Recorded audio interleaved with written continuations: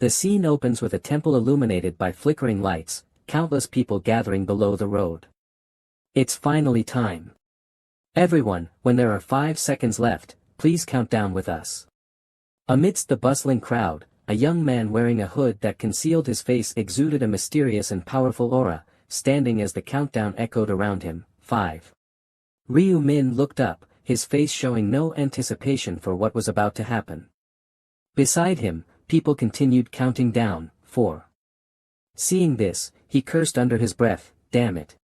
He stared at his own hands, suddenly realizing, I'm back. His hands trembled in fear. I actually returned before getting dragged into this damned game. He clenched his fists. I had already made it to the final round. The countdown continued. Among the crowd celebrating the new year, Ryu Min was the only one without any joy. If possible. 2. I wish time would stop here. His system interface popped up a notification, ancient language time reversal usage maxed out 100 out of 100. The moment had finally arrived, and he had to make up his mind. 1. This is my last attempt anyway. No longer needing to hide himself, he pulled down his hood. This time, I will end this game. Ryu Min scanned the crowd, searching for targets. To do this, I still need 4 people to enter the final round with me. Who would be the best teammates? A few minutes earlier, young Min listened idly as his friends cheered, we've finally become adults. 2 guys in front of him chatted excitedly, no more fake IDs now, right? Of course. They were still chattering like kids, making the bald young man sigh, what should I do after graduation? Should I try delivering food? Hey, isn't that Seo Yalin? Actress Seo Yalin. Where? The 2 guys in front kept arguing. No way, that's Yalin. Are you blind? The bald young man turned to his friend. Young Min, what do you plan to do? He paused and said, me. He answered casually, didn't I say? I'm going to be a gangster. His friends looked at him with concern. Are you crazy? One mistake in that line of work, and you're dead. You're not joking. Are you? Young Min shrugged. Hey, I said just let me be. You only live once, right? I just want to live my way. Outwardly, they only chuckled, but inside, they had already made up their minds. This guy's insane. A total lunatic. Whatever, once we graduate, I'm definitely cutting ties with him. Then, young Min's friend continued, so, after graduation, what do you plan to do about that errand boy? He paused for a moment before remembering.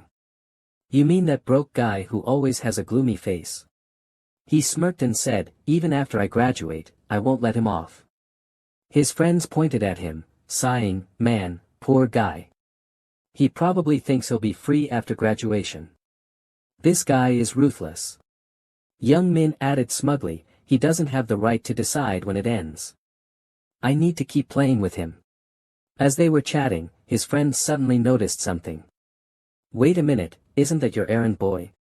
Ryu Min moved through the crowd as the loudspeaker blared, it's finally time. Everyone, when there are 5 seconds left, please count down with us. He smirked as the countdown began. There he is, my errand boy. 5. But when he looked at Ryu Min again, he suddenly noticed the glow around him. 4. 3. His eyes became dull because the closer he looked, the stranger it seemed. 2. That dog. 1. At that moment, Ryu Min slowly took off his hood. At the same time, he turned his head and locked eyes with Young Min. This made him start feeling uncomfortable. Today, why is he acting so weird? Young Min's short temper flared up again. Happy New Year. Is he crazy? Why does he keep staring at me? His friends quickly held him back. Hey, Young Min, it's New Year's Eve. Let it go. You'll have plenty of time to bully him later. Since there were so many people around, he didn't dare act recklessly and could only mutter, damn it. I'll let you off today. The chubby guy in the group covered his face and wailed, I've finally become an adult. The people around exchanged greetings. Happy New Year. Wishing you prosperity. But suddenly, a strange voice echoed, humans are truly ridiculous. They celebrate the new year without realizing they are in grave danger. Min was enraged by those words. What did you just say? The young man quickly denied it. I didn't say anything. The man in the middle looked up at the sky. Huh. I think I just heard something. In the sky, an angel was slowly flapping her wings, soaring above. Seeing how oblivious they are. I'm utterly shocked. Though she was beautiful, the words she spoke were extremely cruel. It feels like watching monkeys in a cage. People stared at the radiant figure, full of confusion. Damn, is that an angel? Is the TV station holding a New Year's event? If they say it's real, I'd believe it. She's too beautiful. Min also looked up, but he wasn't surprised. She finally showed up. Even after 99 times, it's still annoying. The woman gently covered her mouth as she smiled. Then, she spoke with utter disdain. A bunch of filthy humans. Looks like you're all mesmerized by my beauty, huh? But don't get any ideas, I have zero interest in mingling with you worms. The angel observed them with amusement. Judging by your reactions, it seems you can all hear my voice. Suddenly, a middle-aged man pointed at her and shouted, Hey! What's wrong with you? Are you pretending to be an angel? And what do you mean by worms? Min listened to the shouts. What do you mean, you damn woman? But in his mind, he simply thought, how embarrassing. The angel's smile vanished instantly. In its place, her eyes turned red with fury. How infuriating. The bold man exploded on the spot under everyone's horrified gaze. The young man standing nearby was splattered with blood and trembled all over. He let out a terrified scream, causing the entire crowd to panic. Min was also scared out of his wits. Damn it. What the hell is this thing? The angelic woman pointed at them, cursing the man she had just killed. A lowly human dared to speak to a superior being with such an attitude? Now, fear covered everyone's faces. You humans have no right to question me. Don't even think you can stand on equal ground with me. What was that sound just now? Unless, you want your heads to explode like that guy's. She stopped joking and got to the point, you must be confused about the current situation. How could lowly humans like you possibly understand what's happening? The game had already begun, and the first rule was, I'll explain it in a simple and understandable way, so listen carefully. Min sighed, another explanation. The angel's body glowed, and her voice echoed, we are now beginning a game. There will be 20 rounds. On the first day of each month, human souls will be transported to a new dimension for the game. The angel's lips curled into a warm smile, as she returned to her relaxed state, that's all. Humans only need to do one thing. People dared not resist and were forced to listen to her words, that is to complete the task. If you complete the task, you can return to the real world with a reward. The fat man muttered under his breath, what is she saying? His friend beside him replied, it sounds like if we complete the task, she'll let us live. As if she had guessed what the humans were thinking, the angel added, you might think that completing the task guarantees survival. But not everyone who completes the task will survive. This was the key point she was about to explain, only half of the participants will have a chance to survive. The hope that had just ignited in people was instantly extinguished, impossible. How can this be? Her smile remained, indicating that she had not finished speaking, but there's no need to worry too much. I won't take everyone away. The crowd became noisy and chaotic, making Min sigh helplessly, what do you mean by that? Hey, quiet down over there. He looked at her again, lost in thought, only those between the ages of 15 and 29 must participate. This game suddenly arrived on New Year's, and I never imagined I would go through it hundreds of times. A middle-aged man beside him clenched his fists, his face full of joy, then I survived. I can live. A nearby young man clicked his tongue, damn it. The young man grabbed the middle-aged man's collar in frustration, you're that happy about surviving? Are you mocking us? The man panicked and quickly explained, what? Standing at the back, Young Min was much calmer and immediately warned his friend loudly, stop. Don't you get the situation yet? Didn't you see that guy's head just explode?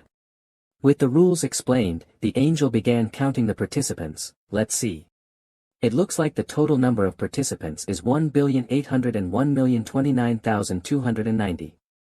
She extended her hand, releasing a brilliant light. Alright, the explanation is over. Let's start the game. Lu Min was transported to a pure white space. His expression remained unchanged as the angel's voice echoed in his mind. Right now, you are in a space where you cannot see each other. Suddenly, a mirror appeared before him. Before transferring your souls, you need to create a body. Lu Min slowly reached out to touch the mirror. You can adjust it however you like, but you only get one chance, so choose wisely. He didn't want to waste time and quickly finished, I'll just go with the usual. The figure in the mirror gradually changed. My codename is. His black hair swayed in the wind, and in the end, he chose the familiar name, Black Dove. The first game scene was created, and a vast green plain emerged. Ryu Min's new body slowly entered the space. His face appeared more mature, with the name, Black Scourge, above his head, as he thought, this will be the 100th regression. He tried flexing the muscles in his arms to check his abilities. I used the same appearance. Since this is the 12th attempt, it feels as if this is my real body now. Then, players were gradually released onto an open field. Here, where is this? A plane. Huh. My body. Really changed. I tried using a celebrity's face. How does it look? Damn, it actually worked. Ryu Min observed the people who deliberately made themselves look more glamorous. Everyone's trying to look more handsome this time too. But if you had a brain and knew how to think, you wouldn't be doing this. That girl was overly excited about her dazzling face, despite how dangerous it was.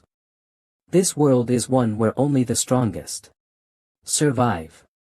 If you stand out too much, you'll just become a target.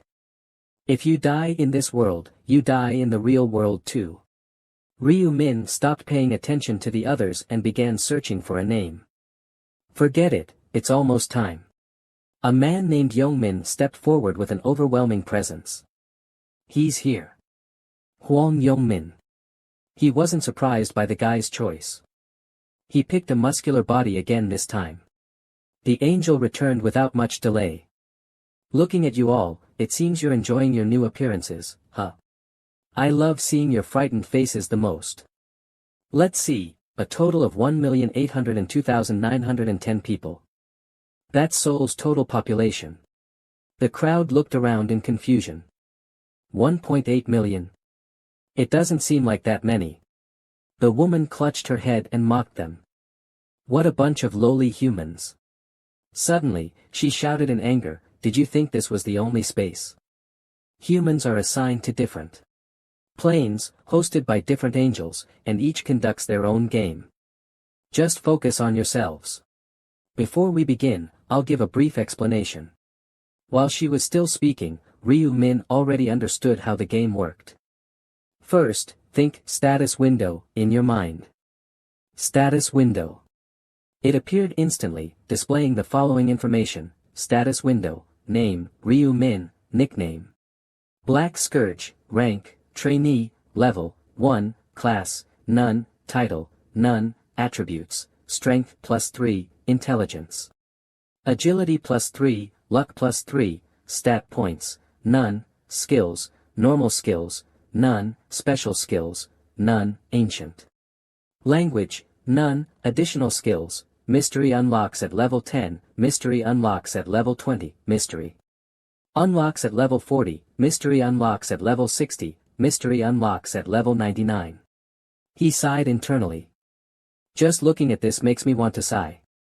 The angel floating high above coldly stated, now that you've all seen your status windows, if you've played games before, you should know just how trash you are.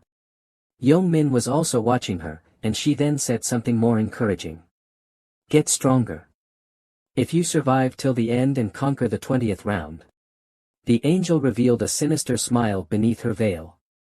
Then not only will you gain your freedom, but you'll also be granted a wish. That ambiguous statement made countless people excited. A wish? Really? No way. The angel continued, but you have to be the first one to obtain it. She smirked slightly and said, lastly, say inventory and check what's inside. I've prepared a gift for you. Young-min tried saying the keyword, and to his surprise, the system interface changed. Inventory. He reached out to touch the screen and read the information displayed. A random ancient language stone. A red ruby sat quietly in the inventory as a beginner's gift. Look, this is called a random ancient language stone. It can only be used once. You can only use it at level 1, and this is the only item you'll receive during your beginner phase. You can hold it in your hand and think use to activate it. Young-min extended his palm and followed the instructions, use. A real power emerged, making him widen his eyes in surprise. Having completed its task, the angel quickly added, judging by your expressions, you don't seem very happy. Regardless of the outcome, you must accept it, as this is your luck. She raised her hand, the ancient inscription is complete. Shall we begin now? A flicking sound rang out, and the nightmare unfolded. The first task was immediately assigned to the players. Round 1, mission, each person must defeat 100 goblins. Safe zone. Participants, 1,801,029,290. Eliminated, 0/900, 514, 645. ESKS 45 to 5 region. Participants, 10,286. Eliminated, 0/5, 143. Goblins were created and equipped with crude weapons. Since only a single goblin appeared, the crowd remained relaxed and casually discussed, is that a goblin? It feels like playing a game.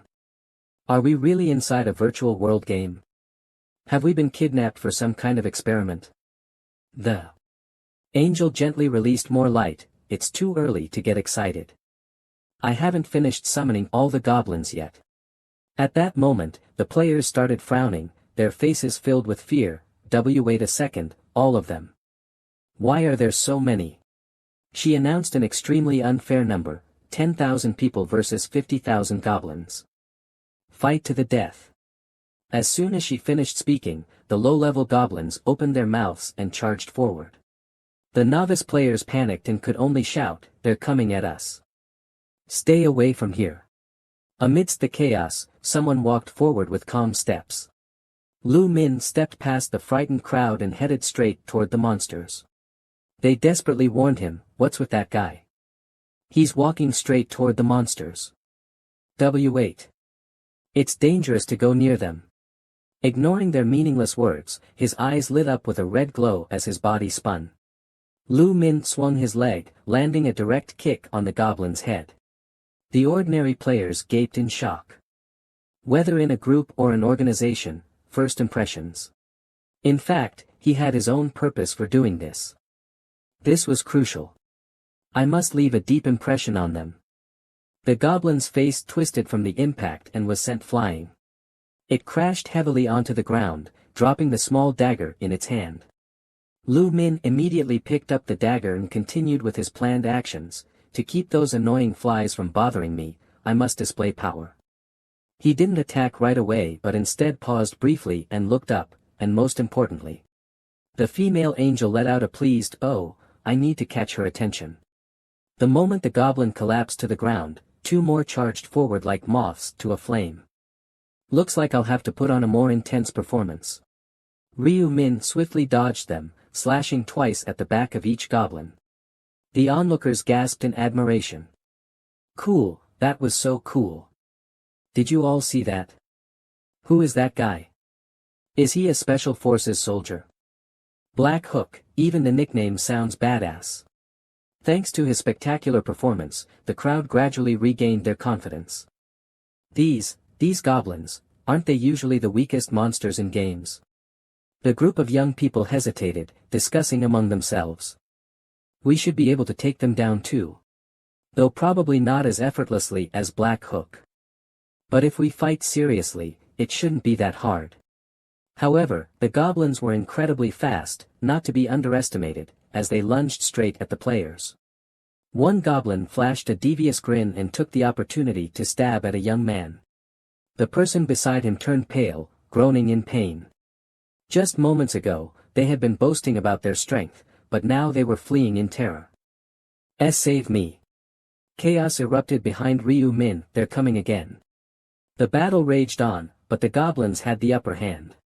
At this point, no one still mistook this for just a game. A woman watched in horror as a goblin drove its weapon into a restrained person. At this moment, only one thought remained in their minds. Just as he had expected. She panted heavily, losing all reason, her mind consumed by two words, survive. Ryu Min had long been accustomed to this sight and could easily see through the players' reactions. There. Survival instincts completely took over, and everyone scattered in a desperate attempt to escape. He swung his sword, cutting down a goblin, thinking, the first time, I chose to run too. His gaze fell upon the girl, as if recalling his past self. But by the second time, I realized that running away in this wasteland was pointless. She suddenly crashed into a golden barrier. As she regained her senses, she realized she couldn't pass through. What is this? Not far away, someone trembled as they raised their blade. For people from modern society, they had never even killed an animal before. Even though the goblin lay on the ground, they still couldn't bring themselves to strike. Killing a goblin might be an incredibly difficult task for them. But to survive in this game. The goblin stared at him with its blood-red eyes. Suddenly, it sprang up and swung its weapon, sending him into a panic. He had to overcome this fear. An angel stood there, admiring the bloody spectacle as if watching an entertaining show. Save me. The war between humans and goblins, how truly fascinating. She knew the capabilities of the players well, although they are only about the size of children, if there's no resistance, they can defeat you with their bare hands, let alone using daggers. When her golden eyes scanned, the smile on her face became even more evident, but Lu Min fought the fairy leisurely, making her curious, what exactly is that guy? She tried to open the system interface to check his information, Black Hook, task progress, defeat fairy, 70/100. Black Hook. Although she was the administrator here, her permissions were still limited, which made her unhappy. Damn system, all player information is hidden except for task progress. However, the angel's mood was just right, so she continued her amusement, forget it, these useless humans still need my guidance. It's such a blow to my dignity, but there seem to be a few interesting ones. I'll admire them a bit longer. Lu Min's dagger pierced the fairy's face, and the system constantly updated his progress. You have defeated the fairy. Experience plus 4%. Gold plus 10. You have leveled up. Task progress, defeat fairy 75/100. Task goal remaining, defeat fairy 25/100. He slightly turned his body, avoiding the flying knife thrown by a low-level fairy. 3 or 4 more fairies rushed towards him. His movements were light and skilled, and with a single move, he killed 5 fairies at once. He spun the dagger with both hands, now stained with blue blood. The fairy sensed the approaching danger and tried to retreat. But how could it avoid Lu Min's fatal blow? This time, he pierced its skull with both hands. His voice carved itself into the fairy's fear, who else? A group of fairies let out faint screams but no longer dared to rush forward. He sat down and wiped the blue blood from his face, looks like I can rest for a while. Due to his efforts, his attributes had been increased multiple times. Status window, name, Lu Min. Alias, Black Hook, level, apprentice, level 4, profession, 0, title, 0, attributes, strength plus 3, intelligence. Agility plus 3, luck plus 3. Assignable attribute points, 6, skills, basic skills, none, special skills. None, ancient language, none. Extra skills, mysterious skill, unlocked at level 10, mysterious skill. Unlocked at level 20, mysterious skill, unlocked at level 40, mysterious skill, unlocked at level 60. Mysterious skill, unlocked at level 99. I leveled up to level 4 in the blink of an eye. He clicked on the screen with the hand holding the dagger to allocate points. Each level up grants 2 attribute points, put them all into agility. With his rich experience, he cautiously enhanced himself. Agility not only increases evasion rate but also boosts attack speed and movement speed. In the early game, agility is the most important attribute. He happily swung the dagger, shaking off the blue blood. The progress is so fast. I must have already attracted the angel's attention. Now, it's time to end this. Suddenly, the dagger spun a few times in the air and then directly pierced the skull of a fairy at the back. The fairy's scream rang out, and Lu Min's face showed a serious expression. Come on. The more he provoked, the more the monsters shrank back. At this moment, he let out a soft sigh. Don't dare. Then the strongest player quickly charged out from the bushes. The agility attribute greatly increased, allowing him to easily pass through them without leaving any openings. Let me deal with you guys. The fairy angrily turned its head. Before they could attack, they were already hit by Ryu Min's whirlwind, transforming into tall figures. The system prompt, experience 4%, gold 10. You have leveled up. Fairy hunting task 100 out of 100. First round task completed. A circle of aura appeared around Ryu Min, marking his player identity. He calmly waited, thinking, this finishes the first round. After killing these fairies, I will definitely attract the angel's attention. The system's congratulatory message: congratulations on completing the first round of tasks in this area. Congratulations on completing the first round of tasks in all areas. Ryu Min smiled with satisfaction. I've reached first place. The higher the completion rank, the better the rewards. The top 3 rewards are the best.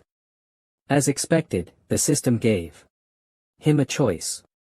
Congratulations on completing the first round of tasks in this area. You will receive a selectable weapon. Exclusive rewards for this area and all areas. A small box was sent to his backpack. The reward for the entire area is: congratulations on completing the first round of tasks in all areas. You will receive a treasure chest. Compared to others, I should have the most rewards. Ryu Min clicked the sword-shaped voucher. First, choose the weapon from the area reward. 3 different weapons and their names were displayed on the screen. You can choose one of the following weapons. He pulled his hand back, a little surprised. Although it's not a big deal, fortunately, I got this so quickly. Then the boy gently clicked the screen to select the weapon. The item was instantly updated. Short sword. Category: weapon, rare, attack power 15, effect, agility +1. Durability 150/150, equipment restriction, above novice level, description, the best dagger for beginners.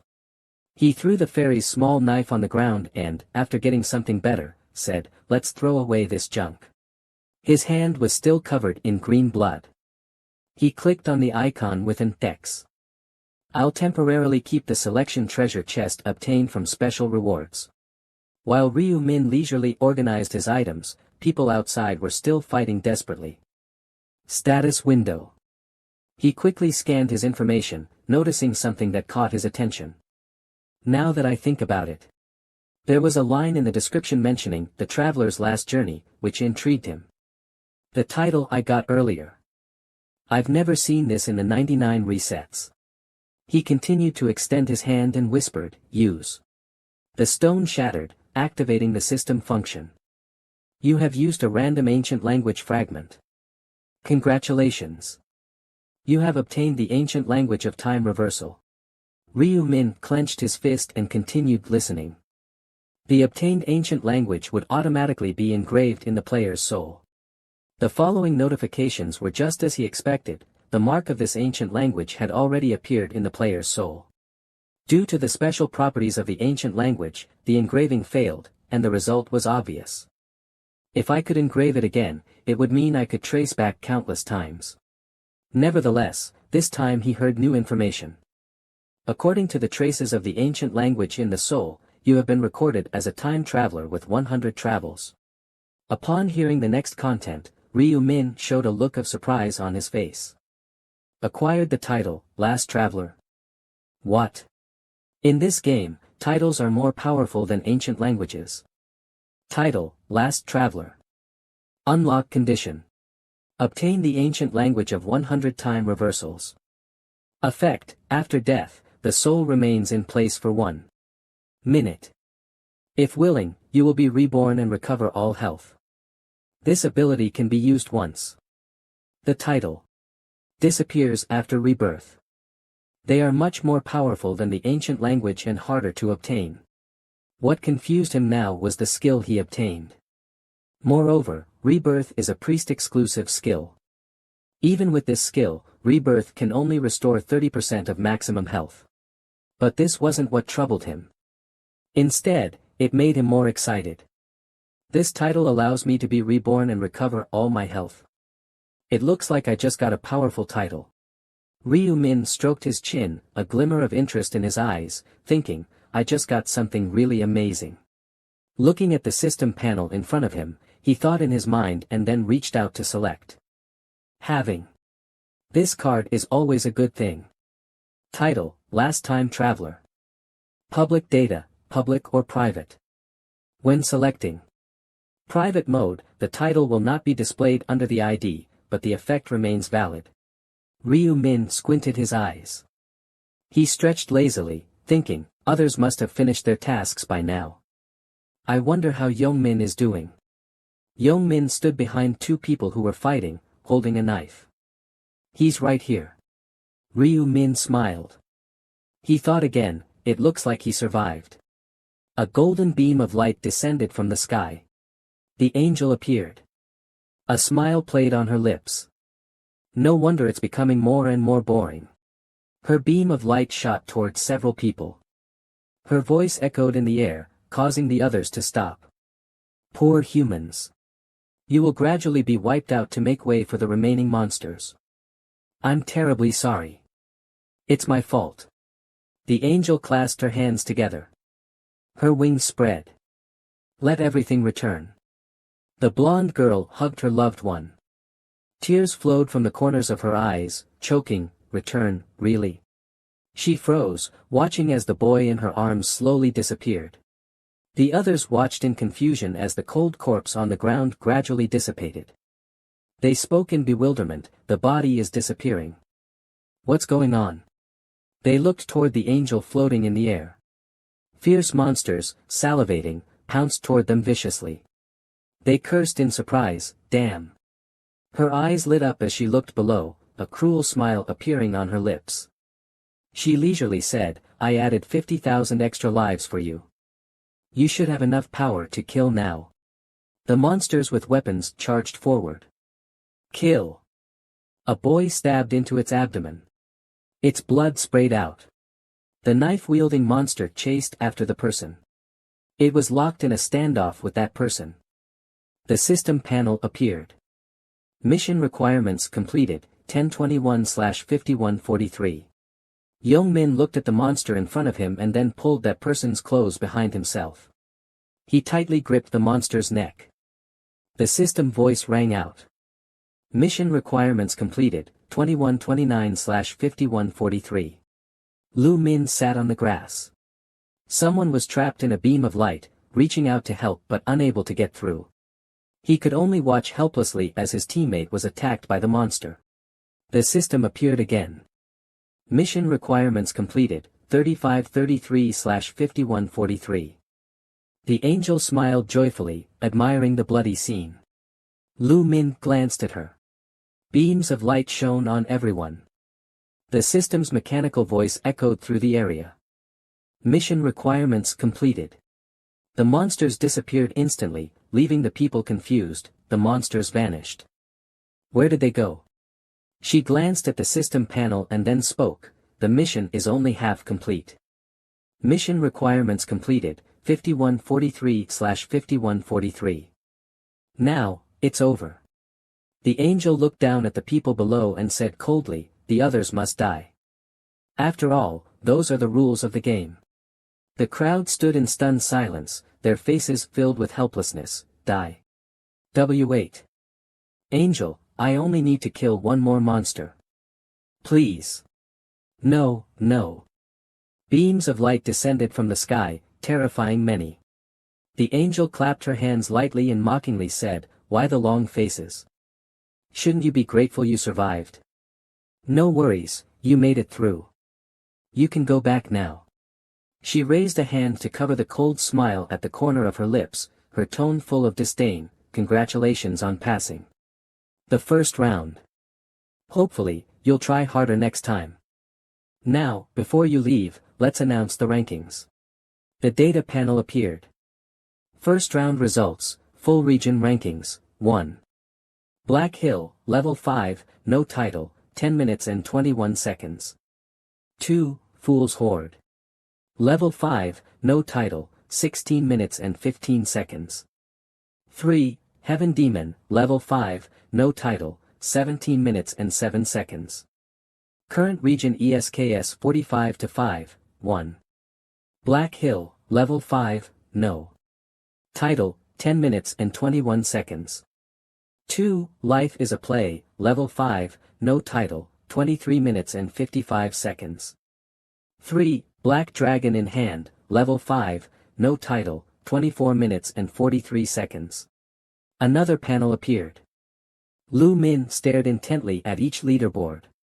Black Hill ranked first in both the full region and the current region. Rewards, ranking reward, lowest tier rare weapon voucher, issued. Special reward chest, selectable, issued. Mission completion reward, 1,000 gold coins, not yet issued. The mission completion reward will be issued in a few minutes. You have received 1,000 gold coins as a mission reward. Congratulations, you can use the obtained gold coins to purchase items in the shop. Equipment purchase functionality will unlock at level 10. Countless people looked at him in astonishment. He smiled slightly, thinking to himself, everyone must know I'm first place by now. The angel rested her chin on her hand and said loudly with interest, I never expected the full region first place to be in my territory. Unbelievable. Black Hill, right? Answer me. He looked at her and said, go ahead. She raised a hand, smiling as she asked, why are you so strong? Did you obtain a special ancient script talisman, or something else? She smiled at the corners of her mouth, but waves surged in her heart, damn it. Ryu Min didn't answer directly, take a look at my status window, and you'll know. The angel stammered, this. She nervously extended her hands, of course. An angel like me can definitely see such information. I was just testing you. He held back a smile, thinking to himself, yeah, right. Then, Ryu Min suddenly spoke, Angel. She asked in confusion, what is it? She was stunned by his request, can I make a request? His confident expression left her puzzled. The angel murmured, a request. Ryu Min crossed his arms, looking serious. He spoke, yes. I think, the first place reward is a bit underwhelming. Young Min and the others looked at him in shock. Everyone stared at Ryu Min in disbelief. The angel's face twisted with anger as she loudly questioned, what? What did you just say? Standing proudly in the pillar of light, he declared, I hope you can grant a more fitting reward. Her tone became low and threatening, say that again. Without fear, Ryu Min repeated, I don't like my reward, so I hope you'll grant me something better. The space instantly fell silent, and everyone's eyes focused on him. A strange glint appeared in the angel's eyes, and she curled her lips into a sinister smile, a mere human dares to make demands of me. I noticed him at first because he was quite active, but now, after killing just a few goblins, he dares to look down on me. She reached out her hand, I'll make your head explode. But then she suddenly remembered that she had already used that power once, so she angrily withdrew her hand and clenched her fist tightly, damn it, I already used my one-time ability. Arrogant human, do you really think I can't kill you? The angel suddenly noticed something. Wait. She spoke mysteriously. Yes, I know what to reward him with. Looking down at Ryu Min, she asked, do you want a better reward? She descended, her feet touching the grass. Normally, I would reject such a request immediately, but... The angel took a step closer to Ryu Min. I've changed my mind. Let's talk privately. The rest of you, wait.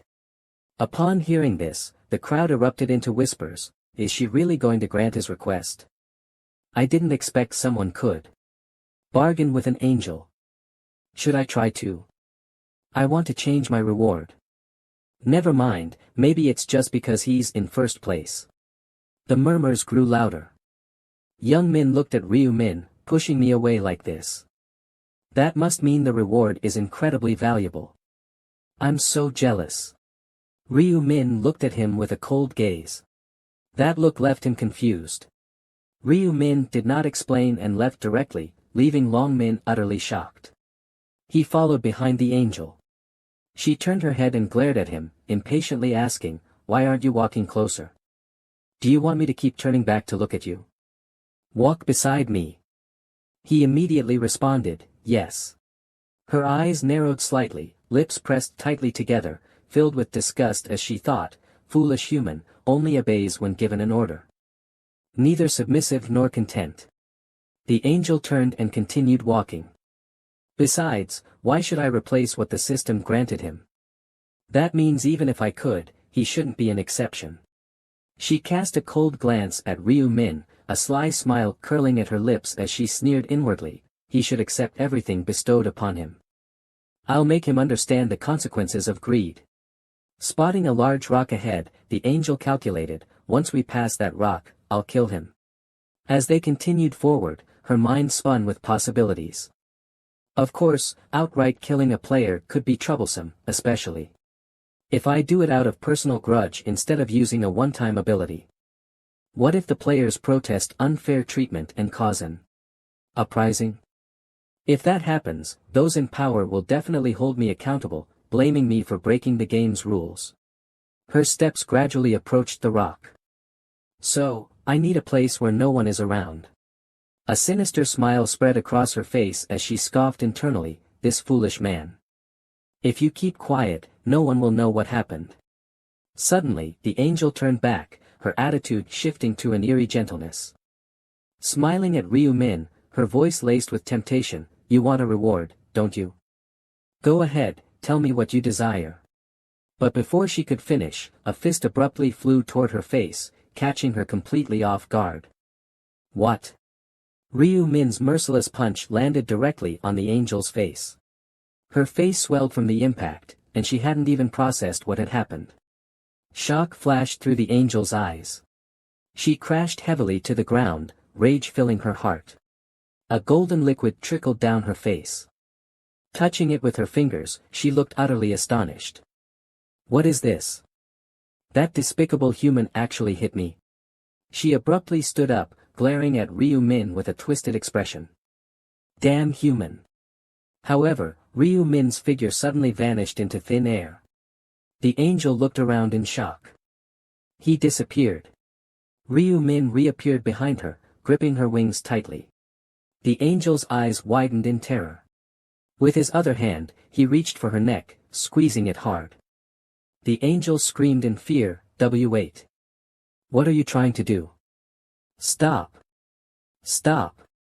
His movements were swift and precise, and her desperate screams echoed through the air. Her body collapsed weakly to the ground, eyes empty, mouth slightly open. Ryumin showed no emotion. He broke off one of the angel's wings with his hand. He looked at her coldly and said, "Don't be so fond of crying, Your Excellency." Ryumin grabbed the other wing, making her scream in agony. Golden liquid flowed from the broken wing. He spoke indifferently, "Now you can't escape, Your Excellency." The angel gritted her teeth and glared at him. Ryumin asked impassively, "What? Does it hurt?" She roared, "Of course it hurts." A smile appeared at the corner of his lips as he said calmly, "If I had waited 5 more minutes, you would have been the one asking such an obvious question, with that ridiculous smile on your face. The angel abruptly sat up and shouted angrily, "Are you insane, human? What nonsense are you saying?" Ryuman lifted both wings, revealing a dagger hidden within one of them. He asked coldly, "Were you planning to use the blade hidden in your wing to kill me, Your Excellency?" Realizing she had been exposed, he casually tossed the wing aside and replied indifferently, "Too obvious." The angel clutched her shoulder in pain and cried out, "Kill? What do you mean kill?" She opened her mouth to refute, "I never intended to do that." Ryuman frowned, his blood-red eyes staring at her coldly. "Lying won't work. Just looking at your face, I know everything, Belial." Fear slowly crept onto her face as she stammered, "How? How could a human know my name?" He retrieved a dagger from the system, his voice turning ice-cold. "Knowing won't make a difference." Angel Belial backed away in terror. "What are you doing? Why did you suddenly take out a weapon?" Ryuman toyed with the dagger and asked, "Still don't get it?" She pointed her index finger at him and threatened, "Are you out of your mind? Do you want your head to explode? With just a flick of my finger, you'll..."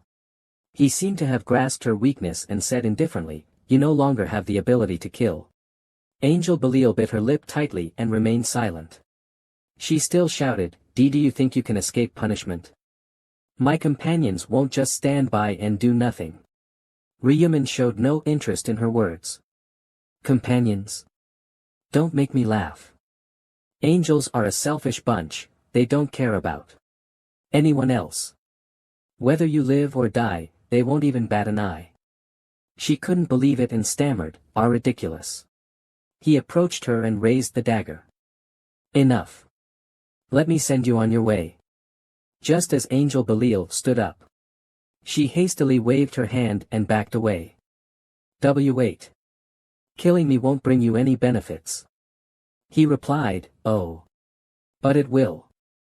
You just won't know how." She threatened, "If you kill me, you'll regret it. You won't be able to return."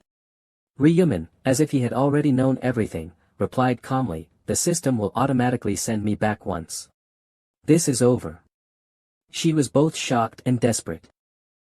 How do you even know that?" Angel Belial pleaded, "Wait, I can tell you anything you want to know. Just give me a chance." He refused outright, not interested. Ryuman continued, "If I needed information, would have already tortured you and squeezed out everything you know.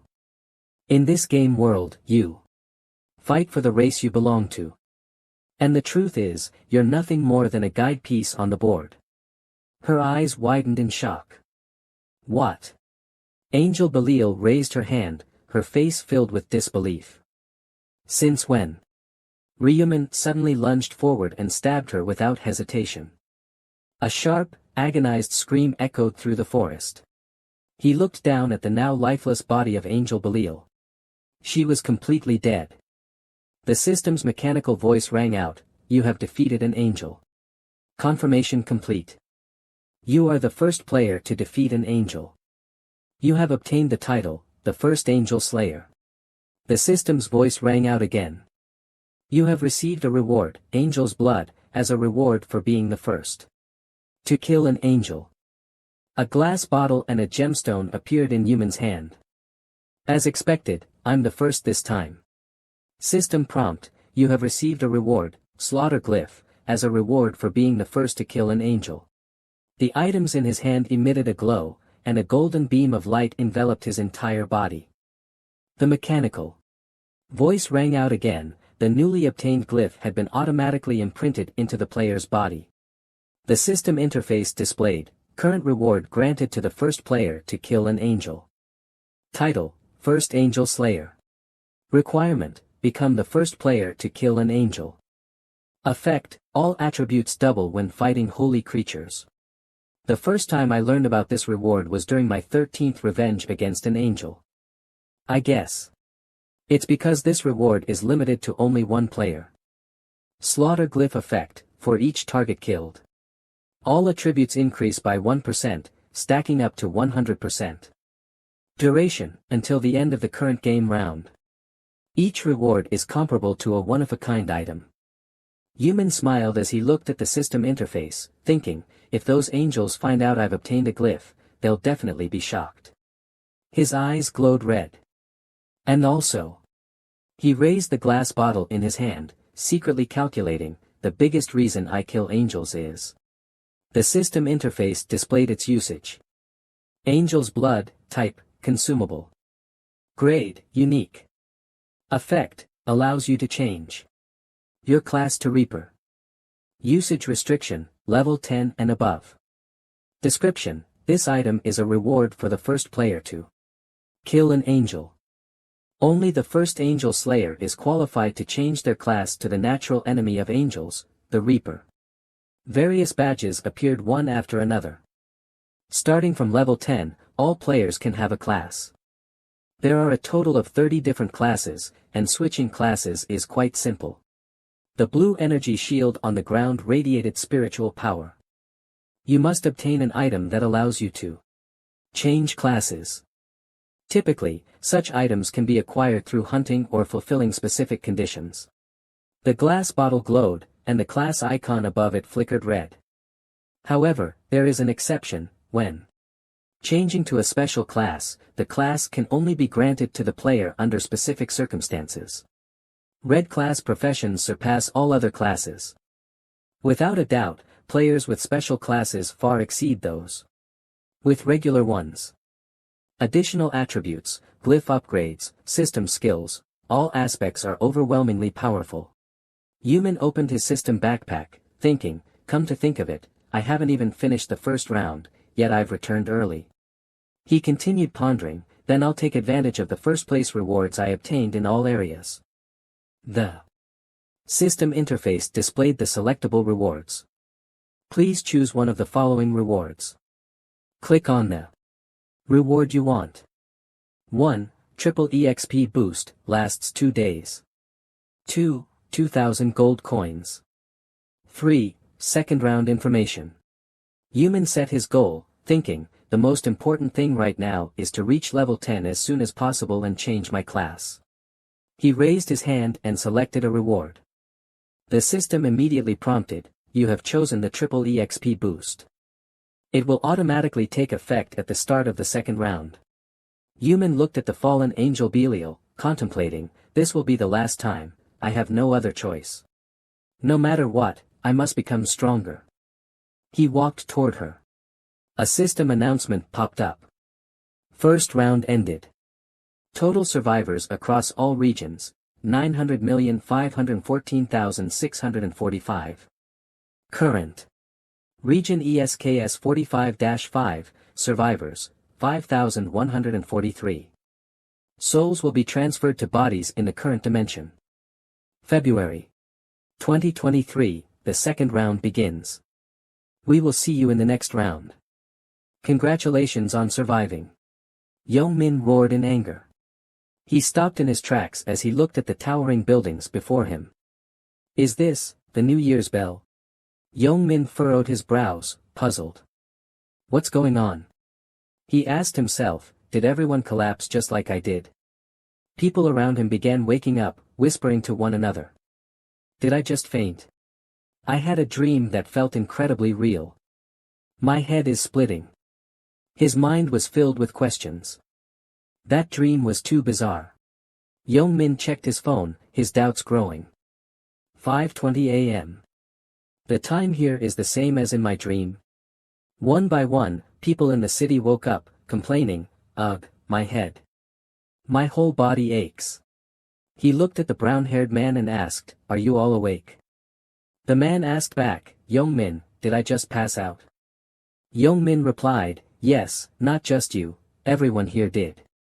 The brown-haired man was surprised, we just fell asleep for a while. The bald man asked in confusion, what happened? I was just about to say, I had a super weird dream. Another person immediately chimed in, yeah, me too. Yongmin, did you dream? He answered, yes, but... Yongmin glanced around at everyone, then said, I don't think. The others clutched their heads and groaned. We're back. We really returned from that hell. I'm still alive. I'm alive. How is this possible? But I remember, that monster had already, my head, he said in a low voice, that was just a dream. Everyone cried out in confusion, so everything was real. Those monsters, and the first round. It was all real.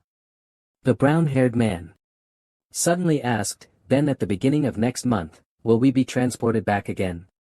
The bald man cursed angrily, damn it. Seeing that the person opposite them had yet to wake up, Youngmin asked in confusion, by the way, why isn't this guy awake yet? The bald man was also puzzled, I'd like to know that too. The brown-haired man shouted loudly, hey, Kim Tae-sik, wake up. He reached out and touched the unmoving person. Hey, get up. As soon as Tae-sik was turned over, his face was as pale as a sheet. The brown-haired man panicked and placed his hand in front of Tae-sik's nose. No way. His hands started to tremble. The brown-haired man shouted in horror, damn it, he's not breathing. I can't feel his pulse either. Youngmin said in shock, Tae-sik is dead. The brown-haired man's face turned ashen. No way, did he die because he couldn't survive the game? The bald man also looked pale. How is that possible? He looked at those still lying on the ground, not waking up. Then, all the people who haven't woken up here. Youngmin stared at the chaotic scene before him and asked himself in his heart, are they, all just corpses now? The bald man struggled to stand up and muttered in disbelief, this is ridiculous. Only half of us survived, will the next round be the same? Youngmin's face darkened, his hands trembled, and he thought to himself, this is insane. After witnessing the series of events, his thoughts became unhinged. If that's the case, doesn't it mean, no matter how high their starting point, everyone must ultimately live equally?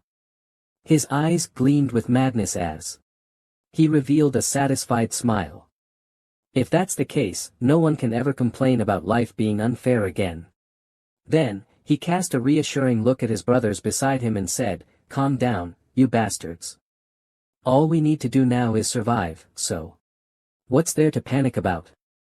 However, his two brothers were already mentally shattered and couldn't listen at all. One of them slumped to the ground, clutching his head and trembling. It's too unfair. We didn't even get a chance to fight before having to die. Yet, he responded indifferently, it's not just us, everyone got dragged into this. What's the point of complaining about fairness? The two were shocked upon hearing this and cursed in their hearts, this lunatic. The bald man frowned and sighed, damn it. You've been a thug all your life, so of course, you wouldn't think dying here is a big deal. Youngmin didn't care about his words at all. He simply looked around. I'm different. There are still many things I want to do. Seeing this, the man asked, what are you looking for? His tone was casual. I don't see that little bastard. Upon hearing this, the bald man asked in confusion, who? That errand boy of yours? Youngmin pondered in his mind, wondering why he was missing. Where did that brat go? I remember seeing him in that direction. Before I passed out. Could it be that he didn't even make it through the first round and already died in some corner? Thinking this, he curled his lips into a cold smile and thought with certainty, that must be it. A guy that weak, how could he possibly survive? Suddenly, something caught his attention. His gaze fell on a man who had somehow obtained a set of armor. He couldn't help but wonder, what's wrong with that guy? And where did he get so much armor and equipment? Then, a possibility crossed his mind, no way. He hesitated nervously. Then, he silently recited in his mind, status window. In an instant, a transparent system window appeared before him, displaying various status information. He was completely shocked, a status window actually appeared. His companion heard him and said, status window? The guy in the fur-lined coat said, that's impossible. How could something like this? Before he could finish his sentence, the sudden appearance of the status window left him frozen in place. It's real. Youngmin couldn't see his companion's status window and asked in confusion, what the hell? Why are you staring at the air? The other person replied, aren't you doing the same? Looks like we can only see our own. Meanwhile, everyone present saw their own status windows and exclaimed in shock, does this mean this thing actually works in reality? Oh my god, so we can use attribute points and items. At that moment, Yongmin picked up a rock from the ground. Without saying much, he gripped it tightly and crushed it with force. He silently stared at the powder in his palm. Then, a thrilled smile appeared on his face. This is amazing. The news reported on the incident. Early this morning, an unbelievable event took place. The short-haired female news anchor reported seriously, at Zhangyo's New Year's Bell Square, just before the new year arrived. Over 10,000 citizens suddenly lost consciousness. Now, we will take you to the scene of the incident. The footage switched to the moment the angel Brielle appeared. A woman of unknown identity, dressed in an angelic outfit, appeared in front of the New Year's Bell Tower. Then, she spoke to the citizens below. The scene in the footage instantly turned chaotic. Shortly after, a citizen pointed at the woman and said something, followed by a mysterious explosion. The citizen who spoke died on the spot. The female anchor continued. After that, the woman spread her arms and faced all the citizens. People in the footage kept collapsing, resulting in over 10,000 people suddenly falling unconscious. The footage cut to another news report. According to the police, most of the collapsed citizens were between the ages of 15 and 29. The reporter in the footage spoke seriously. We have confirmed that this phenomenon is not limited to our country but has spread worldwide. The internet exploded with discussions, and netizens commented, what the hell? Are the reporters on drugs? Broadcasting such nonsense early in the morning? Many refused to believe the incident was real, arguing, is today April Fool's Day? 1.8 billion souls kidnapped.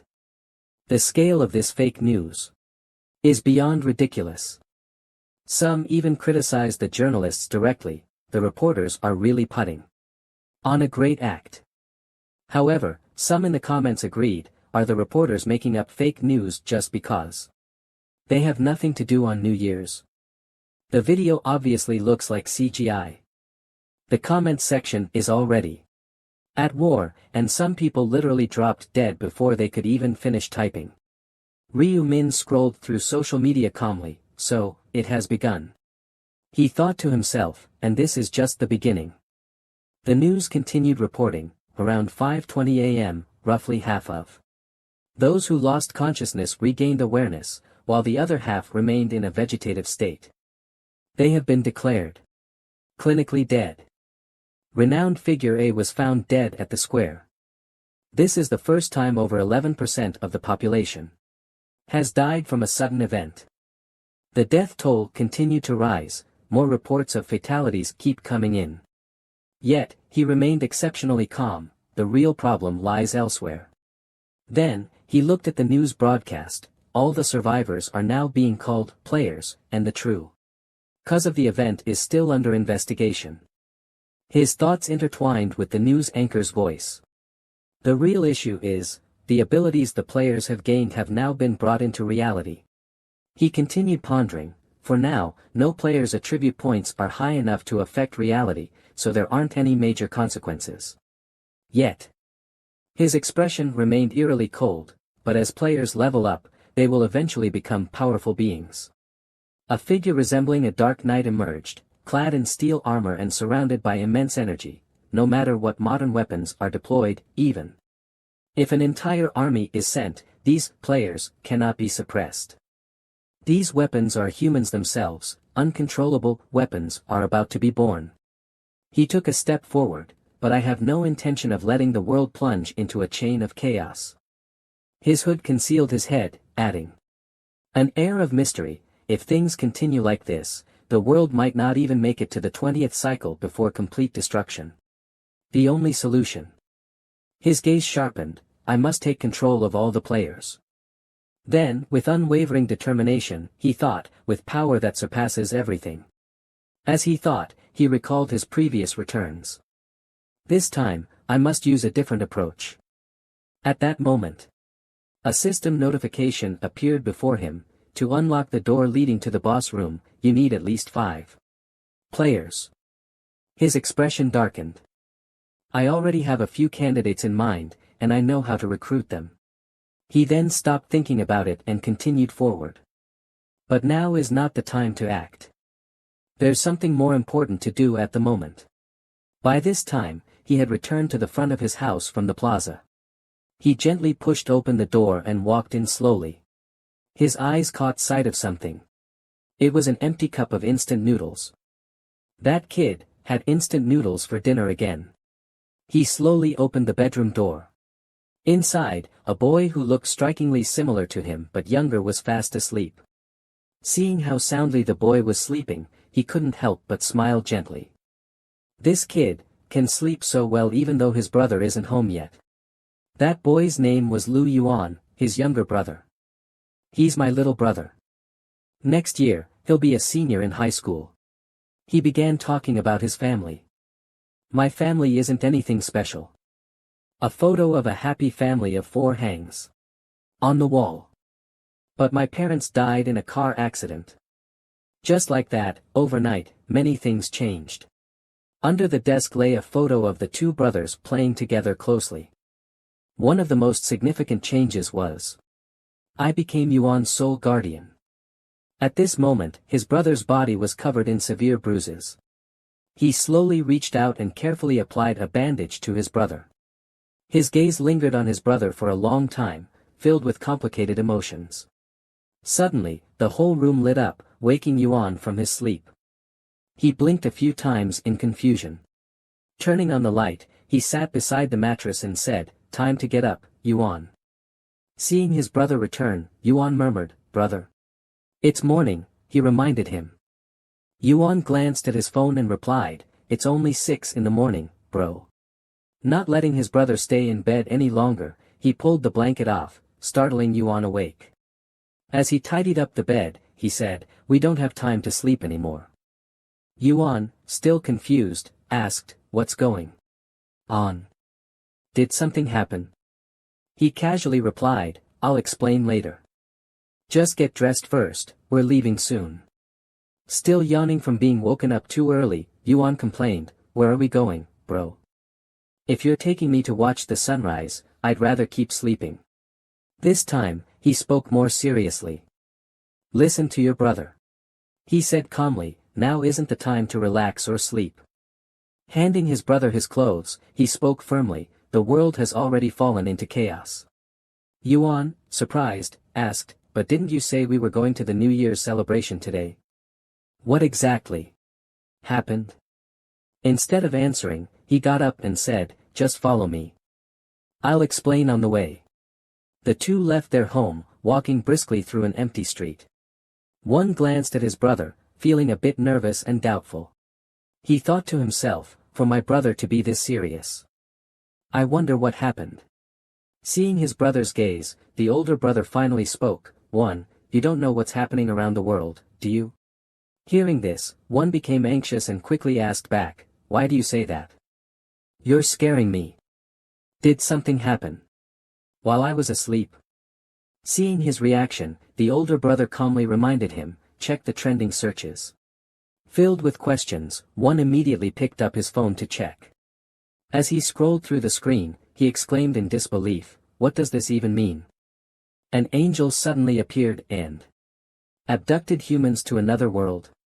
His brother quietly clarified, to be more precise, their souls were taken away. Hearing this, one panicked and asked, "No way. Even you?" His brother calmly confirmed, "That's right."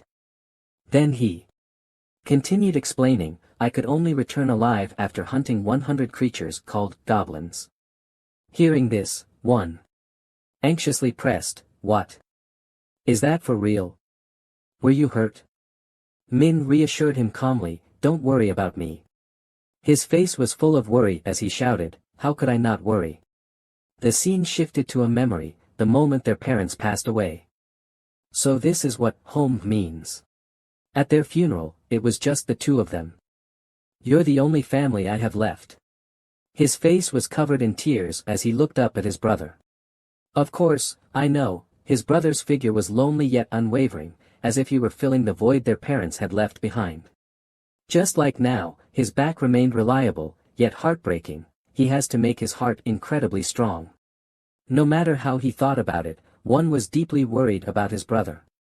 But having a strong mindset and killing 100 monsters are two completely different things. His gaze filled with concern as he looked at his brother. He must have a vulnerable side too. At that moment, Min gave a helpless smile and said, "I know what you're thinking." Then, he turned to look at his brother and seriously explained, "Over there, they have a system called stats. Just like in a game. So, physical ability isn't actually the most important thing." Then, he added, "So you don't have to worry." Even after hearing this, one was still hesitant. If that's the case, but. His brother remained patient and said, "If you see me again in the future, your thoughts might change." Hearing this, one asked in confusion, "What do you mean?" His brother didn't answer directly but instead smiled and said, "If you want to know, come with me." At that moment, determined to get to the bottom of everything, one became stubborn and refused to compromise. "I'm not going. Unless you tell me where we're going, I won't take another step." Hearing this, his brother stopped walking. Perhaps due to his deep concern for his brother, his eyes were unusually firm. "So, please, just tell me." His brother's gaze fell on the scars on one's hand. His expression turned thoughtful. Finally, he spoke. "Bang Teju." One was stunned upon hearing the name. His brother calmly and slowly told him, "We're going to Bang Teju's territory, the place that belongs to the guy who's always bullying you." After saying that, he pretended to be unaware and asked, "Is Bang Teju threatening you?" One was startled by his brother's question and stammered, "Why you? How do you know that?" He hesitantly continued to ask, "Brother, do you already know everything?" Hearing his brother's question, he calmly replied, "Why do you think I don't know?" Not expecting his brother to already know everything, one pressed his lips together and thought to himself, "But I don't want him to see this." His brother looked troubled. He's already been through a tough time. Seeing his younger brother's distress, Min felt even heavier. "I'm sorry." His mind was filled with worries. "Honestly, I really don't know. I only found out the truth within a few hours after returning from the first round." As sunlight filtered through the small window of their shared room, one had already woken up. Looking at his still sleeping brother, he said, "Brother, I'm going out for a bit." That day seemed to trouble him deeply. Where exactly had his little brother gone? At that moment, he was suddenly woken up by a phone call, so noisy. Half asleep, Min answered the call, "Hello." As soon as he picked up, a voice from the other end immediately asked, "Hello, are you the guardian of student Ryu 1? The caller's voice sounded urgent. "You need to come to XX hospital immediately." With just that one sentence, he hurriedly threw on his coat and rushed to the hospital. The result of that dark day was that his younger brother lost his sight after being beaten by Bang Teju. 1. Covered in wounds, leaned painfully against the wall. It was all because of his own foolishness and weakness. Blaming himself, he clenched his fists tightly. "I couldn't protect my brother." Overwhelmed with regret, he kept apologizing in his heart, I'm sorry. 1. Snapping out of his painful memories, he now stood before his brother, silently vowing, "No one will ever bully you again. Never." The scene shifted to another place, looking completely run down. Suddenly, a foot lashed out, kicking a man in the chest, causing him to cry out in pain. A blonde-haired man, seemingly the boss of the place, shouted loudly, "Do you guys have a death wish?" He pointed at the three men groaning in pain across from him. "Didn't we agree that each of you would bring 200,001? Not getting a satisfactory answer, he continued to roar, no response. "Are you ignoring me?" As soon as he finished speaking, his face twisted in rage, and without hesitation, he viciously kicked his own subordinate. The three guys standing nearby had been watching the scene unfold like a show, only now chiming in enthusiastically, "That's Bang Teju for you. Yeah, he's even ruthless to his own men." A mushroom-haired guy, looking a little afraid, said helplessly, "Even the seniors from other schools don't want to mess with him. Hearing that, a bald man added, no matter what happens, I want nothing to do with him. After dealing with his subordinates, Teju was still fuming, cursing under his breath, damn it. I was planning to buy a car today, and these useless fools ruined everything for me. Glaring at the three men, he asked, hey, do you know where we can get some money? The mushroom-haired guy froze for a moment, stammering, get some money? Teju said, yeah, think fast. Urged by his words, his subordinates started thinking nervously. Finally, the bald man had a sudden idea. Though nervous, he forced a smile and said, there's someone. That errand boy of yours, Teju. Carefully describing, he added, he's tall, short-haired. Why don't you go find him? Upon hearing this, Teju immediately revealed a sinister smile. Ryu-1. I was just about to look for him today. With a cold gaze, he continued, I plan to beat him up to celebrate the new year. The two lackeys beside him exchanged glances and quickly chimed in, then we can take some money from him. Yeah, that's a good idea. Suddenly, he spoke up, hey, that guy actually has no home. Teju's abrupt statement left his lackeys confused. What? He continued in a scornful tone, even if I kill him, he wouldn't be able to cough up a single cent. His family has lost everything. These words left the three of them dumbfounded. Seriously? Teju went on, and that guy has no family left either. As he spoke, he looked at his companions. He used to live with his brother. Suddenly, his expression stiffened, and he fell silent. The bald lackey asked in confusion, what's wrong, Teju? The other followed Teju's gaze and asked, what happened? At that moment, two familiar figures appeared outside. Seeing who it was, Teju curled his lips into a sneer. Isn't that Ryu-1?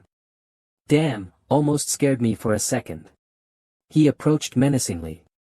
Speak of the devil, then he insulted one viciously. No, you're not the devil. You're just a dog.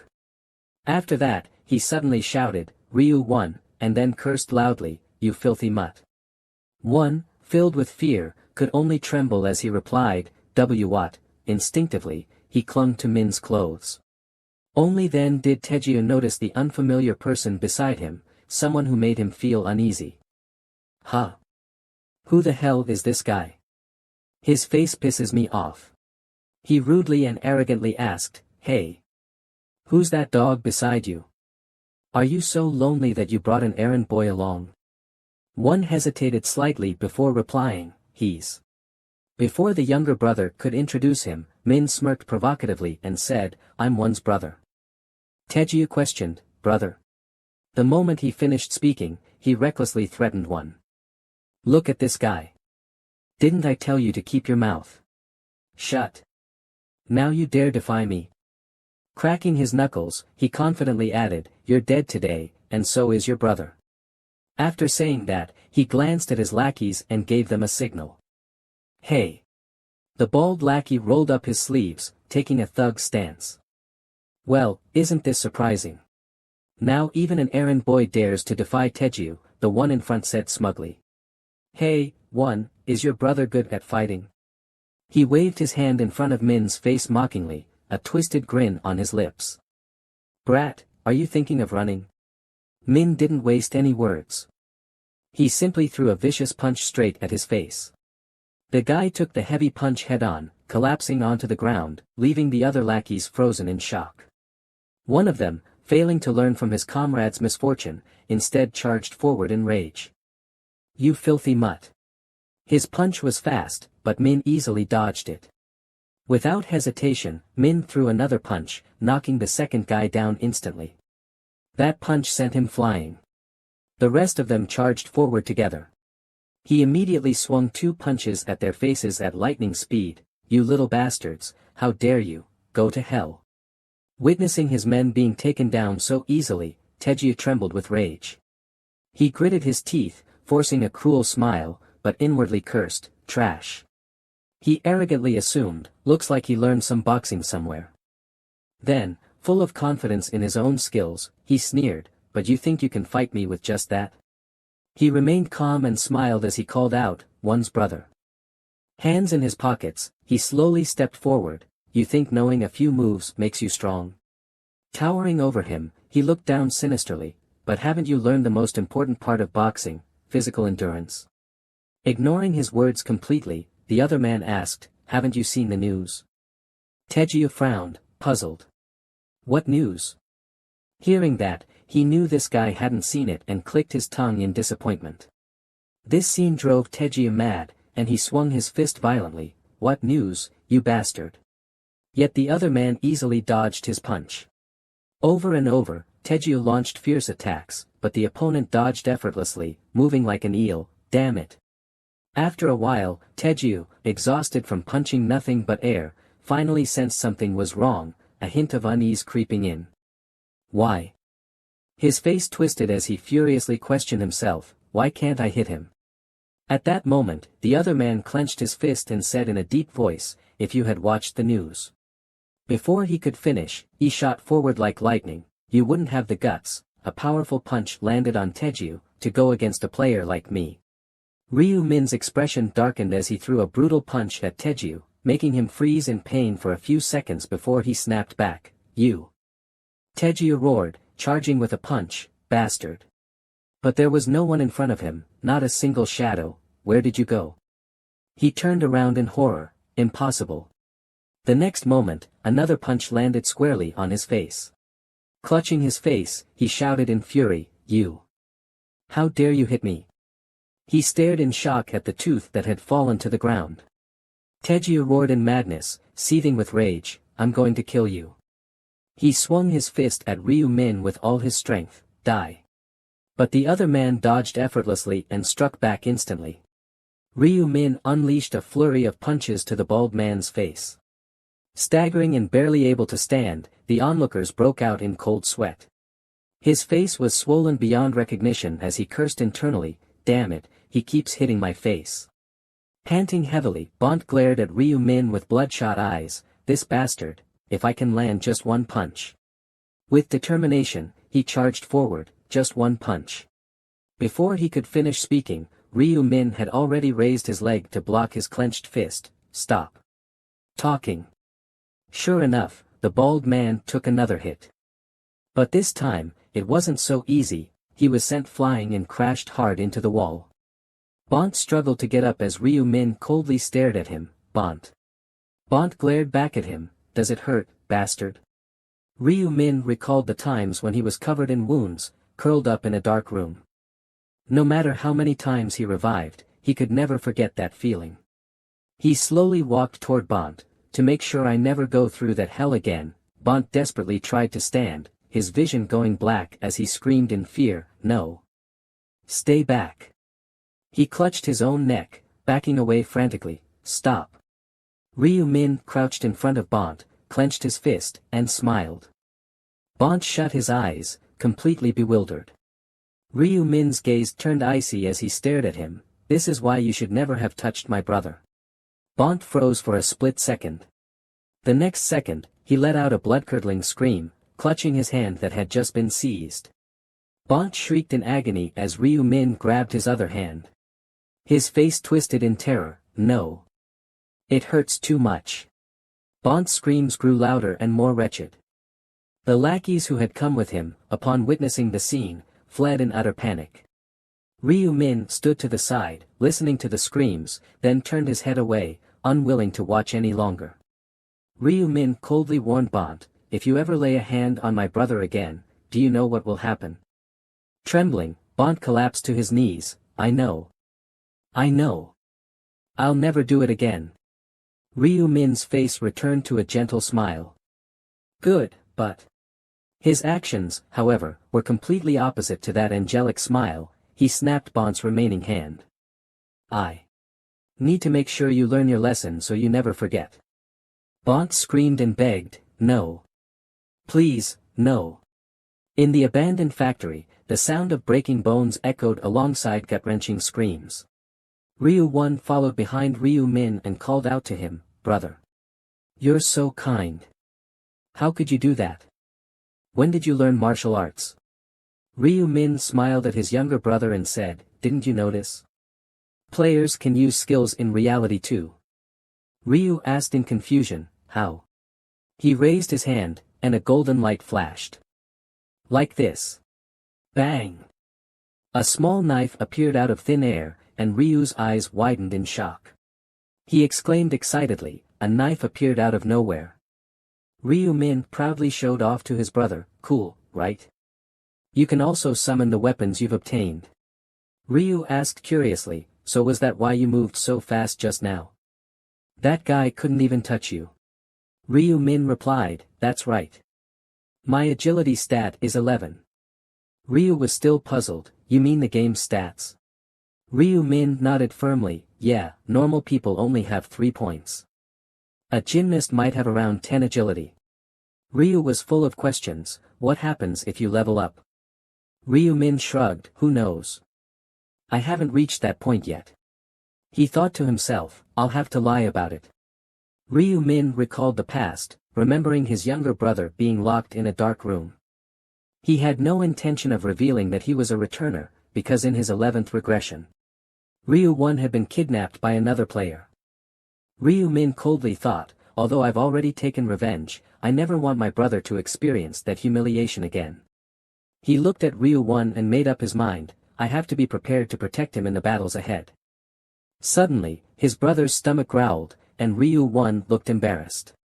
Ryu Min kindly suggested, let's go eat. No. You're hungry, right? He immediately responded, yeah. The scene transitioned to a convenience store. Inside, the two brothers picked out food, and Ryu called out, brother, where are you going? The instant. Noodles are right here. Ryu Min vaguely replied, I'm going to the ATM. Oh, I'll wait for you. He inserted his bank card into the ATM. Ryu Min looked at the screen and thought, this is all the money I've saved up until now. The ATM screen displayed his account balance, 133.2 KRW. He took out the cash and showed it to his brother. Ryu stared at the money in shock, so much. Ryu Min held the cash and said, I'm going to buy something. He pointed at the shelves with instant noodles and sausages, from now on, we'll just eat these. Ryu 1 confirmed, just these. He looked at the shelf prices and broke into a cold sweat, brother, the cheapest thing here is at least 5,000 KRW. Ryu Min didn't mind, it's fine, pick whatever you want. He smiled at his brother, are we really only eating ramen for New Year's? Ryu hesitated, unwilling to spend too much money, yeah, but this is too expensive. Ryu Min urged, it's fine, just pick something. Ryu 1 happily chose, then I'll have this. Spicy beef hot pot. His eyes sparkled with excitement as he looked at it, I want this too. It looks so delicious. Ryu Min pointed at his older brother and said, let's go to a restaurant occasionally. Korean beef HM.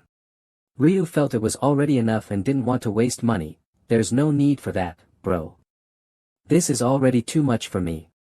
Ryu Min looked at his younger brother gently and thought, just wait a few more days, and I'll let you eat so much meat that you'll get sick of it.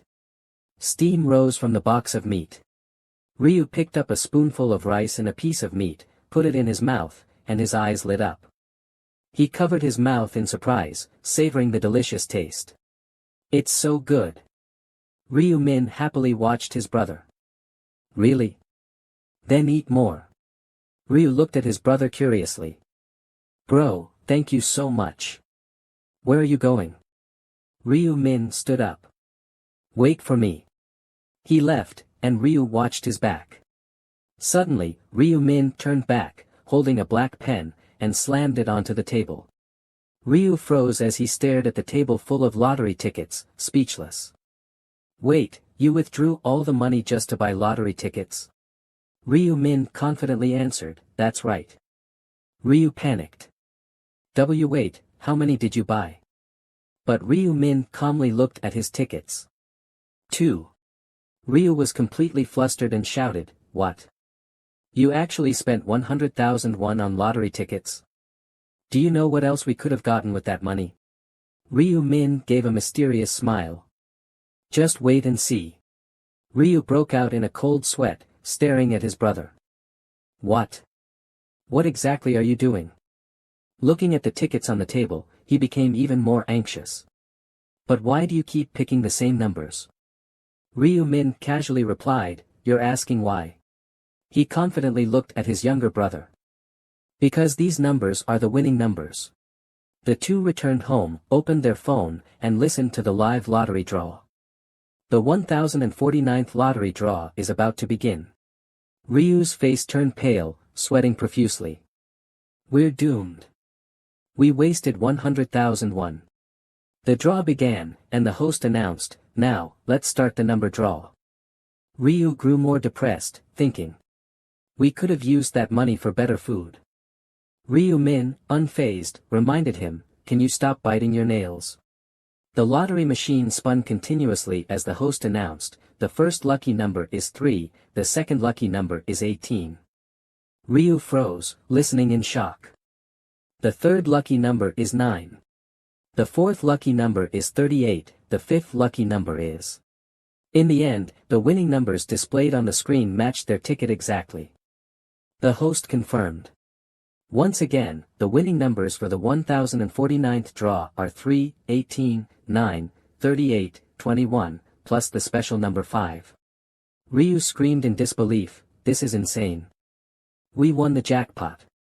His eyes sparkled with excitement as he looked at his brother. Bro, pinch me to see if it's real. Do it yourself. Ryu asked in disbelief, this isn't a dream, is it, bro? Ryu Min joked with a smile, do you prefer this to be a dream? Ryu W shook his head, unwilling to accept it, no, how could it be? Ryu Min laughed happily and said, don't worry, this isn't a dream. Ryu confirmed again, it's really not a dream, right? Ryu Min said firmly, if I say it's not, then it's not. Ryu cheered while holding the lottery ticket, we won. Ryu Min made a quiet gesture and whispered, keep it down, the neighbors will hear. Ryu immediately stopped. He smiled at his younger brother, you're this happy? Ryu replied confidently, of course. Aren't you happy? Ryu Min nodded, of course, I'm happy. He recalled the first time he won the lottery, he had also shouted excitedly, we won. This isn't a dream, right? But after experiencing it many times, it had become routine, he had to make money quickly after each reset. But good times didn't last long, as over 900 million people had already died, and the economy fell into decline. Times changed, challenges arose, and trade items between players, things that would become incredibly valuable in the future, had to be purchased with money. Ryu looked at the lottery ticket in his brother's hand, I never thought I would actually win. I wonder how much the prize is. Ryu Min rested his chin on his hand, who knows? He estimated that this winning amount was enough to shake the entire world. The scene shifted to a sunny day in front of MANHWA Bank. Ryu Min walked in slowly, feeling nothing at all, after all, he had won the lottery countless times before. He approached the bank counter and said to the staff, I'm here to cash in my winning ticket. The bank clerk smiled and said, is that so? Congratulations. He looked at Ryu Min and thought to himself, this guy, won the lottery. He looks like a student. He began following the procedure, can you tell me where you bought the ticket? Ryu Min replied, QS24, Yenshi branch. The bank clerk was suddenly shocked, what? He paused for a moment, recalling his colleagues' discussions, did you hear? This time, as many as 115 tickets won. What? 115 tickets. How is that possible? Another colleague had even added, it's crazy. The most shocking part is that all these tickets came from the same place.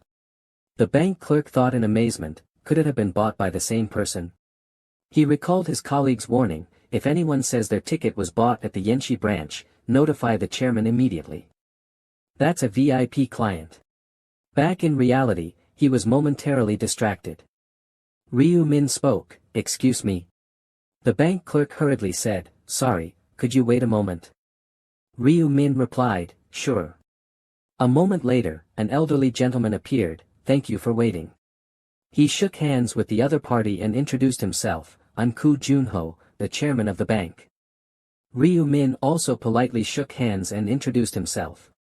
Koo Junho smiled and congratulated him, so you're the winner. Congratulations. Ryu Min smiled in response, thank you.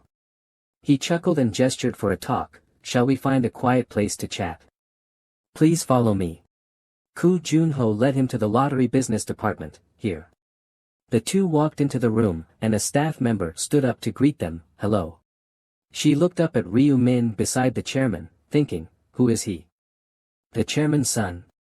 Koo Junho pointed at Ryu Min and introduced, this is a VIP customer here to claim his prize. Make sure he feels the most comfortable. The blonde ponytailed female staff member looked at Ryu Min in shock, VIP? So he's the one who won 100 lottery tickets. The chairman turned and said, feel free to look around. Ryu Min smiled and responded, alright, thank you. She tried to calm herself, reminding herself to stay composed. She smiled and guided him, welcome, please have a seat. The blonde ponytailed staff member asked, would you like something to drink? We have coffee, tea, and fruit. Juice. Ryu Min just wanted to claim his prize quickly, I'm fine, claiming the prize is more important. After sitting down, she continued, alright, first, I need to verify your winning tickets. Ryu Min took out a stack of tickets, here they are. She widened her eyes as she looked at the tickets in her hands, thinking, I can't believe it.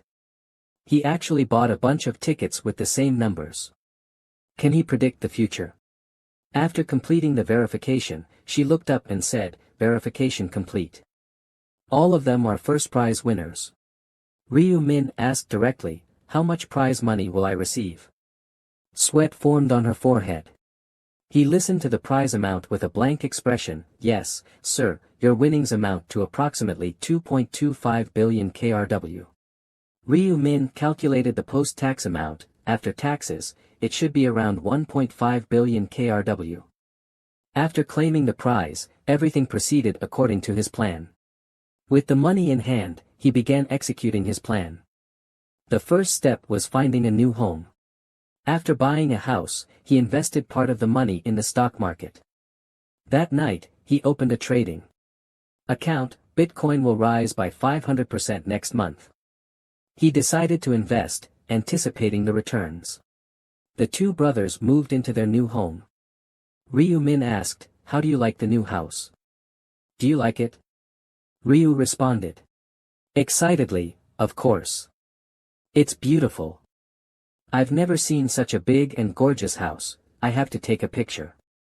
Ryu Min still felt unsatisfied, I originally wanted something more spacious, but this was the best option we could move into. Immediately, and the security is good. Ryu asked curiously, but brother, why rent the place? We have so much money, shouldn't we just buy it outright? Ryu Min then said something shocking, I don't have much money left. Ryu froze instantly. Ryu Min proudly declared, I've already invested over 1 billion KRW into Bitcoin. Ryu stared at his brother in a daze, what? Their expressions were completely different. Ryu turned pale and was utterly dumbfounded, while Ryu Min casually reassured him, I know what you're thinking, but don't worry, I didn't do anything reckless. Ryu Min wrapped his arm around his brother confidently, I can always win more money through the lottery. I saw 4 winning numbers in my dream again. Upon hearing this, Lu Yun's eyes sparkled as he thought to himself, I've only ever heard of people dreaming about winning numbers. He grabbed his brother and shook him, reminding him, did you remember everything? Don't forget. You have to remember. Lu Yun was shaken until he felt dizzy and smiled wryly, I'm getting dizzy. He thought slyly to himself, how could I possibly forget? After all, I've done this countless times. Lu was so excited that he quickly apologized, sorry. Lu Yun turned and walked toward the door, saying, alright, let's go have dinner and get ready to head out. Lu asked in confusion, head out? Where are we eating? Lu Yun smiled at him and said, didn't I tell you? We're moving today. The scene shifted, a fist slammed hard against the wall, sending bricks flying. A man in a blue jacket seemed furious, venting his anger on the wall. Yong Min smirked wickedly, thinking to himself. As expected, putting all my attribute points into strength was the right choice. He raised his fist and continued pounding the wall. What's more, Young-min excitedly threw punch after punch. He even had an ancient script rune that doubled his strength. He was truly lucky to have drawn a random ancient rune. He laughed as he looked at the dent in the wall, thinking, I bet even Tyson would be jealous of my punches. Young-min's face darkened, his fists clenched tightly, veins bulging as his entire body trembled. The testing is about done. Now it's time for real combat. He banged on the door like a madman while shouting, Rumen. He grew angrier and angrier as he waited for a long time with no response. That bastard isn't dead, is he? He's not even picking up his phone. His expression became even uglier, his eyes bloodshot. Just thinking about that guy's previous expression and gaze made him furious, as if there was an irreconcilable grudge between them. That arrogant bastard, don't think I'll let you off. He swore, you dare look at me like that. I'm going to kill you. This thought only made him even angrier, and his fists moved faster and faster. Even if we're both players, a loser is still a loser. I have to teach you a lesson. But no matter how much he raged, the only response was dead silence. Clearly, that bastard was hiding inside and refused to come out. Realizing this wasn't getting anywhere, Young-min immediately changed his strategy. He flashed a sinister smile, pressing his ear against the door to listen for any movement inside. Looks like that bastard isn't home. Well, I guess I'll just head back. But in reality, he was ready to act at any moment. The second he heard even the slightest sound inside, he would make his move. Just try taking a breath, I'll smash this door down in an instant. Just then, someone suddenly called out, Hey, you, student. He turned his head and saw an older man standing there at some point. From his expression, it was clear he was annoyed. Someone making such a ruckus early in the morning was bound to be irritating. What are you doing at someone else's door? Young-min remained just as rude to the older man and replied coldly, What's it to you? Are you the landlord or something? The man said flatly, That's right. I am the landlord. This straightforward answer left Young-min momentarily stunned. But the conversation wasn't over. The man continued to question him, And you? What are you doing here? Are you here to visit a friend? That wording made Young-min pause slightly. A friend? Yes, a friend. Can you open the door for me? A thought flashed through his mind. He wanted to use this method to gather information about Lu Min from the old man. Yes, a friend. Can you open the door for me? I lost contact with my friend. If you could open the door. The old man couldn't help but interrupt, Goodness. Then he slowly said, Looks like your friend abandoned you. He tried to explain that the room was now empty. The student who lived there had already moved out. Only then did Young-min realize it in shock and hurriedly asked, What? Since when? Where did he move to? The old man shrugged helplessly. He just moved out today. I don't know where he went. Upon hearing this, his hand unconsciously clenched into a fist, and his anger flared up. That bastard actually ran away without saying a word. He looked at the building in front of him, its entire structure covered in glass. Lu Yuan couldn't help but exclaim, So tall.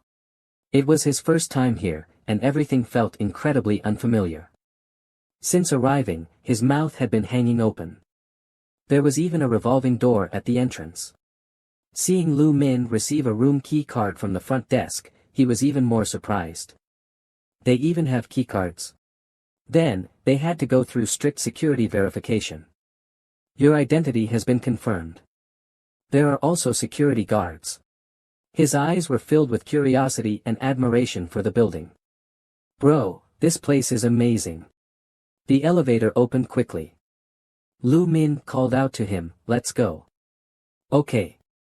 Entering the apartment Lu Min had rented, Lu Yuan was even more stunned. Just how big is this place?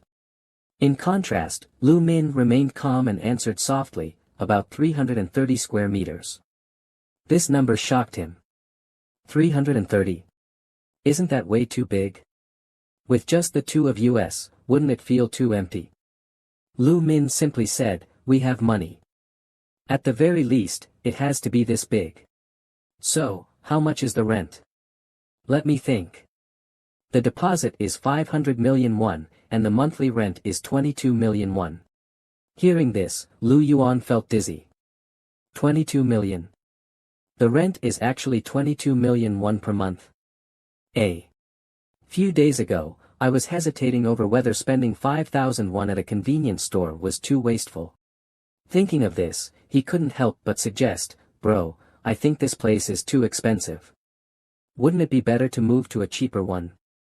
It's still clean. What he didn't know was that for Lu Min, the price wasn't an issue at all. No, it has to cost at least this much. The more expensive, the higher the security. The reason he insisted on renting a high-security apartment was that on the first day of every month, all players would fall into a deep sleep. During this time, they were at their most vulnerable. They could be affected by natural disasters such as fires and earthquakes, not to mention the ever-present threat of assassins hired by other players.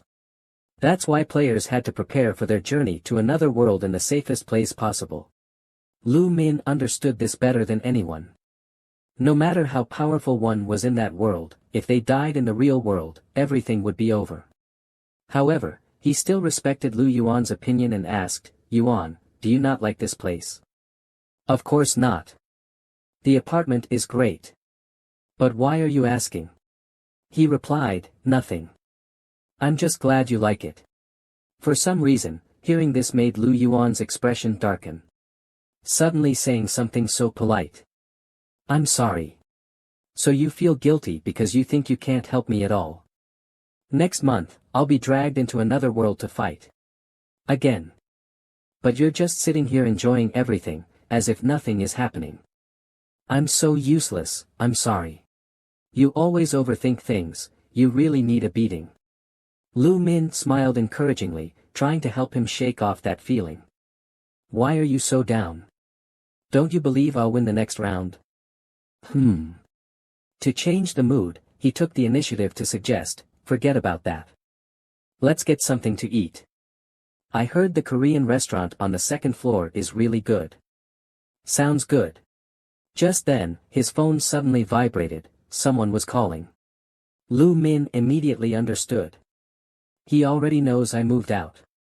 Let him be. I wasn't planning on meeting him in the real world anyway. That being said, he wasn't entirely sure himself. But who knows? Maybe they'd meet in another world. Time passed quickly.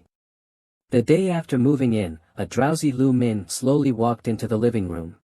He immediately saw Lu Yuan, already dressed neatly, and curiously asked, Yuan, where are you going? Hearing his brother's voice, Lu Yuan looked up and greeted him, oh, you're awake. Then he smiled and replied, yeah, I ordered some rice cakes, so I'm going to pick them up. His just awakened mind was still a bit foggy. Rice cakes? A moment later, he finally processed it. Rice cakes? I don't think this has happened before. Looking back at the past, there was no guarantee everything would remain the same, but it seemed like this was the first time she had gone out to buy rice cakes. This thought made him curious. Why did you suddenly decide to buy rice cakes? Lu Yuan happily explained. Since we just moved in, of course, we should give them to our neighbors. Isn't that the polite thing to do? The idea made Lu Min praise him. Being a good neighbor is nice. Great idea, just what I'd expect from my little brother. Right? He greeted Lu Min and was about to leave first. I'm going to visit the neighbors. You rest, bro. But his brother suddenly suggested, let's go greet them together. Let me change first, wait for me. The doorbell was pressed gently, signaling the homeowner that someone was visiting. Hearing the doorbell, the person inside immediately asked, who is it? It was the Lu Min brothers. Lu Yuan responded with a friendly smile, hello, we just moved in next door and wanted to introduce ourselves. The woman inside politely replied, hello. At a glance, you two look so alike, you must be brothers. Yes, we are. The older brother carefully handed the welcoming gift to the woman and thoughtfully reminded her, "We brought some rice cakes. They're best eaten while warm." Their friendly attitude made her feel at ease, and she responded cheerfully, "Oh my, thank you. I'll be sure to enjoy them."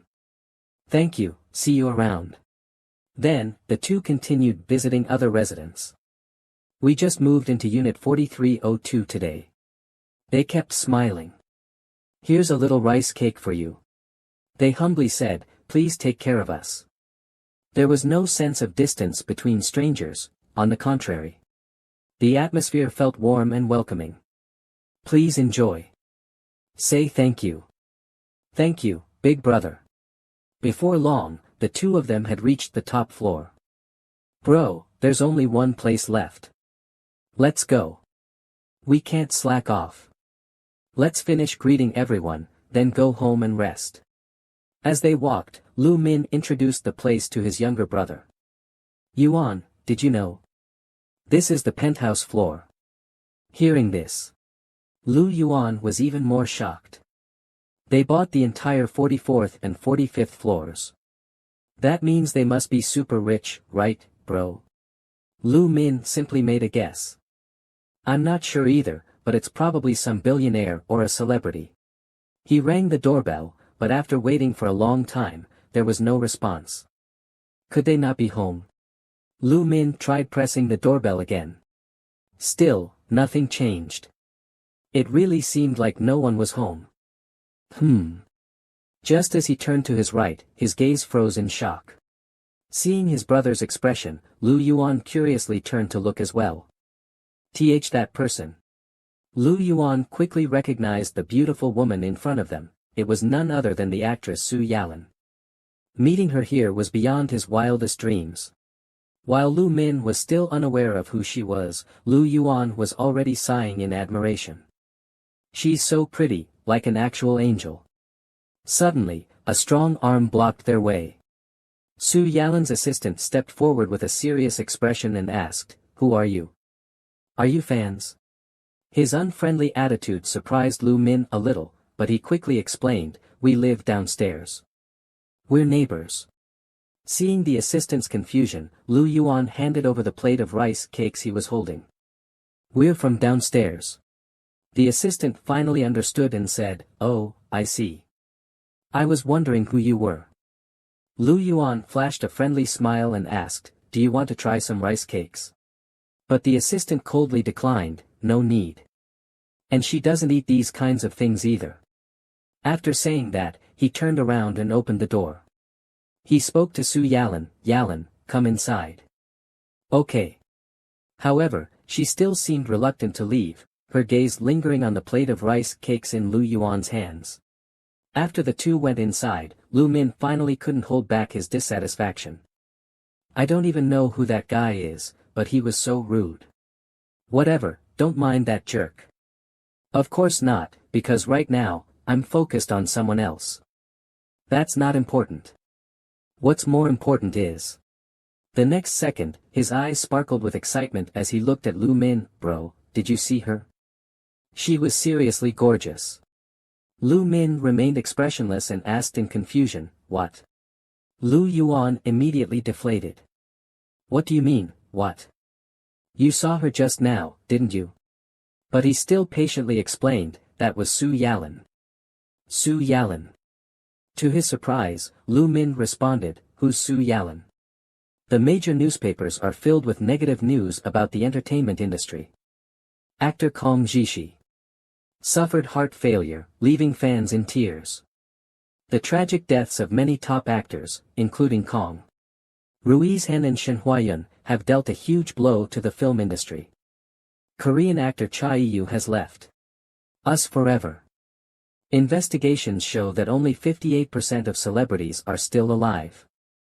Due to actor Gwang Min-hae developing panic disorder and anxiety, the filming of urban crime has been forced to halt. Su Yalan sighed as she read the news. Her expression grew more anxious as she wondered, what on earth is happening to this world? Suddenly, a message from Hong Shan arrived. "Yalan, did you see the news?" He texted her, telling her that Kong Rui's hen had passed away.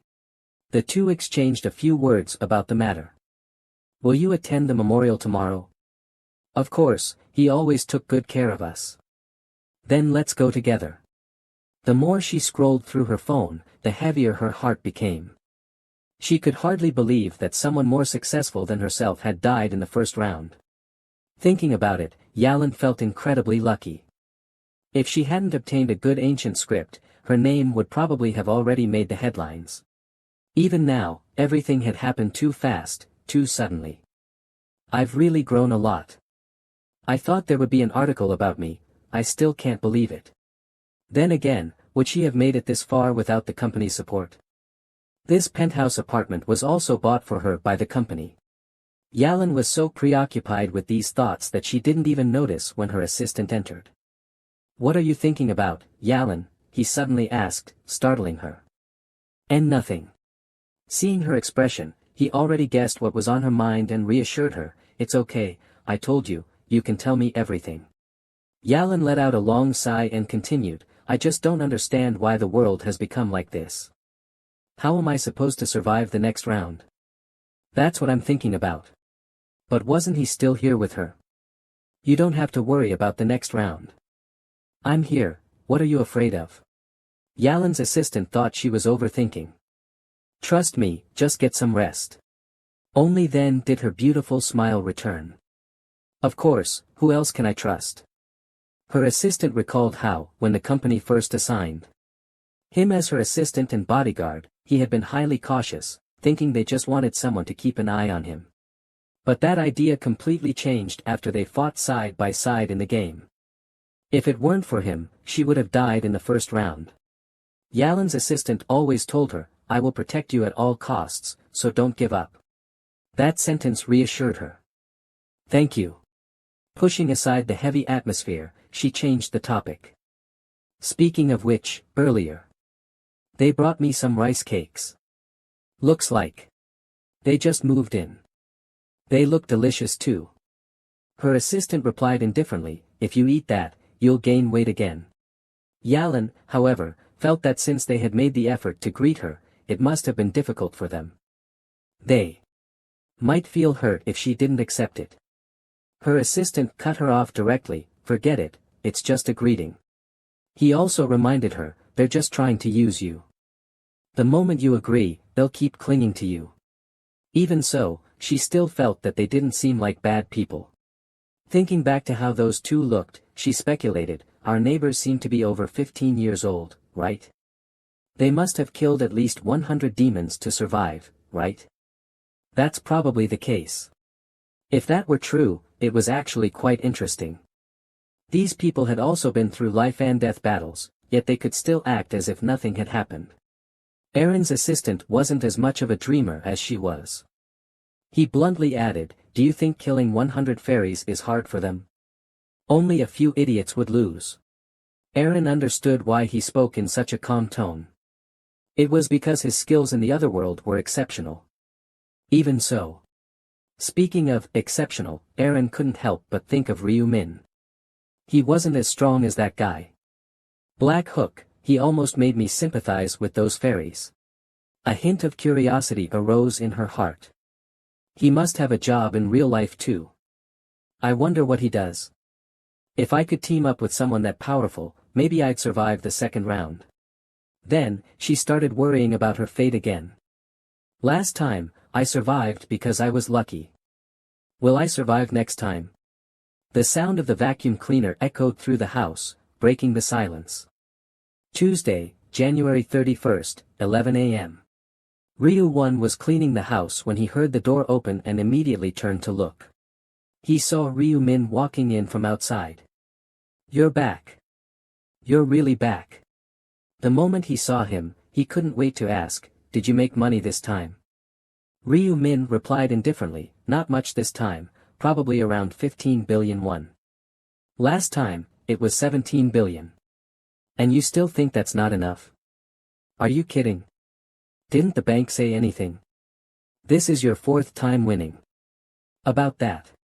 Recalling his visit to the bank, Juno couldn't help but exclaim, you're here again. Our lucky customer. Out of curiosity, he asked, "What's your secret?" Without hiding anything, he directly replied, "I already told you last time, I was guided in a dream." His answer made the other party envious. That's really impressive. I wish I could be guided in a dream too. Not just him, even Ryu-1 himself didn't understand why his brother was like this. Regardless, he still wanted to ask, "Forget it. Are you going to put all the money into Bitcoin again this time?"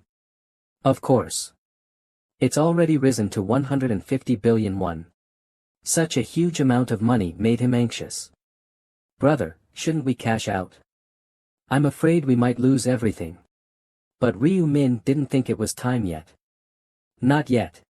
Everything is within my plan, so don't worry too much, Ryu-1. I can handle it. Let's go eat first." They soon arrived at a nearby restaurant. Seeing the satisfied expression on his face, it was clear the food was delicious. After eating, the two brothers went shopping. The life of the rich was truly enjoyable. As night fell, what was meant to come finally arrived. Tuesday, January 31st, 11:55 p.m. Ryu-1 tightly grabbed Ryu-min's hand and whispered, "Brother." His eyes were filled with worry. "When you enter the game this time, you have to survive and come back." Seeing his concern, Ryu-min responded with confidence. "Don't worry. Didn't you see me defeat Bang Taeju with your own eyes?" "That's true, but..." Ryu-min gently ruffled his hair and said, "Don't worry. Go to bed early." After sending this message, he also fell asleep. "When you open your eyes, I will wake up with you. I'm leaving now." The moment he fell asleep, he was instantly transported to another space. Upon arrival, he saw that quite a few players had already gathered there. Looking around at the surroundings, everyone seemed extremely surprised. We're back. Did we really return? So quickly? We're here again. Where are we now? This place is different from the first round. That person. The appearance of Ryu-min caused a stir among the crowd. It's Black Hook, the top-ranked player from the last round. He could feel many eyes focused on him. Seeing that they didn't dare to approach, it was clear that most had already recognized him. That guy is the one who massacred the fairies, right? The first place player. And among the crowd was Yong-min, who was also looking around for him. Looks like everyone has gathered. So, when will it appear? Upon entering the game, Ryu-min's gaze instantly changed. His emerald green pupils transformed into an icy red. At the same time, an angel descended from the sky and spoke, "Is everyone here?" Seeing the newly arrived angel, the players' expressions immediately became serious. Another angel? What's going on? The new angel explained softly, "The angel in charge of the first round encountered an accident and will not appear again." An accident? He smiled at the crowd and continued, "Don't be alarmed, humans." The next second, that gentle smile vanished, replaced by an eerie expression. "From now on, I will be guiding you properly. That's enough small talk. From now on, the game officially begins. Since you're all here, I will announce the mission for the second round." Countless information panels suddenly appeared in front of everyone. The panels suddenly displayed the mission details. Someone suddenly exclaimed, "Choosing a regional representative? What the hell is this? I bet they'll make us kill monsters. Again. Wait a minute, look at the completed section. Does this mean everyone has a chance to survive this time?" Sensing the confusion among the players, the angel immediately spoke up, "You all look confused. Let me explain." The angel raised his hand and pointed toward the sky, speaking slowly, "This time, the stage has nothing to do with combat. You only need to choose a representative." At that moment, a magic circle appeared before everyone, and the angel's sword began to glow. He added, "The regional representative has the power to command others. If they order someone to leave, that person must leave. If they order someone to die, that person must die." Hearing the angel's explanation, the players looked at each other with uneasy expressions. This kind of power, isn't it too terrifying? The angel continued, in 3 hours, each of you will receive a ballot. Write down the name of the person you want to be the regional representative. Suddenly, someone asked, that's it? No other rules? The angel replied, yes. As long as you vote, you will have completed the mission and can go home. Think of this as a break. Someone excitedly shouted, just voting will end it. We're safe. I don't have to fight anymore. This is way easier than the last round. The angel immediately announced, for the next 3 hours, discuss who will become the regional representative. Discussion time remaining, 2 hours, 59 minutes, and 59 seconds. Upon hearing the angel's words, everyone became excited. Can we really survive just by doing this? This is way too easy. And if we become the regional representative, we can even gain power. Youngmin gritted his teeth and roared angrily, damn it. All my hard work preparing for battle was for nothing. The man beside him stopped Youngmin, saying, Youngmin, let it go. Surviving by voting isn't so bad. I put all my points into strength but have no chance to use them. That's even more frustrating for me. Ryu Min pondered. He had allocated all his points into strength. Could it be that strength-type ancient scripts had appeared this time as well? He turned his head, recalling the details. Whether it was Youngmin's ancient script or the current situation, everything was exactly the same as in his memories. While everyone was discussing, Ryu Min fell into deep thought. They would argue and select a representative. Within 3 hours. But that wasn't important. Where there was a main quest, there were always side quests. He gripped his longsword and thought for a moment. There were still the second round side quests and hidden quests, leveling up and obtaining a class. Ryu Min clenched his longsword tightly. In order to accomplish this, he told himself, the goblins are getting closer. I must reach level 10 as soon as possible. A goblin appeared before him, and Ryu Min immediately lured it. Come here. In the blink of an eye, he leaped up and swung his dagger, slashing at the goblin. After defeating the goblin, a system prompt appeared, you have slain a hobgoblin. Current kill count, 1 out of 100. Level 3. Experience boost applied. Experience plus 9%, gold plus 15%. Due to the Butcher Ancient Script effect, all attributes plus 1%. As the goblin fell, he continued contemplating his strategy for this round. Hunting deeper in the forest was the right choice. Moreover, he gripped his long sword and decided to press forward. Where there was one goblin, there would surely be a whole group. More goblins swarmed out, their eyes filled with a bloodthirsty glow. At that moment, the corner of Ryu Min's mouth curved into a slight smile. As the goblins closed in, he stood his ground, taking a combat stance. One by one, the goblins charged at him, and Ryu Min swung his weapon, precisely taking them down. After eliminating a group of goblins, another system notification popped up, you have slain a hobgoblin. Current kill count, 50 out of 100. More system messages followed, due to the Butcher Ancient Script effect, all attributes plus 50%. You have leveled up. The system continued, discussion time remaining, 2 hours, 29 minutes, and 24 seconds.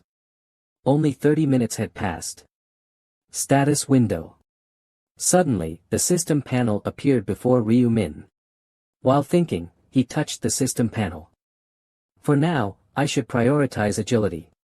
If I want to engrave the same strength type ancient script as Youngmin, increasing strength would be more effective.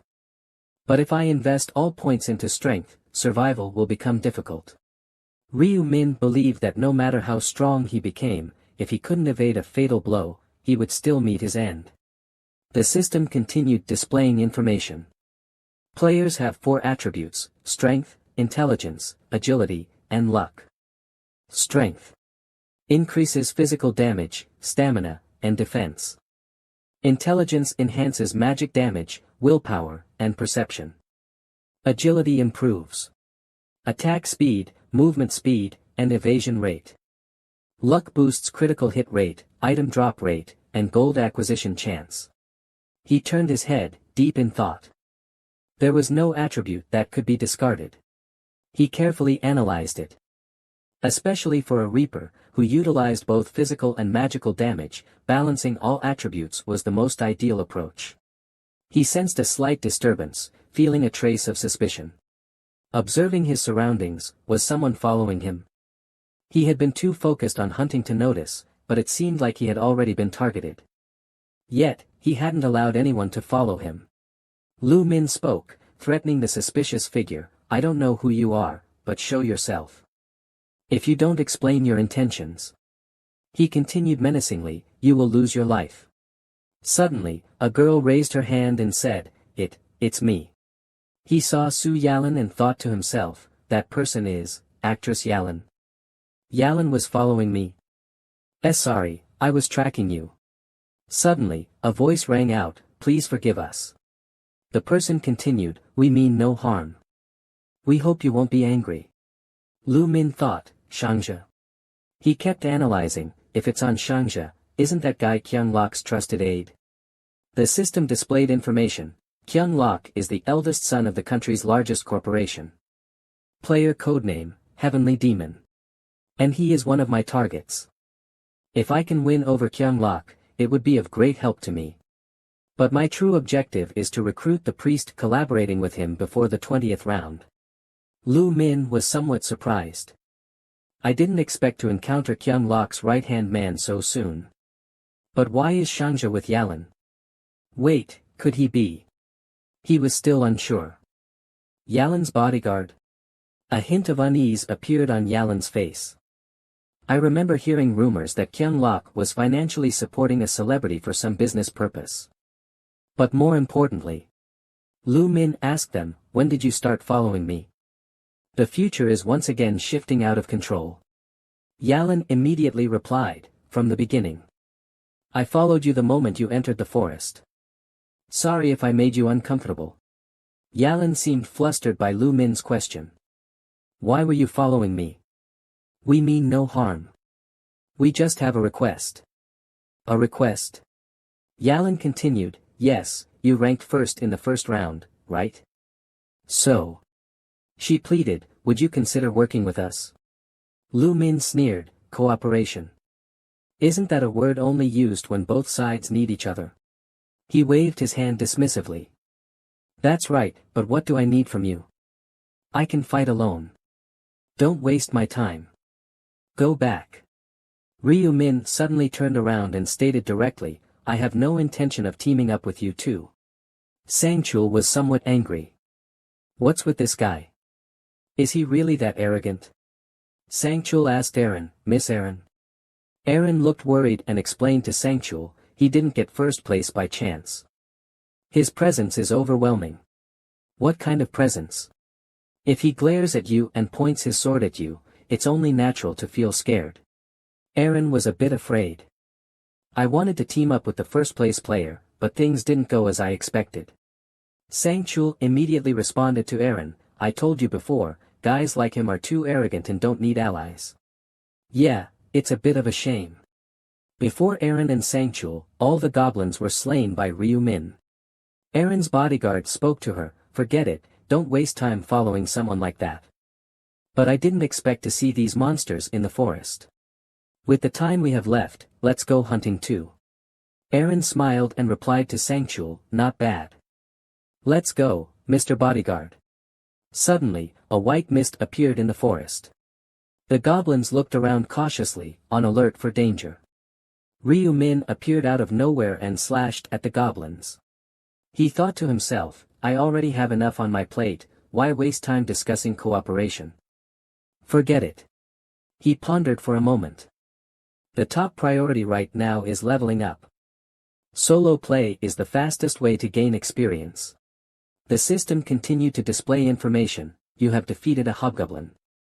Current kill count, 60/100. Due to the effect of the ancient slaughter script, all attributes increased by 60%. Suddenly, a massive knoll appeared in front of Ryu Min. The corner of his mouth lifted slightly. 5 gnolls appearing at once. Not bad. The gnolls roared and charged toward Ryu Min. A gnoll wielding a weapon leaped into the air, pouncing fiercely at him. He immediately counterattacked, slashing down hard, sending the gnolls crashing to the ground. The system notified again, you have defeated a gnoll. Current kill count, 65 out of 100. Due to the effect of the ancient slaughter script, all attributes increased by 60%. You have leveled up. You are now level 10. The game rules remind that even madmen must hunt and spill blood within the designated time. Additional game rules appear. Assassins must successfully assassinate monsters multiple times, meaning everyone must complete activities related to their profession to obtain upgrade items. Ryu Min leaned against a tree, thinking. Initially, I kept hunting monsters and hiding in the forest, which led me to acquire the hunter profession. He gripped the glowing mysterious item in his hand firmly and confirmed his decision. But after learning about the Reaper profession, I immediately chose it. The mysterious glowing item in his hand. The system displayed, use. You have used one upgrade item. The notifications continued, your profession cannot be changed, so please choose carefully. Do you want to upgrade to the Reaper profession? Yes or no? After a brief hesitation, he decided to press the yes button. I don't even need to think about it. The mysterious glowing item in his hand shone even brighter. The notification appeared again, you have upgraded to the Reaper profession. A note regarding the game round appeared. Your upgrade reward is Reaper's Ancient Script. Reaper's Ancient Script effects, when used during the day, weapon attack power doubles, at night, attack speed increases by 50%, when resting at night, the chance of being detected by enemies is greatly reduced. The acquired ancient script was automatically engraved onto the player's body.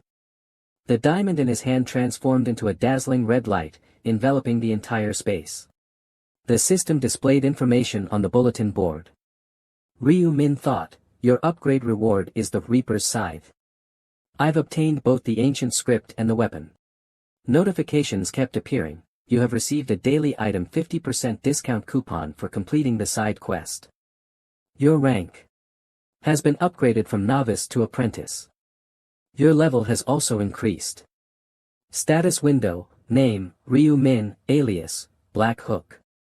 Rank, apprentice, LV10, profession, Reaper. Titles, Last Time Traveler, hidden, First to Kill an Angel, hidden. Attributes, Strength. Intelligence, 4, Agility, 31, Luck, 4, Unassigned Points, 6, Skills, Ancient Script, Extra Rewards. Players are divided into 6 ranks, Master, LV99, Expert, LV60, Proficient, LV40, Normal, LV20, Apprentice, LV10, and Novice, LV1. Like other games, leveling up increases rewards and unlocks new skills. You have learned the Reaper Profession Skill, Mark of Death. Reaper Profession Skill, Mark of Death. Effect, once applied, only the target and the caster can see it, and the target's remaining stamina will be displayed. Each time the target is attacked by the caster, they take an additional 100% damage. Effect applies to a single target only. He could even equip a higher tier weapon, the Reaper's Scythe. Weapon type, rare. Attack power, 25. Effect. Each swing increases attack power by 1, stacking up to 5 times. Durability, 225 to 225. Usage restriction, apprentice. Or higher. Description, a massive scythe used by the legendary Reaper, difficult for novices to wield. Ryu Min continued to think. The game rules are set, if you don't level up, you'll always be a novice, so it's better to level up as soon as possible. You have been recognized as the first player to level up. Your reward is a random gold pouch and the title, First to Level Up. You have learned the neutral skill, Tracking. He analyzed further, I'll acquire this skill. They obtained a neutral skill, Tracking. Skill effect, detects the target's location. However, it is only valid when the target's appearance and nickname match. Cost, 20,000 gold. Ryu Min looked at the system interface and made a smiling decision, a skill worth 20,000 gold. Of course, I have to try it. Tracking. Suddenly, an image of a person appeared on the system screen. Name, Young Min appearance matches, tracking target location. A guidance notification appeared, player Young Min's location has been determined, 190 meters away. Follow the arrow ahead to track the target. Light surrounded Ryu Min. He observed ahead, 190 meters. That means he has also entered the forest. He braced himself. And speculated. From originally being 2 kilometers apart to only 190 meters now, should I secretly follow him? Meanwhile, Aaron and Sangchul were fleeing from the forest. Aaron lost her balance and suddenly fell to the ground. Gasping for breath, Aaron said to Sangchul, I can't run anymore. My legs. Sangchul anxiously held Aaron up and comforted her, even if your legs hurt, you have to hold on. I'm sorry. The arrow wound hurts too much. Sangchul was a little angry but still explained to Aaron. This is just a hypothesis, but some say that even if you get hurt in this world, your real body won't be affected. If you find a way to leave here alive, you can go home. Aaron firmly said, got it. I'll try to endure the pain. But how far can I run with this injury? Suddenly, Young Min appeared and said, looks like it's not painful enough, right? Sangchul cursed, damn it. He gritted his teeth and thought, this bastard is too slow. Now the whole team is caught. Sangchul pondered, is fighting the only option now? Young Min smirked provocatively, big brother, do you want to fight us? Young Min's companions stood behind him, continuing to taunt them, open your eyes wide. Look how many of us are here. What makes you think you can fight? Sangchul shouted angrily, why are you doing this? What did we ever do to you? Young Min laughed, of course, you didn't do anything. Then why attack us all of a sudden? Young Min replied indifferently, simply because we want this thing. What thing? He showed a mocking expression, leaving Aaron momentarily stunned. The girl standing next to you. Young Min continued, since we're all men here, I don't care about you. The one I want is Ju Aaron. One of his men asked doubtfully, is that girl really Ju Aaron? Can't you tell just by looking? Her face is unmistakable. She's definitely Ju Aaron. But it could also be someone who just looks like her. Aaron's face darkened instantly. Another one added, so what? As long as she looks like her, isn't that enough? Young Min compromised, if you're willing to leave Ju Aaron behind, I'll let you go. What do you think? Sangchul thought furiously, if their target was Ju Aaron, they should have just said so from the start. If that were the case, I would have thrown her away long ago. He turned to look at Aaron and continued thinking, I have no intention of dying for this girl, but there's one problem. Sangchul was both anxious and fearful, if I fail to protect Ju Aaron, Director Makyungrak will be extremely disappointed in me. Suddenly, Sangchul took a combat stance, ready to attack Young Min. He immediately thought about how to ease tensions with Young Min. Just talking wouldn't be enough to make him retreat, seems like he had no choice but to fight with this battered body. Suddenly, under the tree, Ryu Min stood with his arms crossed, watching everything.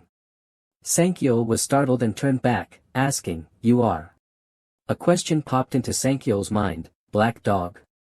Young Min was shaken, thinking, what? When did this guy? Ryu Min stepped forward and asked Aaron and Sangchul, what are you two doing here? Still confused about the situation, Young Min warned Ryu Min, friend, mind your own business. I ask the questions, and only those I ask should answer. What exactly is happening here? Sangchul shouted, these guys are after Ju Aaron, so they ambushed us. If you're willing to help, I'll never forget this favor, black dog. Ryu Min coldly asked, is what he said true? And what if it is? Young Min retorted. Young Min added, this has nothing to do with you. Suddenly, a red glow surrounded Ryu Min. What do you mean? I know these people, Ryu Min said coldly. Young Min gritted his teeth, glaring at him in anger. Aaron excitedly shouted, black dog. Sankyo immediately thanked him, thank you. Ryu Min stepped forward to protect them while thinking, this is beneficial to me as well. He glanced back at Sankyo, contemplating, if I help, Ma Kyungrak will have a good impression of me. He calculated, if a big organization like this owes me a favor, my rewards will increase significantly, and I'll get a generous return. Then, he turned his gaze toward Youngmin's group, besides, I don't like these bastards either. Seeing his stance, Youngmin warily threatened, what are you doing? If you take another step, I'll kill you. Ryu Min simply stared at him coldly without responding.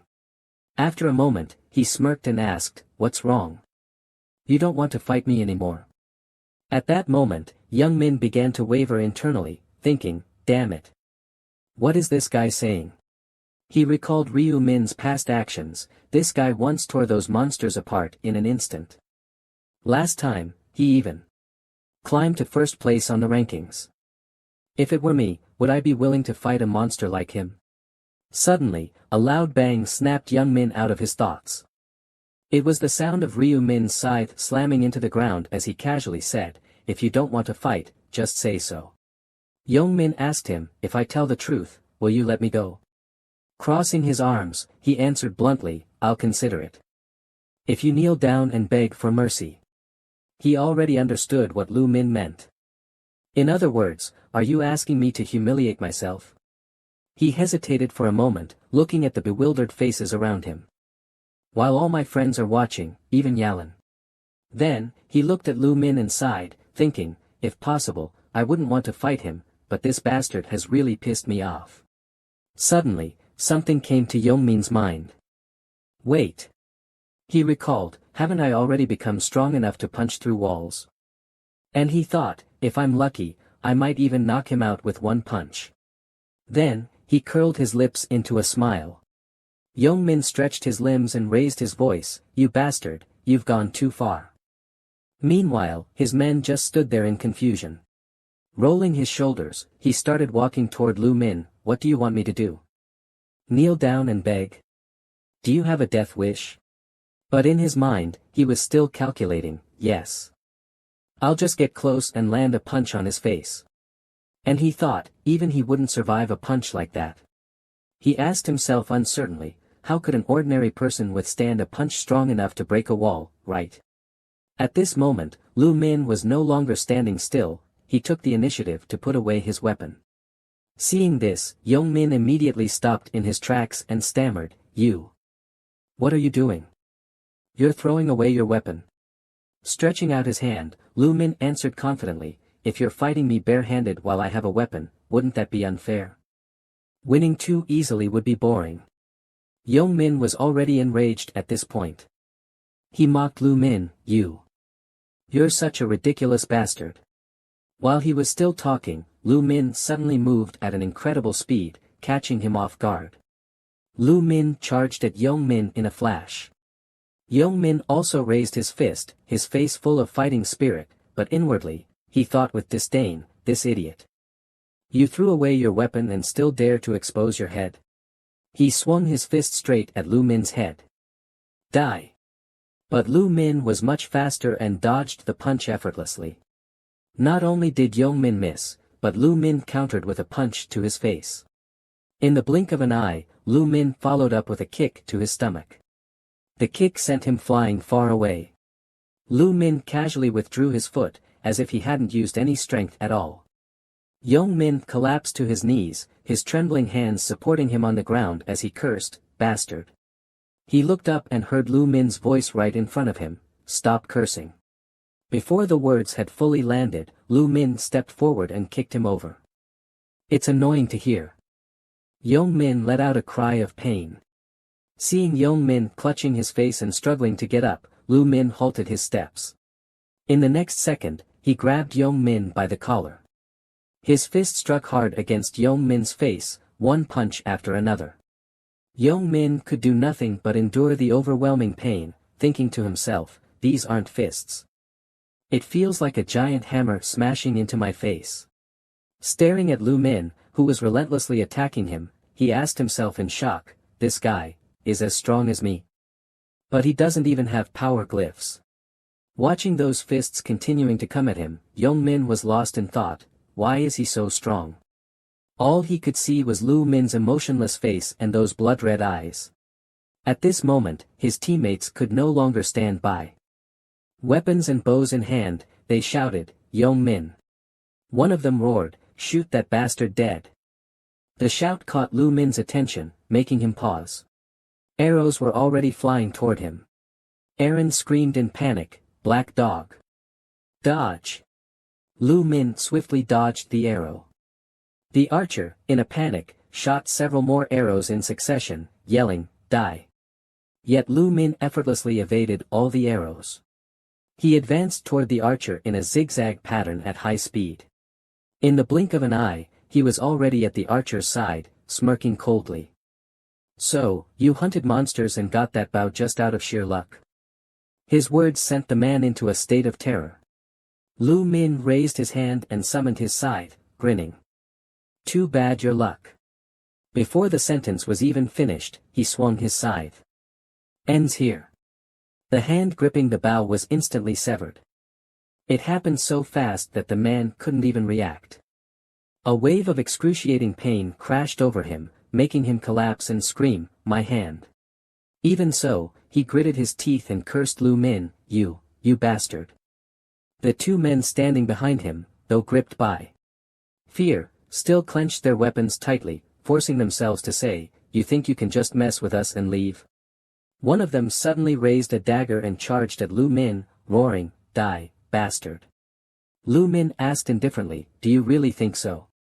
Then, he used death glare, and a black skull mark glowing red appeared above the head of the man holding the dagger. Lu Min swung his scythe backward. Then, he slashed forward with full force.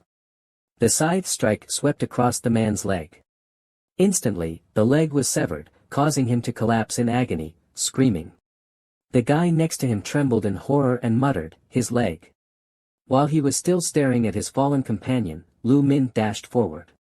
Before he could react, Lu Min had already appeared beside him and said, "Attacking me with a weapon? Seems like you have some guts." The scythe swung, and even through his armor, his arm was severed. He stared at his blood-drenched arm, wailing in agony, as the skull mark from earlier appeared above his head. Lu Min glanced back and sneered, as expected of death glare, "Double damage. Not even armor can withstand a single strike." Looking at the fallen men, each one was left crippled, writhing in pain on the ground. He thought to himself, this was too easy. He fell silent for a moment, pondering, "But I can't just end it like this." The scythe in his hand slowly moved, causing the man sitting on the ground to scream in terror. Lu Min made up his mind, "I'll carve this fear into them so they never dare to come near me again." The archer's legs were deeply slashed, leaving him trembling on the ground, unable to stand. The man who had attacked Lu Min with a dagger earlier weakly pleaded, "Please, stop." Another man, pale with fear, begged desperately, "I'm dying. I beg you, spare me." Lu Min swung his blood-stained scythe and said coldly, "Quit whining. You've only lost a little blood, you're not dying yet." He let out a deep breath. "These guys are dealt with. Next is." His gaze slowly shifted elsewhere. Looking towards the tree, he could vaguely see the dragonfolk hiding behind it. He spoke, "Hiding won't save you." He raised his scythe high. "There are no exceptions." The scythe aimed straight at the dragonfolk's arm. His fate was no different from the other three, his screams echoed through the entire forest. Lu Min said coldly, "Stop crying like a child." He knew that was nothing compared to the brutal bullying he had endured from him and that group of friends in the past. He knew, "This is far from the pain I've suffered. Compared to the torment you inflicted on me, this is utterly insignificant." Lu Min mercilessly swung his scythe, severing Young Min's remaining arm. Aaron and Sung Cheol stood in silence, watching the horrific scene unfold, listening to Young Min's screams. Sung Cheol frowned in horror. He cut off his opponent's arms without hesitation, even though they had already lost the will to fight. Watching Lu Min cut away at different parts of Young Min's body, he thought, "Some might find this too cruel, but I admire people this cold-blooded." Sung Cheol broke into a cold sweat. So that's Black Hook, the one who dares to defy the president. He stood up and asked, "Are you guys alright?" Looking at the man in front of him, Sung Cheol replied, "Yeah, thanks to you." Lu Min pointed at Yong Min's group and declared, "You don't need to worry about them anymore. You saw it yourself, they're completely crippled. So let's hurry up and vote." Aaron and Sung Cheol immediately bowed their heads. "Thank you so much for your help. We really appreciate it, Black Hook." Aaron lifted her head hesitantly and asked, "Even so, won't they still die?" He glanced at the group with disdain. "So what? They're worse than animals." When he turned back, he saw her hanging her head, hesitating. "She's too soft." Lu Min was puzzled. Why care about the lives of this trash? She's acting like some saint. Probably because she's a celebrity and has to maintain her image. Suddenly, Sung Cheol spoke. "Black Hook." He politely extended his hand and asked, "Can I ask you something? I hope you don't mind." Lu Min shoved his hands into his pockets. "What is it?" Looking at Yong Min's group, barely clinging to life, he curiously asked, "Why did you spare them? In this world, killing them wouldn't even be a big deal, right?" Yong Min trembled violently upon hearing those words, his face a picture of misery. Lu Min chuckled. "A reason?" He silently judged, as expected, he's Ma Jinglu's trusted aide. Looking at the pitiful group, he replied, "It's simple. Killing them wouldn't bring any benefits." Sung Cheol asked, "No benefits?" He explained, "No matter what, leaving them alive might cause trouble in the future." Lu Min looked at the motionless group. "Trouble?" He sneered. "Do you really think they're still capable of that?" Turning away, he added, "Besides, reducing the population isn't necessarily a good thing. Fewer survivors mean fewer safe zones." Hearing this, Sung Cheol finally understood. He nodded in agreement. He's right. If the number of survivors decreases, the available living spaces will shrink as well. He looked at Lu Min, admiring his insight. He even considers details like this. His understanding of this game is on a completely different level, truly impressive. Sung Cheol let out a sigh of relief. "I get it.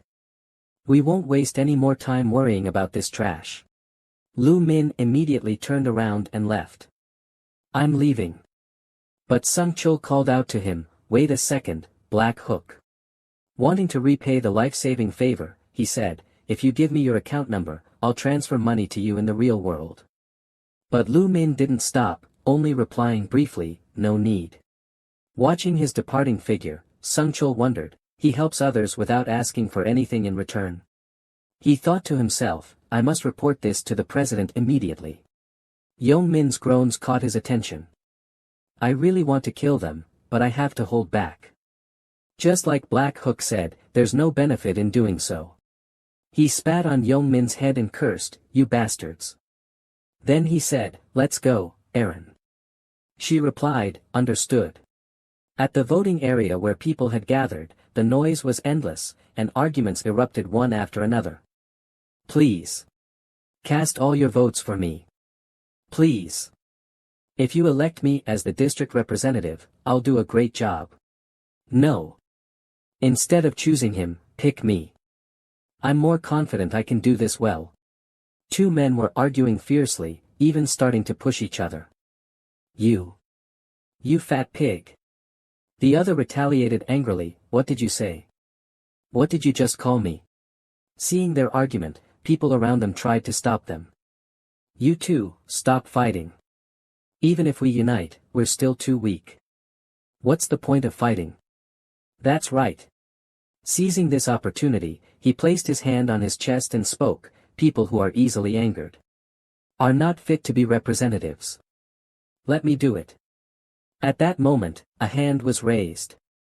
"Wait a moment." The person confidently pointed at himself. "My father is a congressman. Doesn't that make me more suitable to be the representative?" As soon as he said this, the crowd immediately voiced their doubts. "Your dad is a congressman? Who would believe that?" Just then, a voice rang out. Everyone. The entire crowd fell silent and turned to look at the speaker. The boy known as Mint Chocolate Kid said, "There are only 2 hours left before voting ends. We shouldn't waste time, we need to complete the vote as soon as possible." After hearing this, the crowd asked, "Then how should we decide who to vote for? Do you have any suggestions?" He replied, "Yes. And it's a very good one." Hearing this, the crowd grew restless. "Really? Who is it?" He smiled and said, "Everyone, calm down first." The corners of his mouth lifted as he thought, "These people are completely following every word I say." Then, turning around, he flashed a sly smile toward the others. As expected, they fell for the ancient persuasion trick again. When I first obtained ancient persuasion from a random ancient language fragment, I was pretty disappointed. Recalling the moment he picked up the stone, he thought, "What the hell is this thing?" A system prompt appeared, ancient persuasion, effect, enhances persuasiveness with conversation partners, ineffective against those of a higher level than the user. He still felt disappointed. Ancient persuasion wouldn't work on those monsters that can't even communicate, right? But before long, I quickly found a proper way to use it. When those men were hunting goblins, got one. Hold them down. Don't let them move. He shouted, just as the persuasion ancient language was activated, "Everyone. That woman over there is in danger. Forget about those little goblins and go help her." Everyone seemed to lose their will and rushed over. "All right, we're coming. Let's help her first." He thought to himself, "I've been using this method to snatch away the dying goblins and have easily killed 100 of them." Returning to reality, he sneered, "If I'm lucky, I can easily become the regional representative." The Mint Chocolate Boy used the persuasion ancient language to speak, "Everyone, we should first select candidates and narrow it down to 5 people. That way, voting will be easier." Everyone seemed hypnotized and responded without resistance. "That's a good suggestion. It makes sense. If everyone just shouts to vote for themselves, we'll never choose anyone." He raised his hand and continued to control the crowd. "Then let's narrow down the candidates. If you want to nominate someone, raise your hand and point them out." A fat man immediately raised his hand upon hearing this, nominating himself. The Mint Chocolate Boy immediately stopped him. "Of course, you can't nominate yourself. Otherwise, we'd be back to square one." The fat man snorted in dissatisfaction. Under the influence of the persuasion ancient language, everyone murmured, "He's right. We have no choice." He sneered internally, "Convincing these lowly people is way too easy." Everyone struggled and thought, "But who should we nominate? I don't know anyone, and I don't want someone else to be the representative either." Seeing this, he felt pleased. As expected, the scene went silent. At times like this, only the prominent ones will be nominated. Suddenly, a man spoke up, "I want to nominate the Mint Chocolate Boy as the representative." Hearing his own nomination, he rejoiced inside, just as planned. The man continued, "After all, a representative should be someone rational and with leadership skills." He feigned surprise and asked, "Me?" The man went on, rallying those around him, "Yes, you're handling the situation well, right? You agree too, don't you?" Seeing the effect, the Mint Chocolate Boy smirked internally, another fool added to the list. Still smiling, he used the persuasion ancient language and said, "Thank you all for valuing me so much." Then, "Is there anyone else?" Before he could finish, another person interrupted, "I want to nominate Black Dog." Seeing someone else being nominated, he admitted, "That makes sense. How could the first place winner from the previous round not be nominated?" Since someone had already been nominated, the crowd started speaking up. "Then I'll nominate Life is a Documentary. Who ranked second in the previous round. I nominate Right Hand Black Dragon, who ranked third." The Mint Chocolate Boy continued guiding the crowd. "That makes 4 candidates. We need one more. Does anyone else want to make a nomination?" Everyone remained silent. Seeing this, he clapped to draw their attention and said, "Then let's settle on these 4. Before voting, each of them can give a speech, right?" Using the persuasion ancient language again, he declared, then I'll go first. The mint chocolate boy was full of confidence in his ability. Persuading these pathetic fools is child's play. He continued manipulating the crowd with the ancient language. If I become the regional representative, I will. Suddenly, a voice interrupted, enough with the bullshit. The mint chocolate boy turned around in surprise. It's him. The one ranked second in the region. Life is a documentary. Jungsik scratched his ear and stepped forward, saying, I'm done listening to your goddamn nonsense. The mint chocolate boy tried to use the ancient language to persuade Jungsik. What are you doing? But he seemed immune and instead asked, Hey, mint chocolate boy. He laughed and exposed him. Do you think this world is that simple? That everyone will blindly follow whatever nonsense you spit out? The mint chocolate boy was shocked. What? He saw through my skill. Impossible, he must be talking nonsense. Jungsik frowned and roared, Who do you think you are, deciding who can be the regional representative? You scheming piece of trash. The mint chocolate boy calmly said, You're going too far. There's a saying, words reflect the heart. Do you really need to say such insulting things? He thought to himself, all right, that should do it. But Jungsik roared, You bastard. His face twisted with rage as he bellowed, You dare act all high and mighty in front of me? Are you tired of living? The mint chocolate boy was stunned. My skill doesn't work on him. Don't tell me. No way. With that, Jungsik pointed at the crowd and ordered, Hey, you bunch of idiots. Forget the candidates, vote for me. Or I'll slaughter you all, got it? The mint chocolate boy sighed indifferently and said, You're beyond saving. He stepped forward, speaking as he walked, Do you think speaking like that will make people listen to you? Stop embarrassing yourself and step aside. Jungsik fell into silence upon hearing that. Suddenly, he pulled out a dagger and slashed at the mint chocolate boy's face, blood splattering everywhere. The crowd was instantly terrified. Clutching his neck to stop the bleeding, the mint chocolate boy struggled to speak. Seeing this, Jungsik sneered, I told you, didn't I? Cross me, and you die.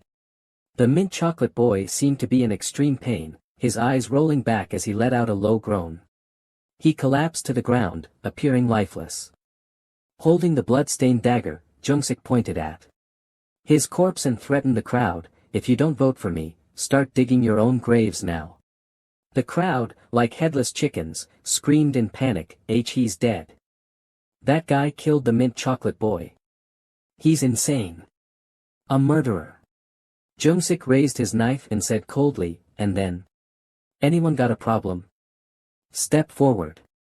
The person who had nominated the mint chocolate boy earlier roared in fury, You lunatic. Are you out of your damn mind?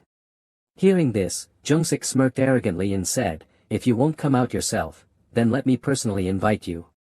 With that, he swung his dagger and charged forward, slaughtering everyone who opposed him.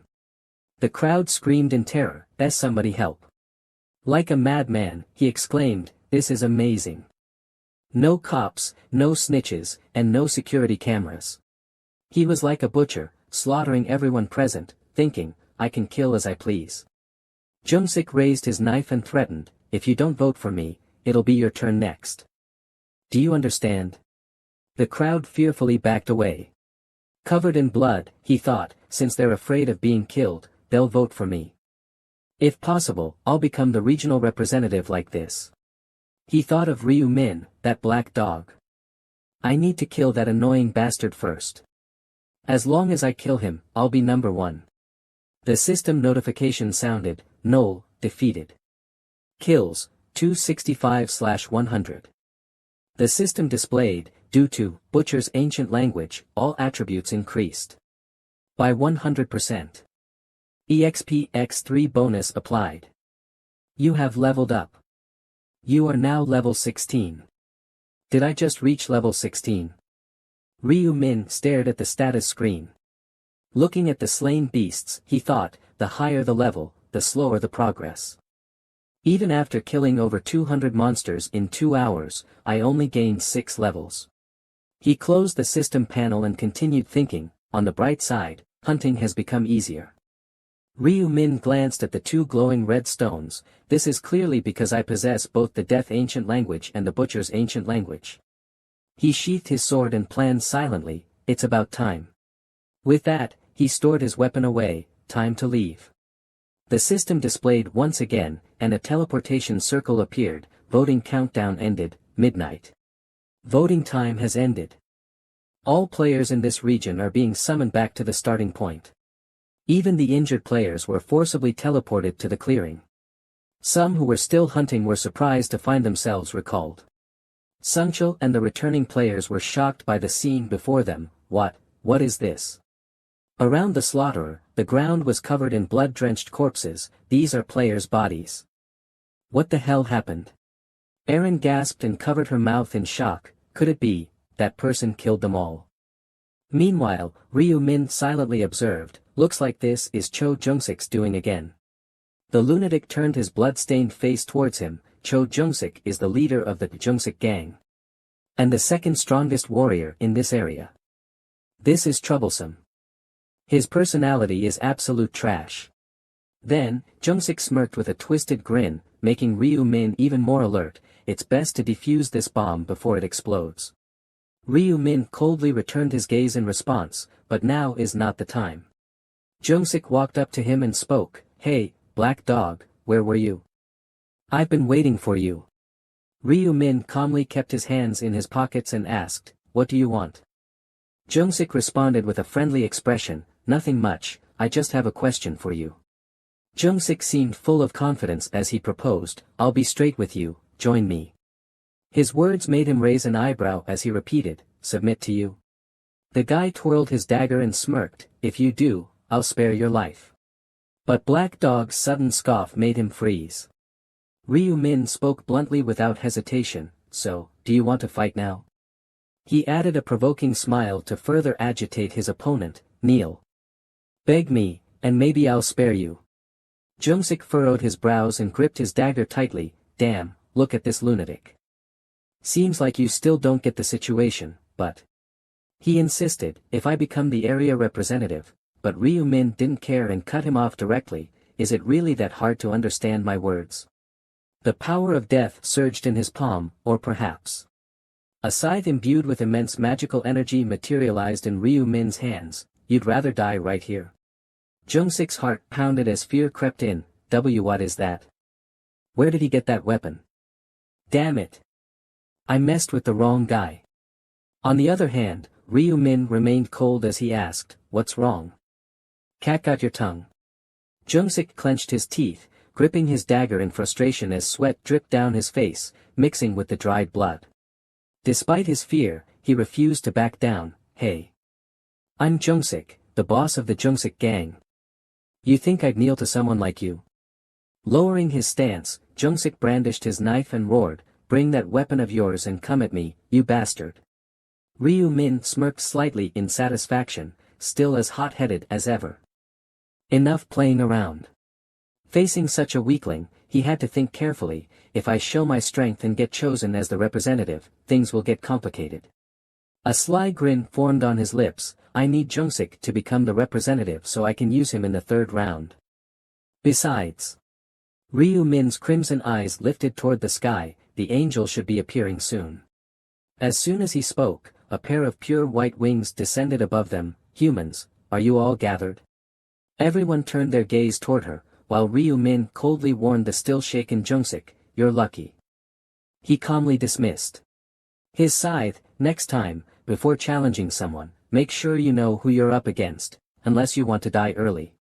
Covered in blood, Jungsik stood frozen, unable to utter a word. He gritted his teeth, cursing inwardly, "Damn it. I almost had a heart attack. I'll let it go this time, but just wait. If I become the representative, I'll make him pay 100-fold for today's humiliation." The angel smiled and asked, "Have you chosen your representative?" Then, her gaze swept over the corpses on the ground, as if she understood everything. "I see. Looks like you've been doing more than just chatting for the past 3 hours. Not that I care if all you trash die." With interest, she raised her finger and ordered, "Shall we begin the voting?" A system screen appeared before the players, confusing them. the representative voting has officially begun. Each of you has only one vote. The player with the most votes will become the representative. Look at the person you want to vote for and think "vote" in your mind. Lu Min also looked thoughtfully at the notification above. Players who do not complete their vote within 5 minutes will be eliminated and disappear. At this moment, the timer had already begun counting down, remaining time 4 minutes and 59 seconds. The weaker players all looked in the same direction. Look at the person you want to vote for. Then, Zhongji smugly noticed countless fearful gazes directed at him. As expected, everyone is looking at me. He scanned the crowd and was surprised to find something unusual. That rude guy pointed at a girl and shouted, "Hey! That chubby bun girl!" She frantically responded, "Me." They broke into a noisy argument. "Do you want to die? Why aren't you looking at me?" "And no. I already voted for you." Lu Min, standing nearby, could only sigh helplessly. He swept his gaze over the crowd and raised his voice in warning, "If you don't look at me, then prepare to die." Every second ticked by along with that guy's shouting, who just turned their head. Finally, the time hit 0, remaining time midnight. The angel turned around expectantly. "Time's up. Luckily, you foolish humans have all completed your votes." She clapped her hands, executing the system command, "Shall we tally the votes?" The information panel of their area appeared in the air, large and clear. Zhongji stared blankly at it. "I'm ranked first, but I only got 2,412 votes. Black Dog actually came in second." Enraged, he turned to glare at the surrounding young people, making them avert their gazes in fear. "These bastards. I told them to vote only for me, but they actually voted for Black Dog." After reviewing the results, the angel officially announced, "The results are in. Life is a documentary, is the regional representative." She chuckled excitedly and said, "I will grant you command authority, allowing you to give orders to everyone." Then, a notification popped up. "You have become the regional representative. As a representative, you will be granted command authority." Zhongji immediately thought about settling the score with Lu Min after gaining power. "Black Dog, I'll make you regret not killing me if I order everyone to kill him." But just then, his gaze suddenly froze because a new interface had appeared before him. It was an information panel. What is this? Only 10 uses. His expression shifted from joy to shock in an instant, and it doesn't work on A-rank players. That means all A-rank players can ignore my commands. The angel's sharp gaze flickered through the light screen as she spoke. "So, my dear humans, did you really think the voting was over?" She reported another piece of information to them. "That's not the case. There is a hidden mission in this round." The people below immediately stirred. "What do you mean? A hidden mission?" At that moment, a new panel appeared, surprising the sage. Round 2 side quest: level up before the vote. Reach A rank and find an upgrade item. If successful, you will receive a 50% discount on today's items. What is this? An upgrade item? Aaron read the text with doubt. Reach A rank? The angel asked them with some disdain. The mission window was set to appear this way at level 10. But you didn't notice, did you? Someone scratched their head and asked worriedly, "How are we supposed to level up without monsters?" This question unintentionally angered her. "What do you mean? Isn't the forest full of monsters?" She immediately set some things in their world. "Don't be too discouraged about this. In this round, a total of 80,000 people can reach A rank." She then casually added, "By the way, someone in this area has already reached A rank." This news left the players in disbelief. Someone already leveled up. Who is it? The angel snapped her fingers lightly and said proficiently, "Let's check the side quest results and find that person, shall we?" At that moment, the panel immediately expanded. Side quest results for round 2, all regions. 1, Black Dog, Reaper LV16, 39 minutes and 42 seconds. Sky Ghost, Dark Knight LV10, 2 hours 36 minutes and 15 seconds. 3, Fool, Mage LV10, 2 hours 37 minutes and 17 seconds. ESK 45-5 region, 1, Black Dog, Reaper LV16, 39 minutes and 42 seconds. The previous doubts were also answered. The first person to level up was Black Dog. The crowd started shifting their attention to the person standing leisurely behind them. He's the first one to level up in this area. Countless players surrounded Lu Min in shock, exclaiming, "And he's a Reaper." Now, everyone gathered around Lu Min in awe, whispering among themselves, "A Reaper? What kind of class is that?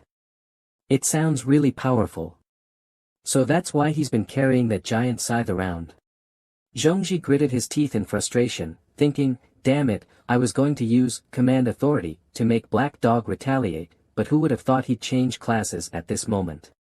The angel walked to the leaderboard and continued, "In the second round, rankings are rewarded based on the order of side quest completion." She studied the information thoughtfully, muttering, "So in our region, the player who changed classes is Black Dog." The only thing that surprised her was Lu Min. "Not only are you ranked first in this area, but you're also first among all regions." The angel turned to him, speaking with admiration, "Impressive, Black Dog. Your Reaper class is truly unique. And your nickname fits it perfectly, doesn't it? Tell me, how did you come up with this nickname?" Her question carried a hint of probing. "Did you already know you would get the Reaper class?" Lu Min looked up and calmly answered, "I didn't know I would receive a class that matched my nickname so well." The angel let out an understanding "oh," then said, "Perhaps becoming a Reaper was your destiny?" He gave a short response, "That's right." But in reality, deep inside, he had already known everything. Even the angels didn't know how to obtain the Reaper class. They only knew it was a special class. She laughed joyfully, repeating her words, "Destiny. How interesting." Her interest in the player Black Dog grew stronger. "I didn't expect someone in this area to have changed classes. So, are you the only one unaffected by command authority?" The others immediately picked up on her words. "He's unaffected by command authority? What does that mean, Angel-sama?" The angel was in a good mood, so she answered them casually, "Since we're on this topic, let me explain. Command authority does not apply to humans who have a profession. Therefore, the area representative cannot force Black Dog to act according to their will. That's how it is." She exposed all of the representative's weaknesses. Moreover, the command authority can only be used 10 times. So just because someone is an area representative doesn't mean they have unlimited power. The players were once again amazed, only 10 times. So that's how it works. Jungsik gritted his teeth in frustration but was powerless. Damn it. That damn angel. How could she reveal something like this to them? Gossip time was over, and she resumed her task. "Now, we should reward Black Dog, the first person to obtain a profession, right?" That loud and powerful snap of fingers echoed once again. "Congratulations on completing the mission as the first in your current area. Congratulations on completing the mission as the first in all areas." Ryu Min touched the screen to make his choice. "You have received the reward for being first in your current area, a selection of low-tier rare armor. You have received the reward for being first in all areas, a special reward selection." The familiar options appeared once again. Please choose one of the following rare armor pieces. Reward, select your desired. Reward, metal armor of the medieval warrior, leather armor of the professional hunter, or the mage's breathable cloak.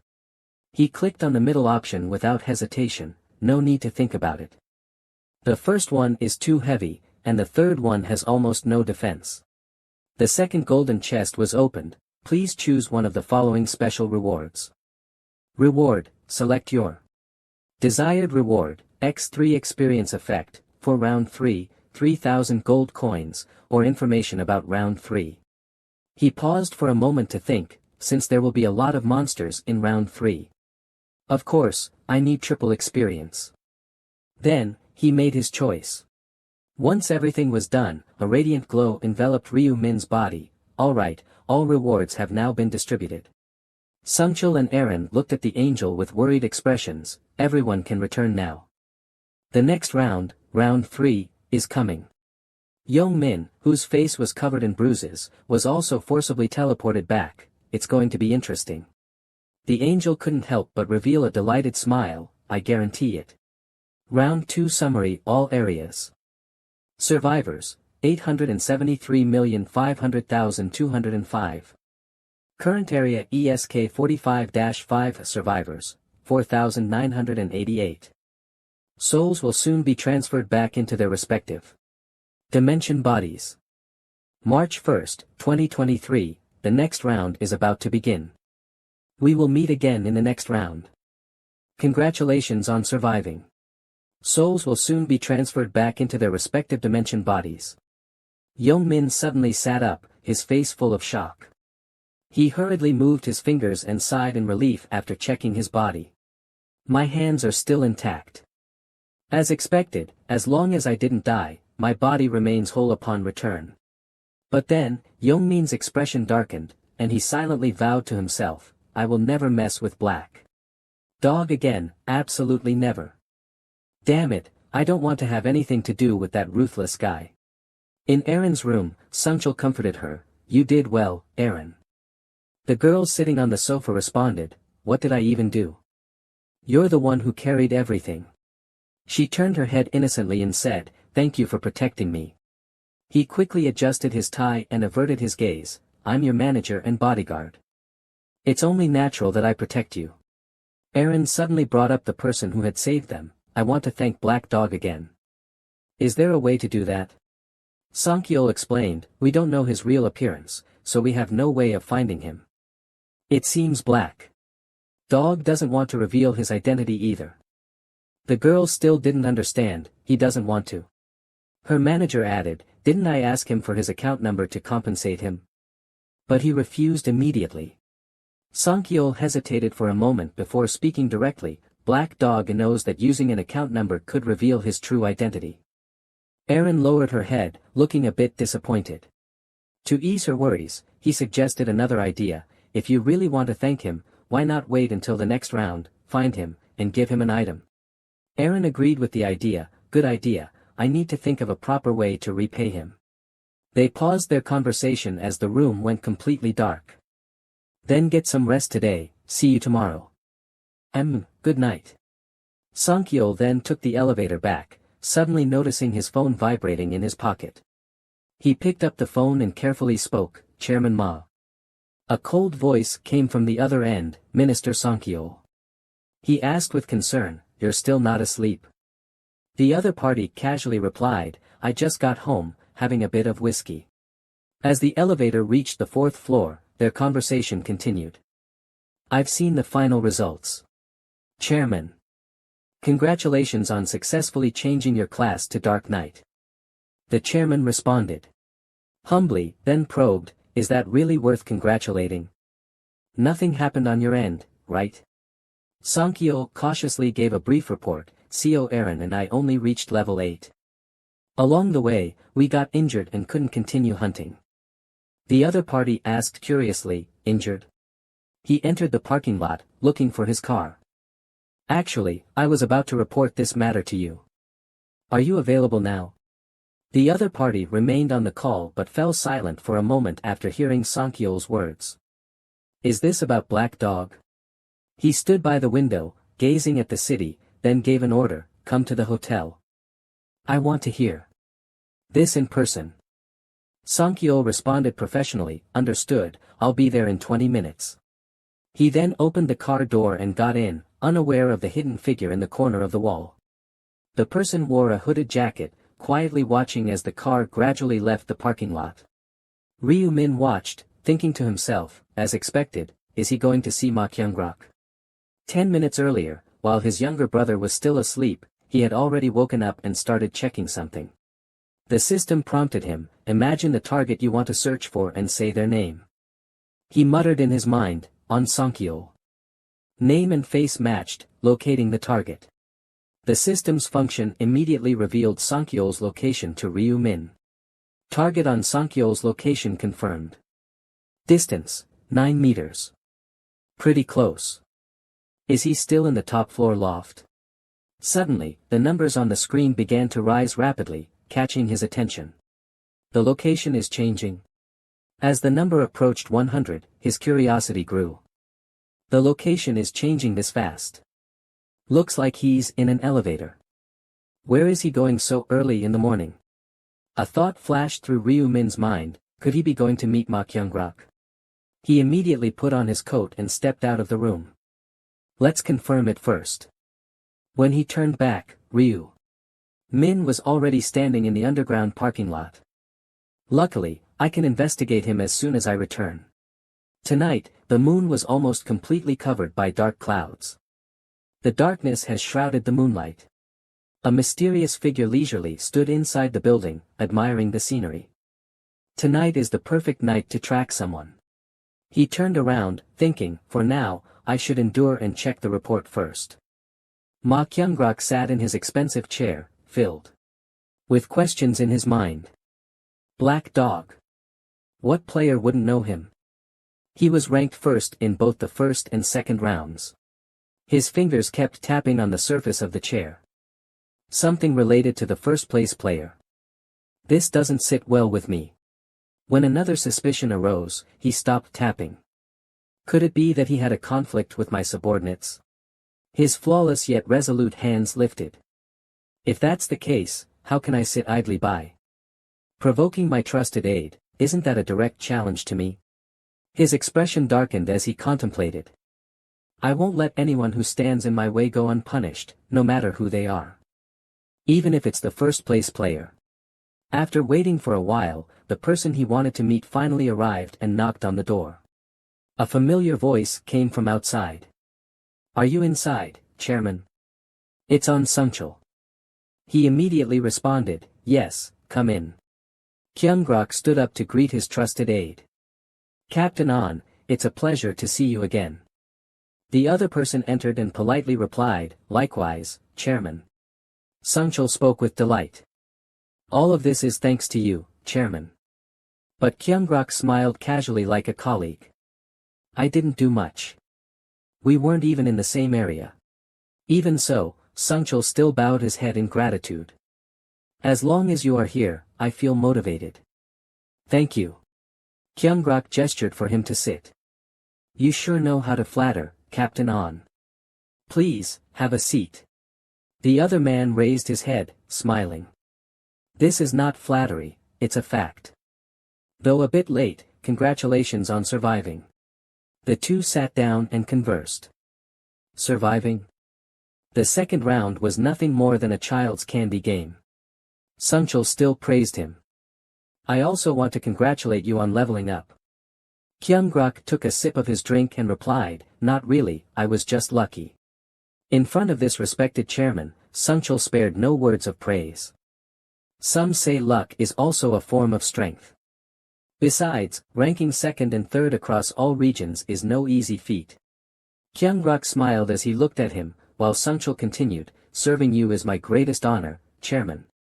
Then, he gently placed his half-finished drink down and asked directly, hearing you flatter me this much, it seems like you have a favor to ask, don't you? Kyungrak lifted his head, the corners of his lips curving slightly.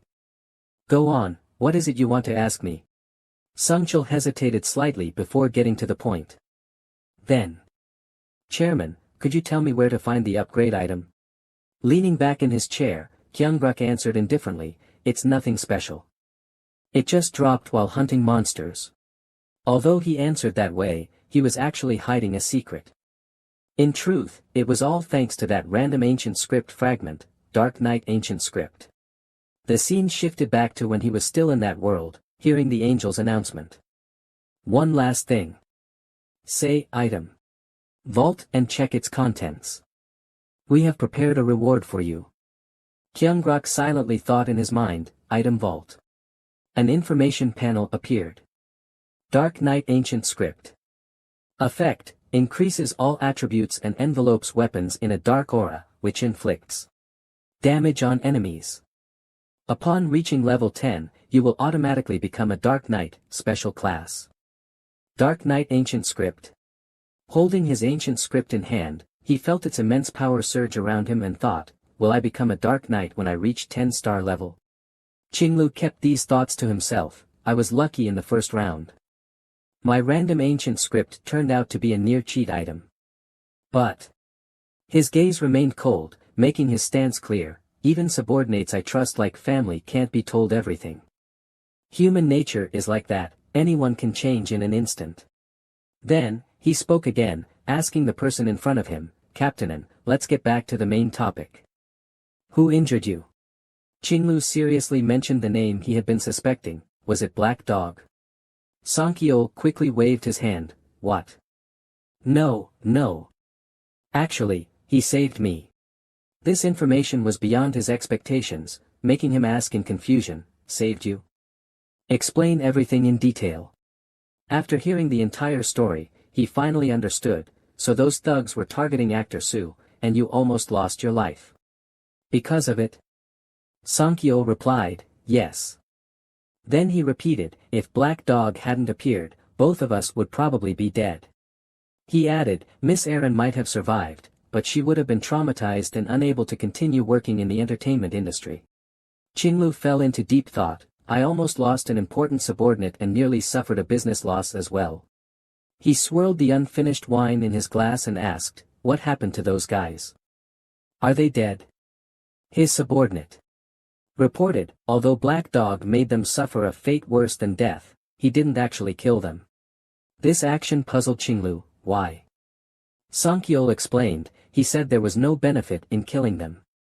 If the total number of people decreases, fewer would survive this round. He still had doubts about Black Dog's decision. He's not wrong, but who knows what tricks they'll pull in the future. However, Qinglu also made it clear that he wasn't heartless, but thanks to Black Dog, both my subordinate and my assets remained unharmed. It seems I owe him a favor this time. He suggested, I should compensate him. Sankyo immediately responded, I brought it up too, but he said it wasn't necessary and left right away.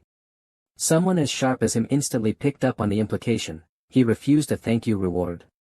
Is he afraid of exposing his identity? He's really cautious.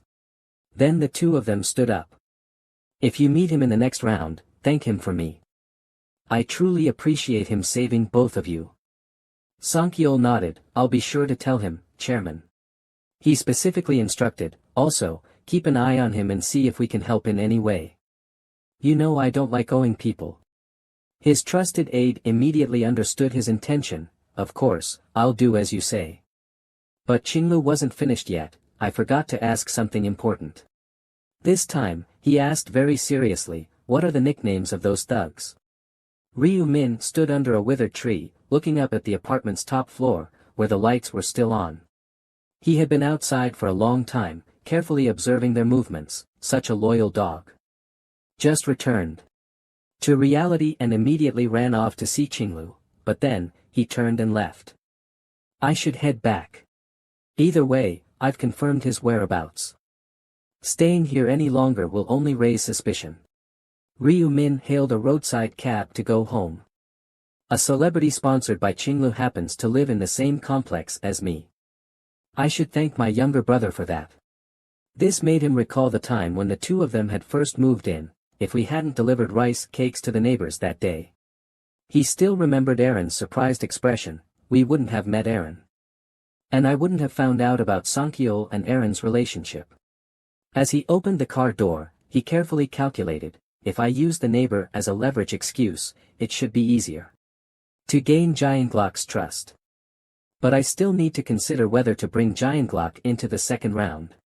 Ryu Min was well aware of the chairman's skill, Giantglock's Dark Knight ancient word, which was absurdly overpowered, almost like a cheat.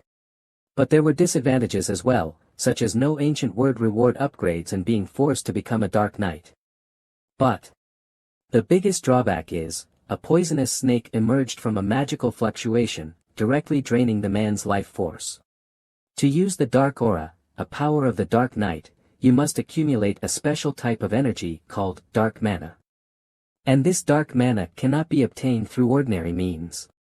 The silhouette of the Shadow Knight glowed faintly behind the mountain of corpses. From a certain perspective, this skill is perfect for someone as twisted as Giantglock. He forced a slight smile. Having a lunatic like that as a teammate is way too dangerous. Sitting in the car, Ryu Min contemplated to himself, for now, I'll just keep him as a candidate. I can decide how to use him later. Thinking about a certain female player, he suddenly felt at ease. Besides him, there are plenty of talented people. As the sedan drove through the empty streets, he had already made up his mind. As soon as the sun rises, I'll start moving. The next morning began with a sigh inside a convenience store. A man at the cashier counter sighed, holding his head. What should I do? As he was still agonizing over it, a noise came from the side. At this rate, sales will be cut in half. Julie walked into the store with a bright smile. Dad! He looked up at her. Julie, you're back. She greeted him politely. Hello, Dad. Why are you sighing so much? He had no choice but to reveal his troubles. It's the lottery. They've completely stopped selling it. Julie was shocked. Why so suddenly? Her father explained a few key points. The government came up with a seemingly reasonable excuse, saying it was because of the players. Her father's words reminded her of the news online. They have no idea what kind of skills players might use. KMS News, man wins lottery jackpot. 4 times, collects $62.7 million, asterisk asterisk, secret to winning 4 times. I dreamed it, asterisk asterisk, lottery sales halted due to consecutive wins. He sighed helplessly again. With rent and labor costs so high, it's really hard to survive now. What should I do? His filial daughter immediately said, Don't worry, Dad. She reassured him with a cheerful voice. I'm almost graduating. I'll be able to help soon. But then she wondered to herself, wait, would it be better if I got a part-time job to help increase the family's income? Her father quickly waved his hand. Julie, leave the money matters to me. You just focus on your studies. Suddenly, he brought up her dreams. You have such great grades. Aren't you planning to go to university? Wasn't your dream to become a doctor? Julie responded calmly. Dad, I've already given up on that dream. In this situation, what's the point of school? Her father was stunned. Then, his expression grew even heavier. You're right, money doesn't matter anymore. If something happens in the next round, you might not even survive. He covered his face and sighed. Lately, my thoughts have been all over the place. I'm sorry, Julie. Seeing her father so distressed, she called out to him with concern. Dad. She immediately reached out her pale hands and held his rough ones. There's nothing to apologize for. This isn't your fault. But he still felt guilty. But the optimistic girl made him a promise. I'll be fine, I promise. Not only did I survive the second round, but I even got a profession. Her father didn't quite understand the terminology. A profession? To distract him, she let a light shine in her palm. Oh right, Dad, hold on a second. A gentle force surged around his body. He quickly touched his head and exclaimed in surprise, what just happened? Julie happily shared with her father, this skill is called blessing. I got it from my support class. It slightly enhances all attributes. They say it has a life-boosting effect on ordinary people. His mood instantly lifted. This skill is amazing. I feel full of energy.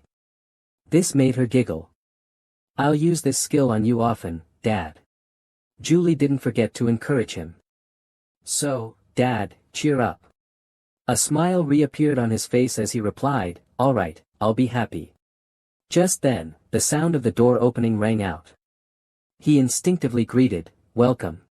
Ryu Min entered, dressed in plain clothes. That customer is. Julie whispered in her father's ear, Dad, do you know him? He stammered, he's the lottery winner. He stepped lightly into the store while they continued whispering, the winning numbers were identical to the 100 lottery tickets he bought.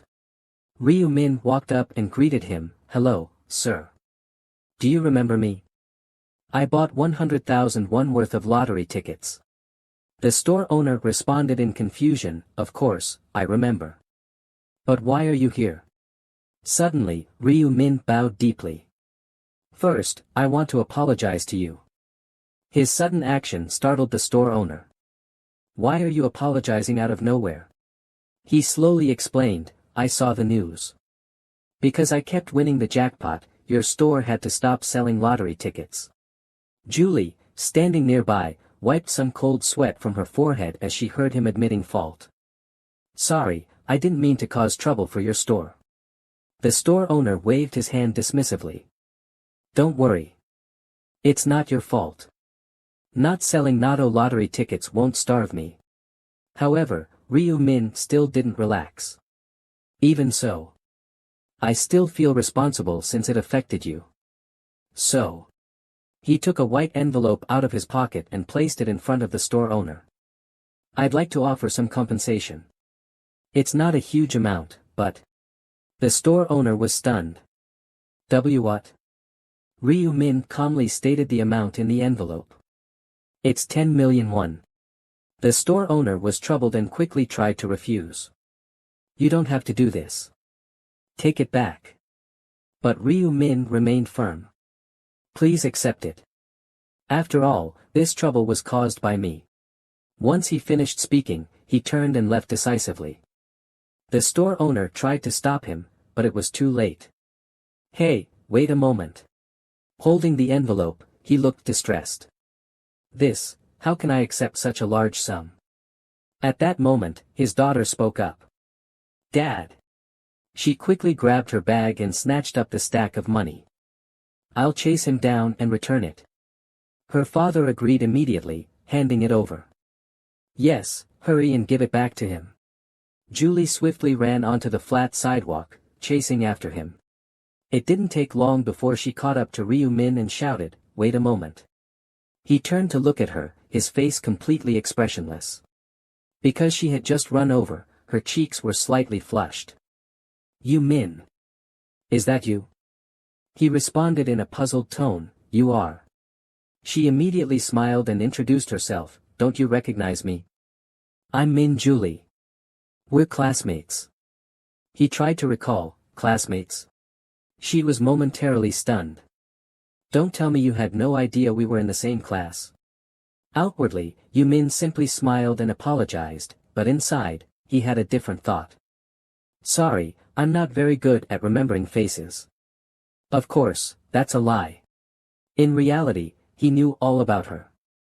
Min Julie, she's my classmate and the daughter of the convenience store owner. She also has a special profession, enhancer, someone who provides buffs to teammates. In his previous life, Yu Min had wielded a scythe to help her hunt monsters. Afterwards, she kept thanking him, leaving a deep impression on him. That was when I first realized she was my classmate. I never expected such a coincidence. I'm using this encounter as an excuse to approach Min Julie, but my true intention is to bring her to my side. Returning to reality, Julie generously invited him, shall we find a place to talk? He nodded in agreement. Sure. After walking for a while, they finally sat down on a bench in the park. Julie took out the envelope from earlier and handed it to him. Here, take this. Yu Min was surprised. Isn't this the money I just gave you? She firmly said, we can't accept such a large amount. You should take it back. Yu Min didn't insist. Accepting 10 million won would definitely feel burdensome. I already knew they wouldn't take it.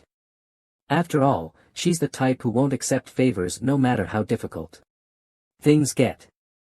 Seeing him hesitate, she urged, hurry up and take it back, my hands are getting sore.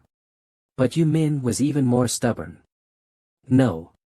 Didn't I already say? I gave it because I felt guilty. At least this way, I can feel at ease. She tried again to persuade him. But this amount is too much. This time, he cut her off directly. No matter how much it is, I want you to take it. Otherwise, I'll keep feeling guilty and won't be able to let it go. Julie confessed to him honestly, even so, this amount is just too much. It's too much pressure for me. Meanwhile, he silently thought, that's exactly why I want to give it to you. He leaned in and whispered near her ear, just tell your dad that to me, this amount is nothing. Just accept it. Holding the money, Julie grew even more flustered. Why are you always so stubborn? Why do you? He didn't say anything else and stood up. We're done talking, right? Then I'll get going. The girl panicked and quickly called out, W8. She opened the envelope and pulled out a few bills. 10 million won is just too much. I'll only take 1 million, is that okay? Yumin responded, do you have the authority to decide that? You should ask your dad. Julie looked up at him hesitantly. But, my dad definitely wouldn't accept it easily. That was when he suddenly realized something. Your dad. The convenience store owner is your dad. She nodded, and Yumin finally understood. I go there all the time. How interesting. Julie awkwardly agreed, yeah, I think it's funny too. The lottery jackpot winner turned out to be my classmate. A hint of melancholy flickered in his eyes. Classmate. She brought up the earlier topic again. But do you really not remember that we're classmates? The moment you walked into the store, I recognized you. Yumin still stuck to his story. Sorry, I'm really not good at remembering faces. He smiled and asked her, besides, isn't this the first time we've ever had a conversation like this? The girl met his gaze and hesitated for a moment. Yeah, it is. In the end, she lowered her head, showing a trace of disappointment. So, is this the first time you've even heard my name? He still acted sincere. I'm really sorry. Looking at the shy girl lowering her head in front of him, he thought to himself, pretending not to know her does make me feel a little guilty. Despite this, he had no ill intentions and instead gazed at her affectionately, but I have to do this to make her interested in me. Her foot gently turned on the brick-paved ground out of shyness. I just told you, my name is Min Julie. We are classmates. Julie pointed at herself and then straightened her posture. This is my face. Do you remember now? Seeing the person in front of him blushing deeply, he decided not to tease her any further and instead promised cheerfully, I'll remember. Only then did the girl realize what she had done, feeling even more embarrassed. Suddenly hit by reality. What am I even doing? Introducing myself to a classmate and graduation is so close. Lu Min spoke to her with a meaningful tone, at least now I know. It's not like we won't stay in touch after graduation, right?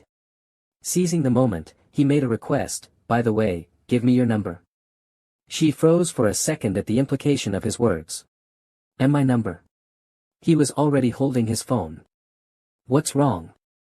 Asking a classmate for their number isn't weird, is it? She quickly reached out her hand. Give me your phone. She didn't dare look up at him and hurriedly typed in a string of numbers on his phone. After entering the number, she immediately handed the phone back to him. Here you go. Lu Min looked at his phone and sighed, it's fate that we met like this, so let's keep in touch. Julie was caught off guard by his sudden advance and could only nod obediently. Oh okay. Their encounter came to a temporary end as he took the initiative to leave first. I have something urgent to take care of, so I'll go now. At that moment, she realized something had been left behind, but Lu Min had already waved and walked away. W8.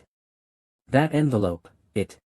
Just like that, the girl was left standing alone, lost in her thoughts. I didn't get to return it to him. Julie placed a hand on her chest and then ran in the opposite direction. It was really strange that he suddenly asked for my number. Oh no, my heart is beating so fast. A warm ray of sunlight cast over the girl's emotions, making her realize, even though I know he only sees me as a friend. I like Lu Min. Things weren't always this ideal. At first, we met by chance. Lu Min had been beaten up by a group of bullies behind the school, and she happened to witness everything. Bastard. Didn't I tell you to bring money? Do you think we're joking? And no, it's not that. Julie quietly picked up her phone and called the police. Hello, is this the police? Even after that, she still hid behind a utility pole, silently watching his lonely figure. Is it because I pity him? Or is it because I was the one who called the police, so I feel responsible? I followed him to make sure he got home safely, but Because of this, she witnessed what happened in the store. Seeing Lu Min casually go to work. Only a thin layer of glass separated them. I finally understood, he was much stronger than he appeared. Even when doing classroom duty, Julie's gaze always followed him. From that moment on, I became interested in him. She secretly watched Lu Min as he slept on his desk. But I didn't have the courage to talk to him.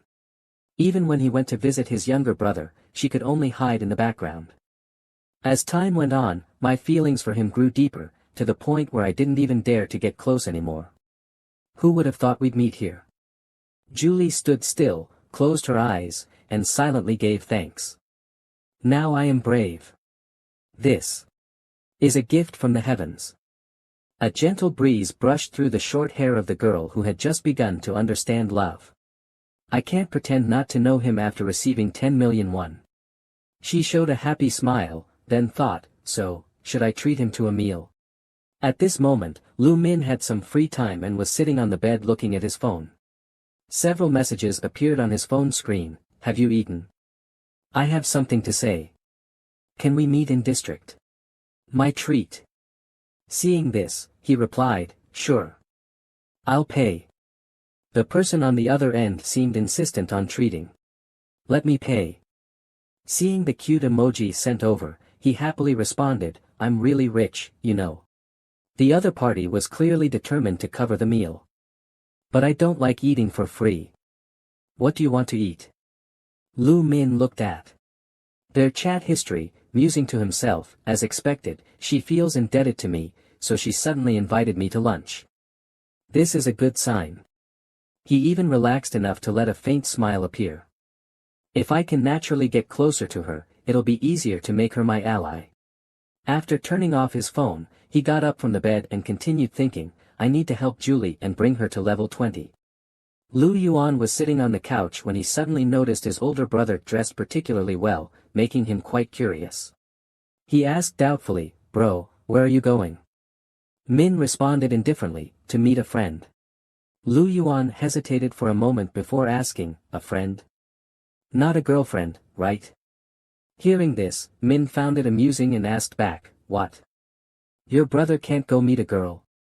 After speaking, he reminded his brother, I'll be eating out, so don't go hungry, got it? Yuan cooperatively replied, After his brother left, he sat blankly on the couch, lost in thought. Suddenly, he picked up an incredible signal. No way. He then fell into existential doubt. Is he, on a date? The scene shifted to a high-end steakhouse. Suddenly, a probing voice sounded, do you like eating steak? Julie was startled by the unexpected question, covering her mouth in embarrassment as her face flushed. What? Seeing her so flustered, he calmly repeated, do you like eating steak? She felt shy and stammered, why yes, I really like this dish. He casually picked up his fork. Then eat more. After answering, she thought to herself in amazement, I never expected to have a private meal with Lu Min. What a lucky day. They ate silently amid the soft music and quiet murmurs of other guests. However, in this subtle atmosphere, she suddenly realized things were getting a little awkward. The air is becoming awkward. I need to say something. Come on, be brave. After thinking for a moment, she finally found a topic and hurriedly asked, how did you manage to win the lottery 4 times? In a row. He was eating heartily and hadn't noticed the awkwardness at all. Hearing her question, he simply looked up at her. Then, without any shame, he casually made up an absurd reason, oh, that? My ancestors told me in a dream. Pretty lucky, huh? In Julie's mind, she pictured an ancestor with glowing eyes saying, remember these numbers. As she imagined this, she asked in surprise, in a dream? So how much money did you make from it? His expression remained unchanged as he naturally continued, looks like I won't have to worry about money for the rest of my life. Though. I do have to worry about keeping my life safe. At this moment, she suddenly remembered something she had always been curious about. Speaking of which, I'm really curious, what was your first level like? Was killing goblins really hard? He admitted without hesitation, yeah, it took quite a bit of time. She continued to probe, which district were you in? He answered truthfully without any impatience, I don't remember too well, just that the last digit was 5.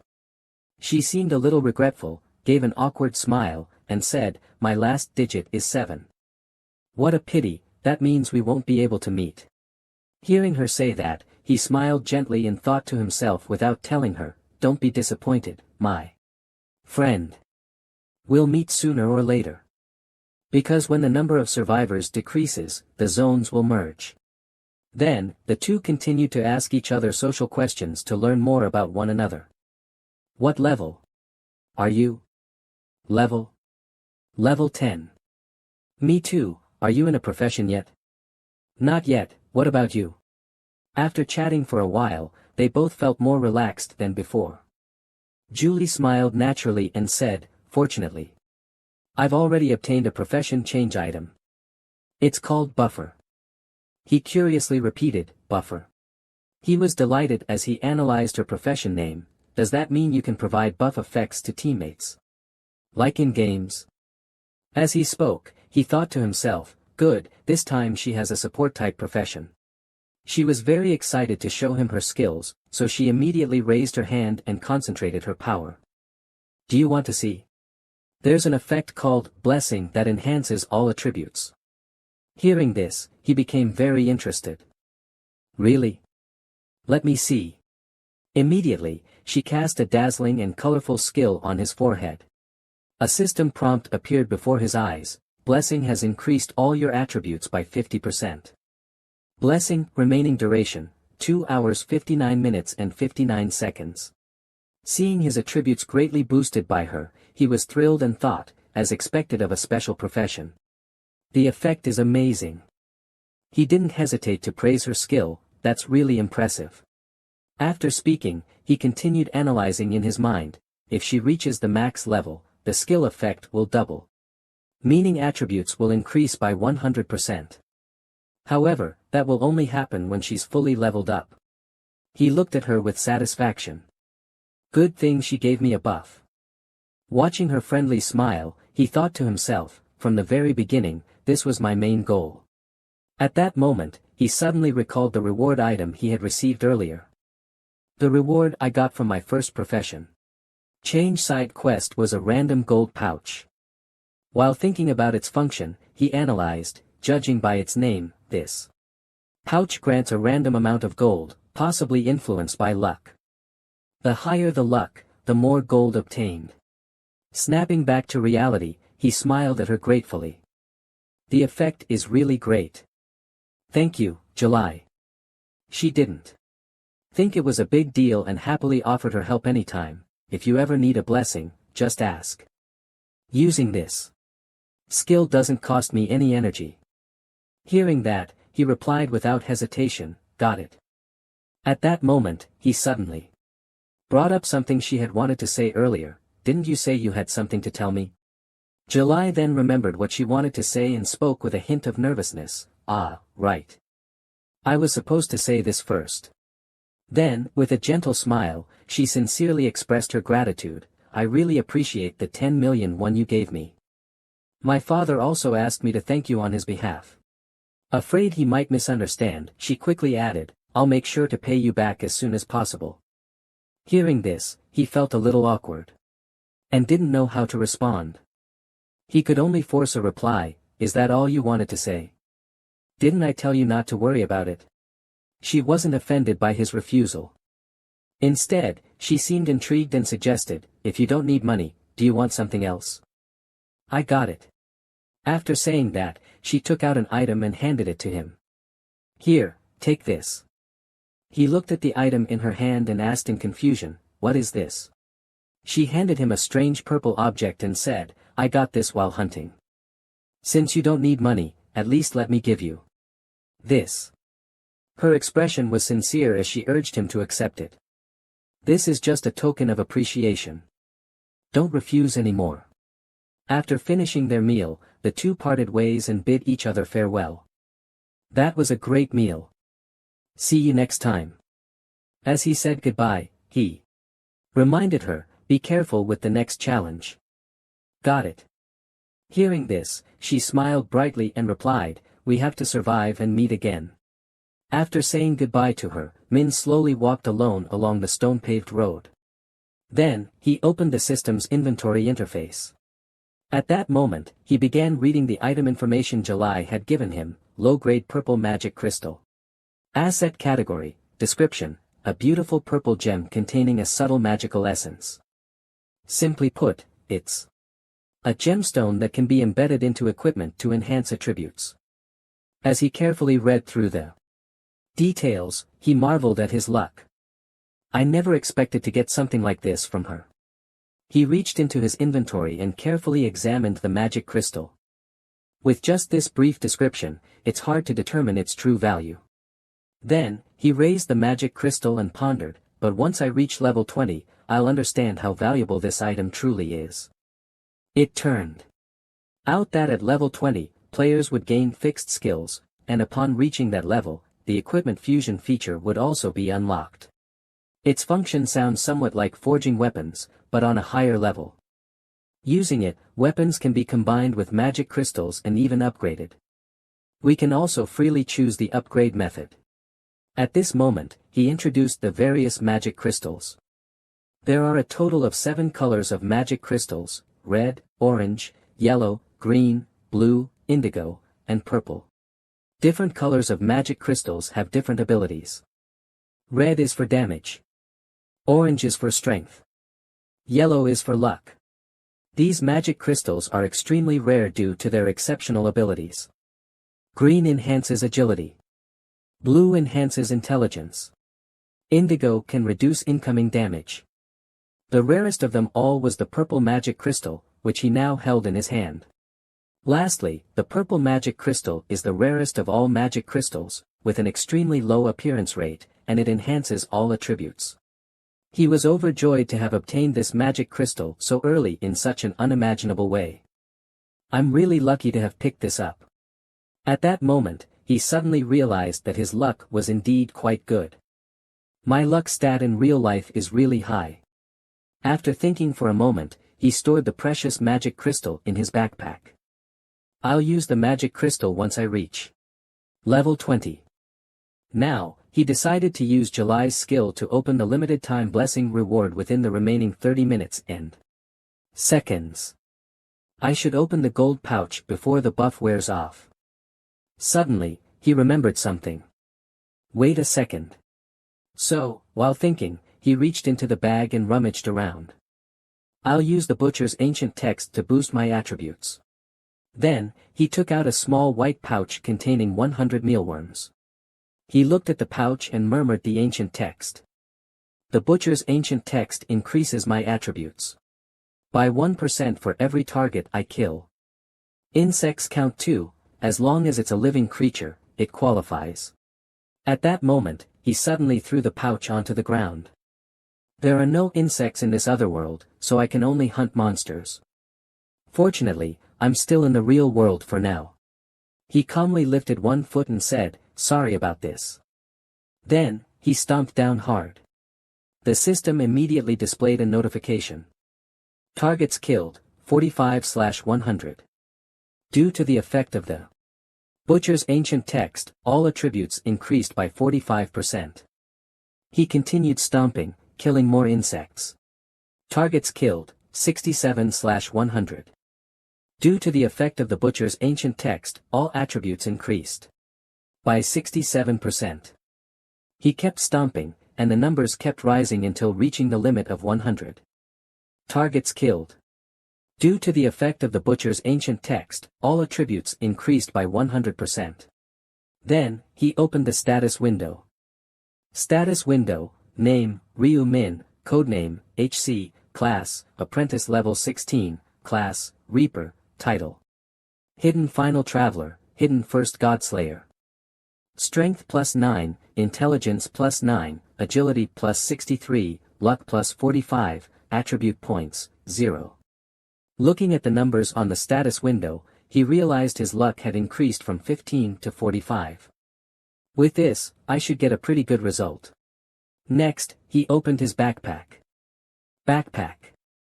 Then, he took out the reward item, the gold pouch. Random gold pouch, consumable. Rare item. Effect, grants a random amount of gold between 1 and 9,999. Usage requirement, must be used before the next round starts and requires at least a recruit level rank. This limited time item is given to the first person. To change classes. If not used, it will disappear automatically in the next stage. Affected by luck stat. At this moment, he confidently decided to use the reward item. My luck stat has been boosted to the max, so now. With that thought in mind, he issued the command without hesitation. Use. The gold pouch then floated in his hand. He stared at the gold pouch with anticipation. How much will I get? Even with the same luck stat, the amount of gold received varies. However, he seemed to have anticipated the outcome, so he confidently speculated.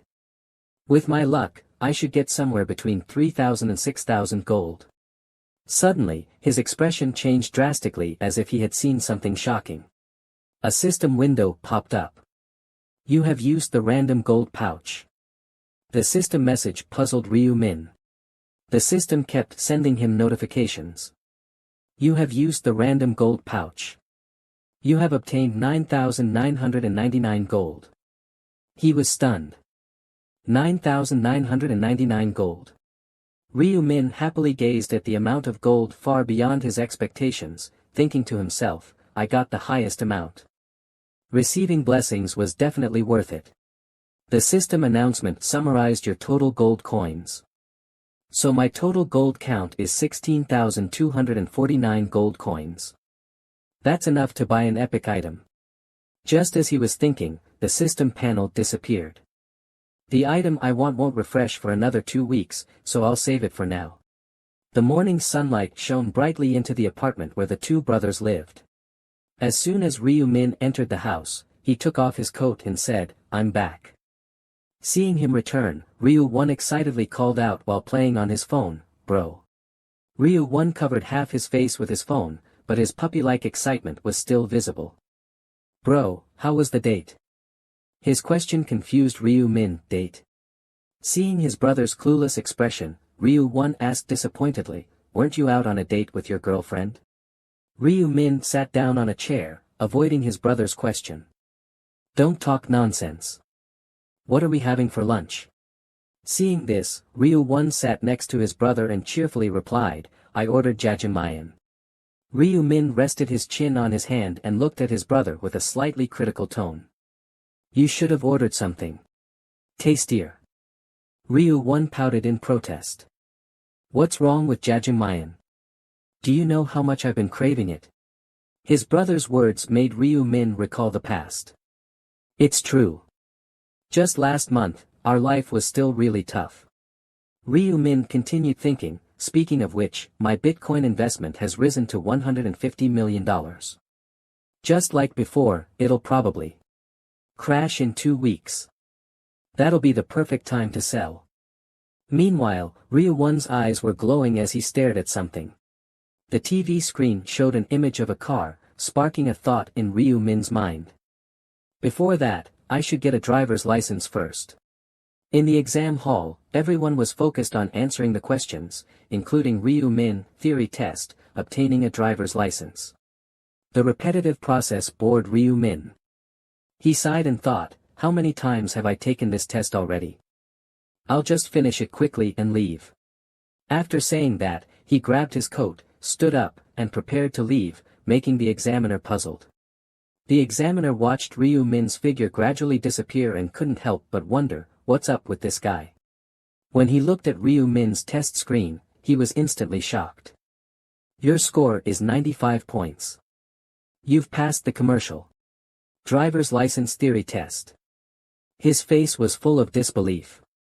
In such a short time, he actually scored 95 points. Ryu Min knew better than anyone what his result would be. The result was obvious. I got my license in just 4 days. Proudly, he handed his shining driver's license to Ryu One. Ryu One exclaimed, it's dazzling. I have more driving experience than anyone. Suddenly, Ryu Min began to reflect on his reality. Wait, how many years have passed already? How old am I now? Then, he thought, after getting my license, I immediately bought a supercar, a Lamborghini Aventador, a red Lamborghini. It didn't take long to choose since I had driven this car before.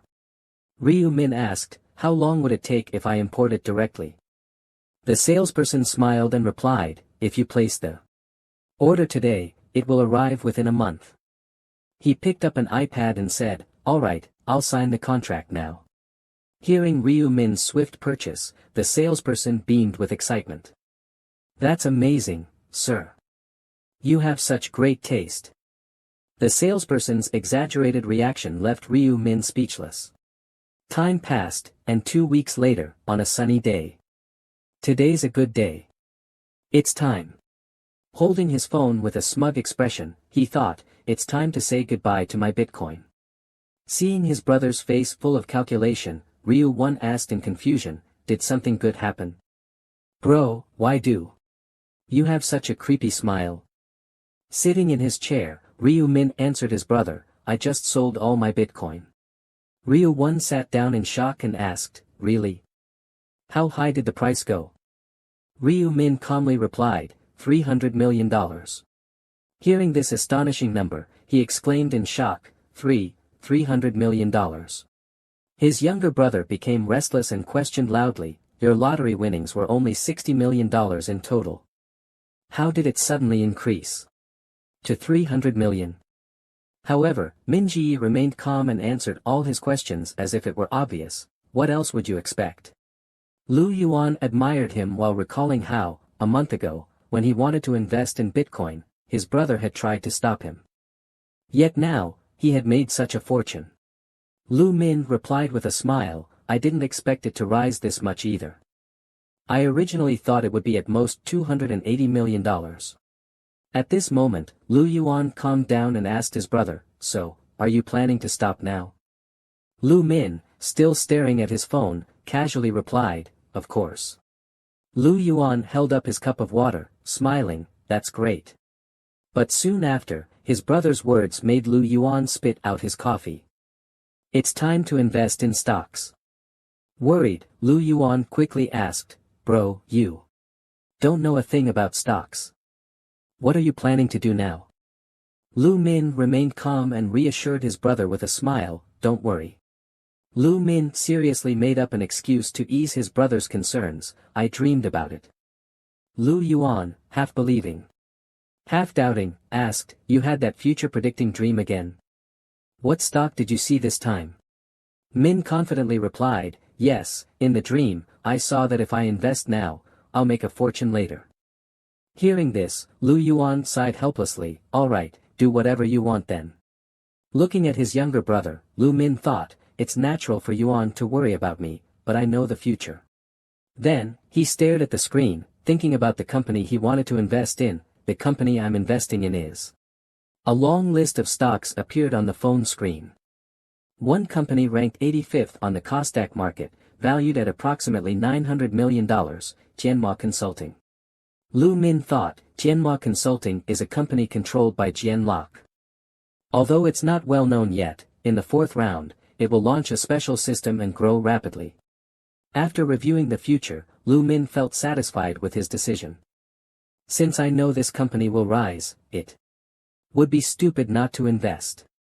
As he thought, he picked up his phone, if I can acquire a large number of shares and control the company's operations, I can influence it as a major shareholder and earn substantial profits.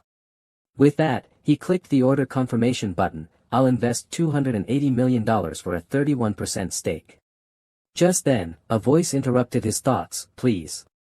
It was Lu Yuan, hands clasped together, silently praying for his brother, please let his dream come true again. That's done. He thought as he stared at the words displayed on the screen, confirm purchase order number 5.84241. Transaction successful. Without hesitation, Lu Min immediately planned his next move, now, I just need to purchase items. Night fell, and the lights in all the buildings went out, except for the brothers' house, which remained brightly lit. The faint glow came from a late-night desk lamp. Accompanied by the system notification sound, a series of items appeared on the system interface. Shop. Lying on the bed with his hands behind his head, Lu Min thought, I saved up gold coins just for today. He opened the equipment tab, marveling at the benefits of having a large amount of gold coins. As long as I have coins, I can buy items and ordinary skills. It couldn't be more convenient.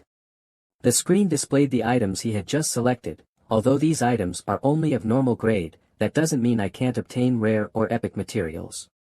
A notification popped up, today's items, today's items. Ryu Min was still immersed in his thoughts. This is a function that sells random items daily, making it difficult to buy what you want since you never know what will be available. These random cards represent the items for sale because no one can predict them in advance. But it's no problem for me since I already know when specific items will be sold. As he thought about it, Ryu Min clicked on today's item list. Today is the day the epic item I need goes on sale. The system interface displayed a list of randomly sold items. Skeleton necklace, necklace type, epic grade, effect. Intelligence, attack speed plus 1% per enemy killed, stacking up to 25% until the end of the round. Restriction, apprentice. And above, durability, 500/500, price, 4,600 gold, remaining sale time, 23 hours, 39 minutes, 59 seconds. Purchase. Ryu Min was ecstatic as the item he wanted appeared. This is the skeleton necklace I need. A faint smile appeared on his face. This equipment boosts intelligence and attack speed, and considering its effect, the price is quite reasonable. Since I have what I want, I should make the most of it. Ryu Min returned to the homepage and opened the item warehouse. A discount coupon popped up on the system interface, along with its usage rules. 50% discount coupon, any item purchased today will receive a 50% discount upon completing the upgrade quest. You are eligible for a 50% discount on today's purchases, valid only for this round. Restriction, apprentice and above. Item description, a reward available only for players who have completed the second round of side quests. If not used this round, it will automatically expire. Ryu Min thought for a moment, his finger already reaching for the purchase button. If I use this 50% discount coupon to buy the necklace. The remaining gold after purchase puzzled him. Gold balance, 13.94. Ryu Min suddenly stood up. I still have this much gold. He rested his chin on his hand, thinking back to the items he originally planned to buy. I initially intended to use the remaining gold to buy a set of common equipment. Recalculating in his mind, he recalled some support skills he wanted. But if I save up another 6,000 gold, I can buy an additional common skill. Skills are more useful than regular equipment. He rested his chin on his hand, a smile forming on his lips. I need to earn 6,000 gold as soon as possible. Luckily, there are plenty of monsters in the third round. Time passed, and on March 1, 2023, the town center's gemstone emitted a purple glow. Countless residents gathered around it, some even displaying golden radiance on their bodies. The day had finally arrived. Players began appearing in the third round game area and the central zone. There's a massive purple gemstone here, glowing intensely. Damn it, I got dragged into this world again. Forced into the game, the players started talking among themselves. This isn't the forest this time. Where are we? Some cautiously observed their surroundings before making a statement. The buildings are destroyed, but this looks like a village. Hearing this, a voice suddenly retorted, village, my ass. This place is a complete ruin. They even noticed the towering walls surrounding their location. Look, the walls surrounding the village are real. It was then that the players finally paid attention to the massive, eye-catching purple gemstone in the center. What is that crystal? What are we supposed to do in the third round? At that moment, Ryu Min appeared in the distance, silently observing everything. This place feels so unfamiliar, and everyone looks anxious. His gaze fell on a single person who seemed completely unfazed. The only one who appeared indifferent was Young Jiha. As the scene shifted to Young Jiha's calm expression, murmurs began behind him. Isn't that guy the representative of the evil faction? As time passed, more and more people whispered behind his back. Yeah, Life is a documentary, that's him. I heard he's a gang leader and even threatened me with a sword to make me vote for him. Amidst their murmurs, his name was mentioned. The real representative should have been Black Hook, not this murderous maniac. Suddenly, someone raised a hand and quietly warned their companion. Hey, he can hear you. He has power now. But it seemed Young Jiha had no intimidating presence, as the person nonchalantly retorted, who cares? His power can only be used 10 times. Nothing to be afraid of. Hearing this, Young Jiha finally lost his temper and spun around, roaring, you bastards, shut the hell up. Ironically, his outburst had no effect, and instead, more people began mocking him. What's he yelling about? As if we can't curse back. Not backing down, Young Jiha pointed at the crowd and demanded, who's whispering? At that moment, the murmuring group finally realized they were in trouble and stopped talking. His face twisted in anger as he cursed in his mind, damn it, I knew this would happen. If only that damn angel had kept quiet. At this moment, a pair of shiny leather shoes suddenly appeared. Young Min immediately stood in front of him, lowered his head, and respectfully greeted, hello. Many people recognized him and started whispering in confusion, what is Huang Yongmin doing? Ignoring the surrounding doubts, he sincerely looked up at Jongsik and said, life is like a play. Brother Jongsik, Senior Joe Jongsik, I have come to greet you. Jongsik calmly looked at him and then asked, are you my underling? Young Min immediately replied. Not yet. I'm just a 20-year-old young man with a dream of becoming a member of the underworld. Hearing this, Jongsik was full of question marks, furrowing his brows and thinking, this guy wants to join the underworld. Is he crazy? Young Min displayed an expression of extreme admiration and said with a smile, you are my role model. I really want to join your gang, Jongsik. Before he could ask further, he was stunned by what happened next. What are you? Young Min suddenly knelt on the ground and declared firmly, I am willing to follow you for life. Please accept me. Seeing this, Jongsik couldn't help but smile. I've seen plenty of lunatics in my life, but this guy is on another level. I like his spirit. Thinking this, he told him to stand up, get up. Young Min immediately responded eagerly, yes, boss.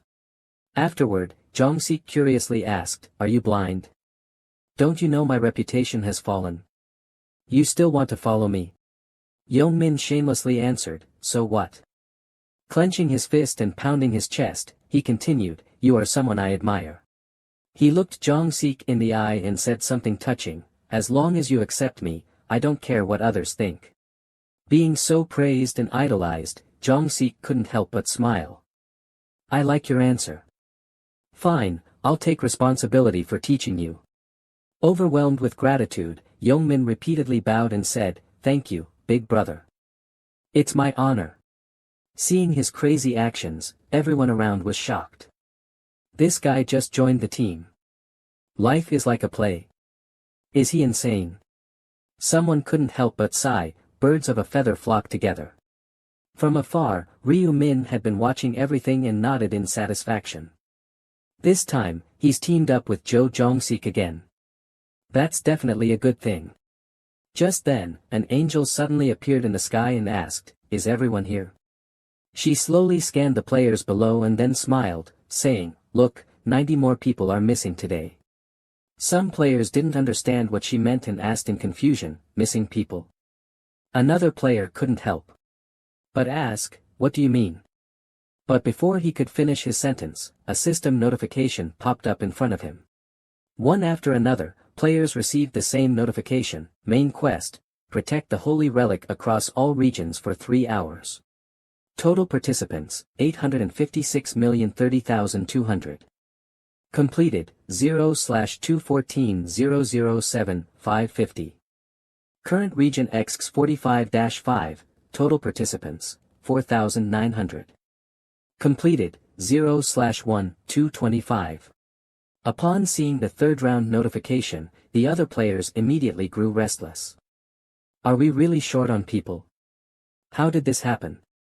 The angel, however, spoke unhurriedly. How could that be? More people have died again for no reason. It seems like you've already started killing each other in the real world. I keep wondering how intense your competition can get.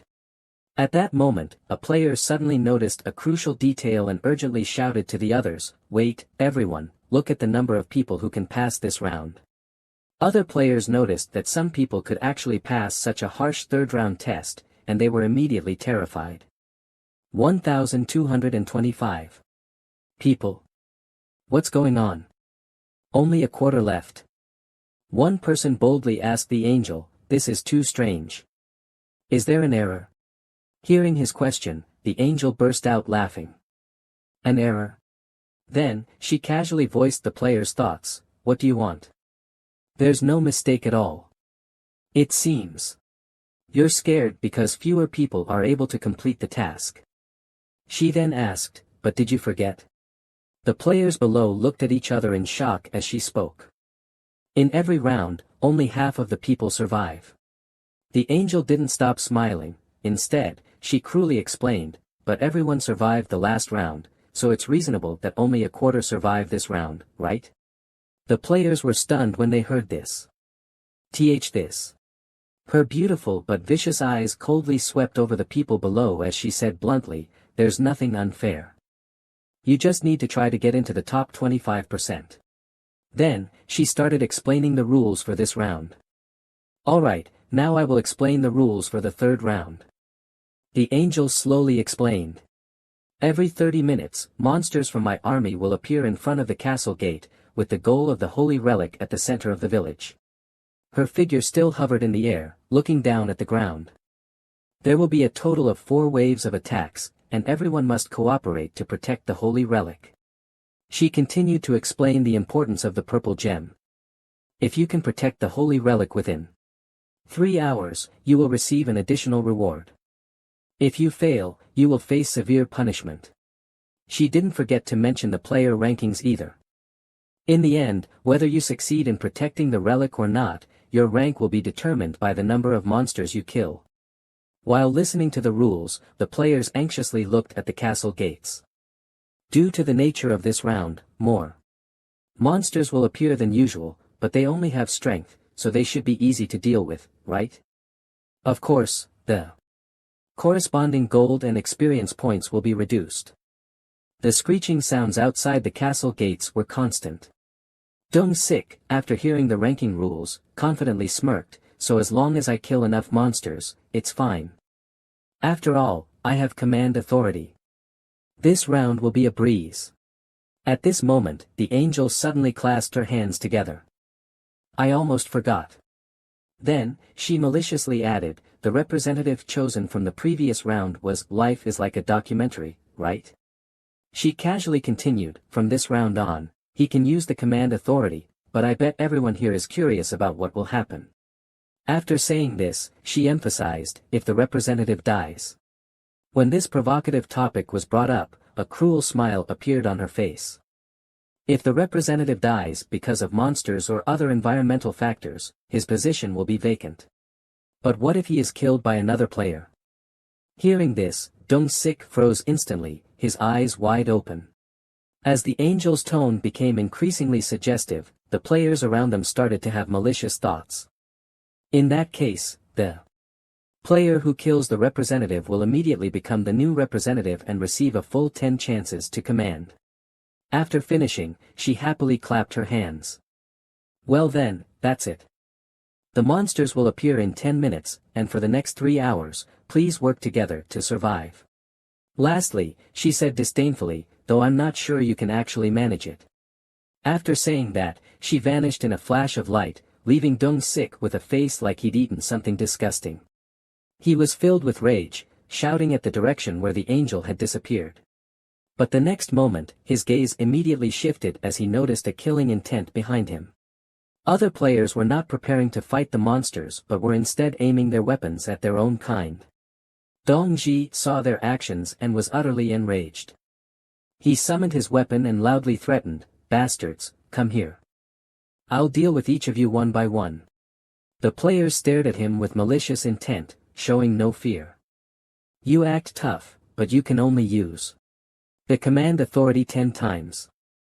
The angel already said that whoever kills this guy will become the representative." One shameless player even said greedily, "If I become the new representative, even better." At that moment, a figure suddenly appeared. Lu Min, with a calm expression, holding a weapon, slowly walked up behind Dongji. Seeing him approach, Dongji stuttered in surprise, What are you doing, black dog?" He stood next to Dongji and spoke, "Don't be afraid, I just want to talk." But all Dongji heard was the word, "afraid," and he hesitated before replying, "Afraid? What are you talking about? What do you really want to say?" He then added, "If you're trying to make me submit." But before he could finish, Lu Min interrupted, "I have a suggestion." Facing Dongji's hesitation, Lu Min spoke directly, "I guess you're in a difficult situation right now." He then made an enticing offer, "How about I protect you?" Dongji, surprised and confused, asked, "What?" Lu Min patiently repeated, "I will protect you from other players' attacks. In other words, I'll be your personal bodyguard." Other players, hearing this, were all surprised and started discussing, "Black Dog wants to protect him? Is this some kind of documentary plot? Does that mean we have to be enemies with Black Dog?" For a moment, they hesitated. "What should we do?" Dongji, hearing the others' wariness of Lu Min, secretly thought, "I didn't expect Black Dog to have such influence. Judging by their reactions, this offer is indeed tempting." But he quickly calmed down. "But nothing in this world is free." He then asked with a serious face, "So, what do you want in return?" Lu Min spoke casually, "Nothing special." But his gaze became sharp as he added, "You must obey my orders unconditionally. That's the only condition." Dongji froze, gritting his teeth, thinking, "Is this guy trying to make me his subordinate?" He didn't immediately agree but instead asked cautiously, "Why are you making this offer?" Lu Min answered briefly, "I can't say." Dongji persisted. "You want me to obey? What kind of orders?" Lu Min still didn't budge, "I can't say. You just need to obey my commands unconditionally." Dongji, seeing his dismissive attitude, was angry inside, "So you want me to follow you forever? Damn, do you really think I'm that easy to fool?" But he paused for a few seconds and continued thinking, "Wait, what if I refuse? He won't just attack me in front of everyone, right?" While he was still deep in thought, Lu Min decisively said, "Make your choice." Then he reminded with a meaningful tone, "Others are also waiting for your decision." Dongji hesitated for a while but ultimately chose to reject Lu Min's proposal. Lu Min's eyes flashed coldly as he silently confirmed, as expected, "This guy won't easily submit." The other players, seeing him make such a foolish decision, couldn't help but smirk with glee. He refused. If he had accepted, he could have gone hunting peacefully by now. His pride must be too strong, he doesn't want to obey orders, right? At this point, the players tightened their grips on their weapons, aiming at Dongji, and spoke one after another, "Is honor more important than life? Or does he just not care about us?"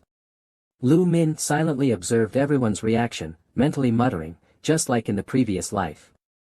Then, he made the next decision, "It's time to draw the line." With that, he looked at Dongji and said in a calm tone, "Very well, since you refused, there's nothing I can do. From now on, I won't involve myself in what happens here." He decisively turned and left. "Whether you live or die has nothing to do with me." At this, others who heard him said nothing, but began to stir, wanting to attack him. "Did you hear that? The Black Dog no longer cares about you. So should we just deal with this thug now?" Dongji gritted his teeth in anger, but he was powerless and could only pick up his weapon. "Damn it, do I have no choice but to accept that proposal?" At that moment, the system announced the start of the game. The first wave is about to begin. Please prepare to deal with the monster spawns and protect the sacred relic. The players who originally planned to surround Dong Ji were interrupted by the sudden system announcement. It started. The system briefly explained the game rules. After 30 minutes, no matter how many monsters are killed, the second wave will begin. At this point, other players quickly rallied their teammates to protect the giant purple orb. Everyone, protect the relic. The system then began the countdown, with 2 hours, 59 minutes, and 59 seconds remaining until the level ends. As everyone focused on the city gate, Dong Ji suddenly had an idea. I can't fight alongside these people with whom I have conflicts. He turned and looked around, searching for another opportunity to act. Anyway, this is an individual task, I have to go alone. Suddenly, he noticed someone walking calmly in another direction. Where is that guy going? Dong Ji sneakily followed Lu Min. He hid behind a building, observing from a distance. Is he planning to fight alone? Is he heading towards the city gate? At that moment, a voice sounded, announcing the official start of the game. First wave. The city gates slowly opened. The system announced the current number of players. 4,900 players. It then revealed the number of monsters in the first wave. Weak goblins, 9,800. The vicious, bloodthirsty, green-skinned goblin monsters emerged continuously from beyond the city gate, in increasing numbers. Seeing this number, Dong Ji was stunned, his face showing panic. 9,800. The system continued with a message. Due to the special level settings, these goblins only have a third of their normal strength. Then, it sent a blessing before disappearing. Good luck to all players. The self-esteem he had left when refusing that proposal was now completely gone. This is crazy. He could only think about escaping in his mind, then quickly ran away from the city gate. I'll hide first and observe the situation. He ran into a house and immediately leaped up the stairs. But why isn't the black dog moving? Does he plan to fight the goblins at the city gate alone? Although he was anxious, he still analyzed the dangerous situation calmly. Even if the passage at the city gate is narrow, it's wide enough for at least 10 people to pass through at once. While hastily opening the door, Dong Ji's thoughts raced. Does he think he can handle 10 enemies by himself? He then stood on the balcony, observing Lu Min from above in terror. That lunatic is acting arrogant just because his level is slightly higher. I don't even need to look to know that he'll be running away with his tail between his legs after a short while. On the other side, Lu Min was facing goblins baring their teeth and wielding weapons, quickly engaging them. Without hesitation or panic, he raised his scythe high, assuming a combat stance. He then swung his weapon lightly, killing 3 or 4 goblins that charged at him. He calmly lifted his eyes to look. The goblins, one falling, the next immediately charging forward without fear, lunging at him like starving animals. Suddenly, he raised his foot. The scythe gleamed and immediately struck at their vital spots. In a single strike, he killed a group of goblins with an uncatchable speed. Dong Ji, watching from above, was immediately stunned. The black dog is this strong? He then started imagining himself becoming as powerful as the other person once he reached level 16. Will I be this strong when I hit level 16? At this point, he realized that he had wasted too much time leveling up. This isn't the time to think about it. I must level up quickly and become stronger. He then looked at the players who were struggling to complete their tasks. The battle between the players and goblins had become extremely intense. The central area, at some point, had turned into a chaotic place full of death and despair, filled with urgent shouts. Stop them. The West City Gate is about to fall, don't let them get close to the sacred relic. Die. At this moment, Dong Ji no longer hid, but walked out of the house, ready to hunt monsters. It's time for me to go down and kill some goblins. He shouted loudly to attract a goblin. Come here, mobile experience points. Then, He struck it down with a single slash. Just then, he suddenly felt a dangerous aura. Without hesitation, he plunged his weapon into the head of the goblin approaching him. As he withdrew his weapon, he smiled inwardly, satisfied and confident. Thanks to the ancient language detection, I can predict their movements in advance. This is too easy. Suddenly, something flew swiftly toward him. It grazed his cheek, slicing off a small piece of flesh from his ear. Dong Ji turned to look at the thing that had attacked him and immediately discovered an arrow. I've never seen a goblin shoot arrows. Realizing this, he quickly confirmed that a player was attempting to assassinate him. Damn it, who is it? He cursed viciously in his mind. Whoever it is, once I catch them, I'll tear them to pieces. Suddenly, a long spear stabbed into his lower abdomen. Got him. Dong Ji, enraged, grabbed the spear tightly and shouted, "This bastard." He then pulled with all his strength, drawing the person toward the dagger in his hand. He stabbed the dagger straight into the person's chest. As he pulled the dagger out, he cursed, planning to finish the person off. Die, bastard. Just then, another arrow flew toward him, grazing his cheek. He immediately looked toward the direction the arrow came from and spotted a figure holding a bow and arrow. Without hesitation, Dong Ji coldly raised his long spear, aiming at the archer. The guy saw this and was scared into drawing his bow. But before he could release his arrow, it was pierced through his skull by Du Ji's spear. After dealing with the people around him, he struggled, holding his stomach and thinking, damn it, I didn't expect it to be the players I should be worried about, not the monsters. If I weren't the regional representative. At this moment, he regretted it deeply because he had coveted this position. Regional representative, my ass. If I had a choice, I would have given it to someone else. Not only that, but he started rethinking the previous person's suggestion. Should I accept the help of the black dog? But in the end, he was extremely proud and unwilling to submit to anyone. No, a man should have the courage of a man, I can't be his subordinate. He began looking around, searching for other solutions. There must be a way for me to hunt in peace without being disturbed by other players. At that moment, he suddenly noticed a player on the opposite side killing goblins. That guy is. He recognized that the other person's ranking in this area was quite high. Currently ranked 3rd in the area, holding the black dragon tamer in his right hand. Then, he couldn't help but show a mischievous smile. Yes, it's him. He shouted to the person from behind. Hey! The man turned back in confusion upon hearing the voice. What? Who's there?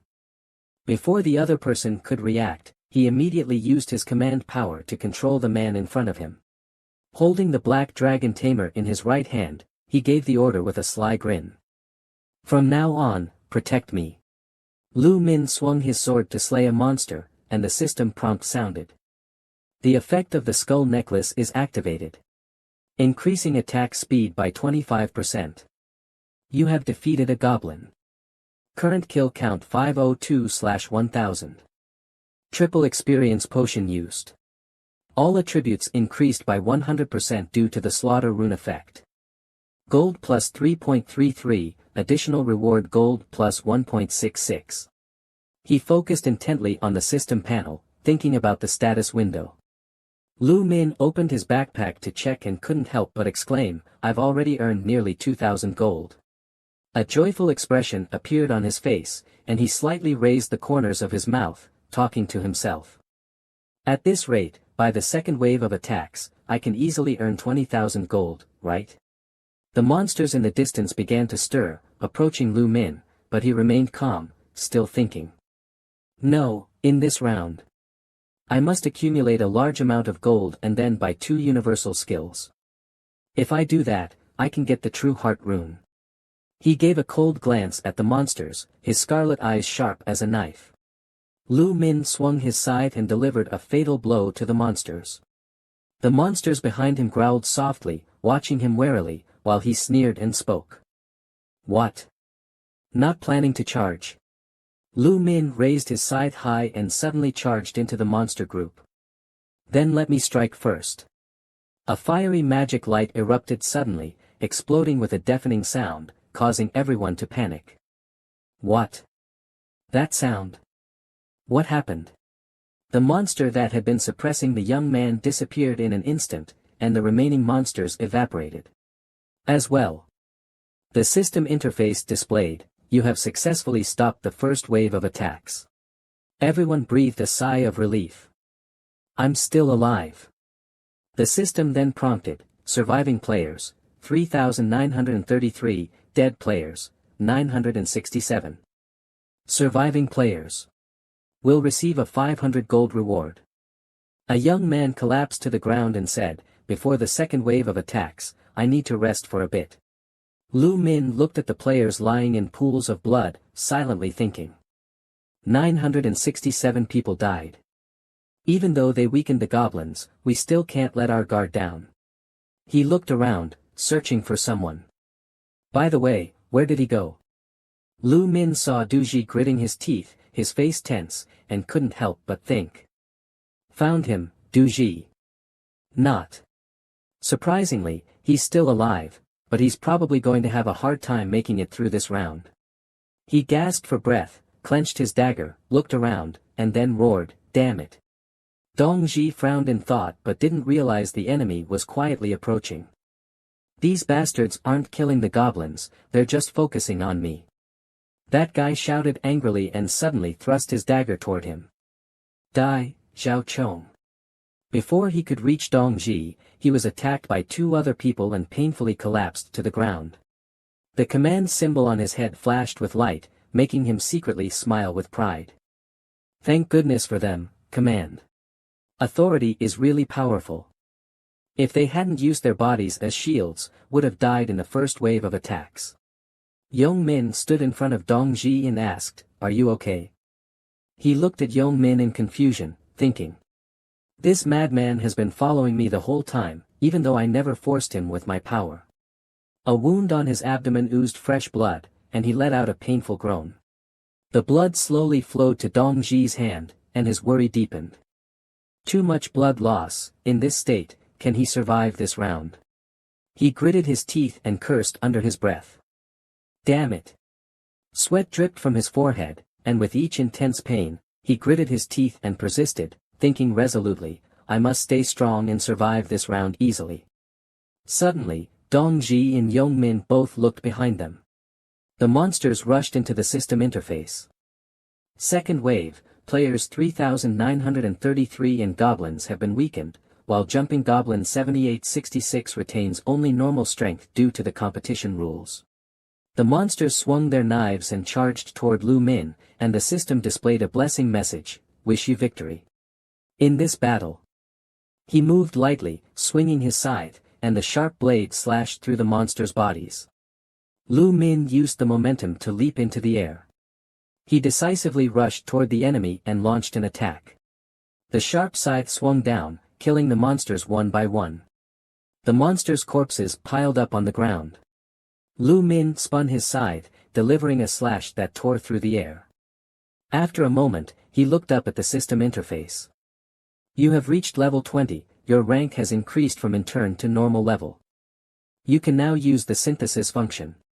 Lu Min raised his hand and gently wiped the sweat off his face, feeling satisfied as he thought, I did it. Finally. Leveled up to 20, now I can use the synthesis function to create unique items that can't be bought in the shop. The system popped up a congratulatory message, you have leveled up to, Dead Glory has been enhanced, extra damage has increased from 100% to 120%. Additionally, you have learned the Grim Reapers. Unique skill, Death Knight. Death Knight effect, create artificial darkness within a 500-meter range using dark energy. The caster can cancel this skill at will. The next skill will unlock at level 40. He read the system notification, thinking, the extra damage of Dead Glory has increased to 120%, and I've learned a new skill. And Death Knight perfectly matches the ancient language of the Grim Reaper, because the darker the night, the stronger the power. The system also displayed the attributes of the ancient language of the Grim Reaper. When using a weapon at night, attack power doubles, and attack speed increases by 50%. When resting at night, the chance of being discovered by enemies is greatly reduced. A swarm of monsters came from all directions to attack Lu Min. He grinned, excited to face them. I just learned a new skill. Lu Min said in a low voice, Death Knight. The monsters froze in terror.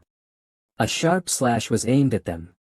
Another fatal slash struck directly at the group of monsters. Each monster was killed one by his scythe. The monsters roared in anger under Lu Min's decisive attacks. His feet lightly landed on the ground. Behind Lu Min, there was a pile of monster corpses lying on the ground. The system displayed, you have successfully blocked the second wave of attacks. 3,343 players survived. Players died, and survivors receive a 500 gold reward. He placed one hand on his waist, sighed, and asked himself, the second wave is dealt with, should I buy some general skills during the break? Lu Min reached out to touch the system store, thinking about the first skill to buy. He selected a skill, detection. Lu Min thought to himself, a magical energy lightly surrounds me. With this, I can detect targets within a 30-meter range. It seems the area within 30 meters is filled with goblin corpses. Should I save up another 20,000 gold? When the system displayed, third wave incoming, 3,343 players, against 6,686 weakened fiery goblins, he immediately rushed toward the monsters to attack. Other players also began to charge, using their fists to smash the monsters. The system prompt appeared, you have successfully blocked the third wave of attacks. Lu Min gritted his teeth and launched consecutive strong attacks. The system prompt appeared again, fourth wave incoming, 3,001 players, against 62 weakened ogres. After killing all the monsters, everyone showed exhaustion on their faces. The system displayed, you have successfully blocked the fourth wave of attacks. Dong Xiongji's face turned pale, his forehead dripping with cold sweat, and he gritted his teeth, thinking, only one more hour, as long as I can last another hour, I can survive. He glanced at the people standing in front of him and secretly calculated, the authority has been used up, as long as these guys can still protect me, I won't be in danger. The system panel displayed, fifth wave incoming, 2,700 players, against 10,800 weakened goblins. Dong Xiong Ji stared at the system in shock, 10,000. Why are there so many? The system explained, due to the special rules of this round, the goblins only retain normal strength. Good luck surviving until the end. Huge monsters swung their weapons and charged, and everyone yelled angrily and resisted with all their might, die. He calculated in his mind, I don't need to worry, this is actually a good opportunity to set a record. Dong Xiongji gritted his teeth with ambition, thinking about becoming stronger and tearing apart those who once looked down on him. A roar suddenly made him turn around, and everyone was joining forces to attack those who were protecting him. One of them pointed at him and angrily shouted, it's him. This bastard, the title of representative, is mine, I must kill him this time. He suddenly grabbed the two people beside him, using them as shields to block the attacks, then shouted loudly, you barbarians. It's almost over, block those guards. Stop them.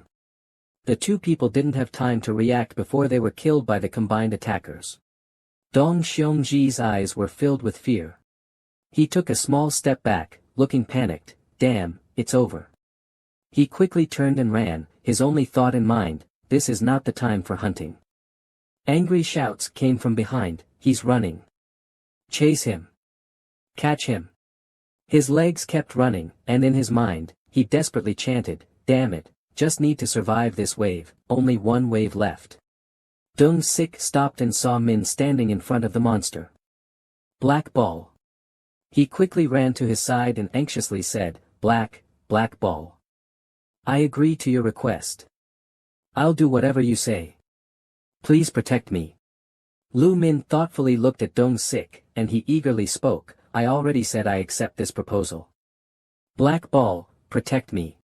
His eyes suddenly flashed a cold red light, glaring at him, then decisively said, I refuse. Dong-sik was stunned, hearing Lu Min coldly say, I told you before, I don't care about you. Life and death are your own decision. He anxiously shouted, wait, but you were the one who proposed it. I said I would become your subordinate. Didn't I? He turned and left, saying over his shoulder, I don't need a subordinate without command. Dong-sik's face turned pale, gritting his teeth in anger, thinking, that brat means to say I'm useless. If I had known, I would have agreed right away.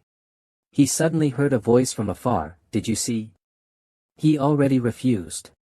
The partners surrounding Dong-sik spoke cunningly, good thing I was still thinking, if Black Ball helped him, what would we do? Life is really like a documentary. Blood once again seeped from his wound on his abdomen, the pain unbearable. One person said, now we can kill him as planned. Dong-sik gripped the round knife tightly and yelled, damn it, even if I die, at least I'll take one down with me. Yong-min stepped forward and pushed aside a partner, Senior, are you tired? Let me help you.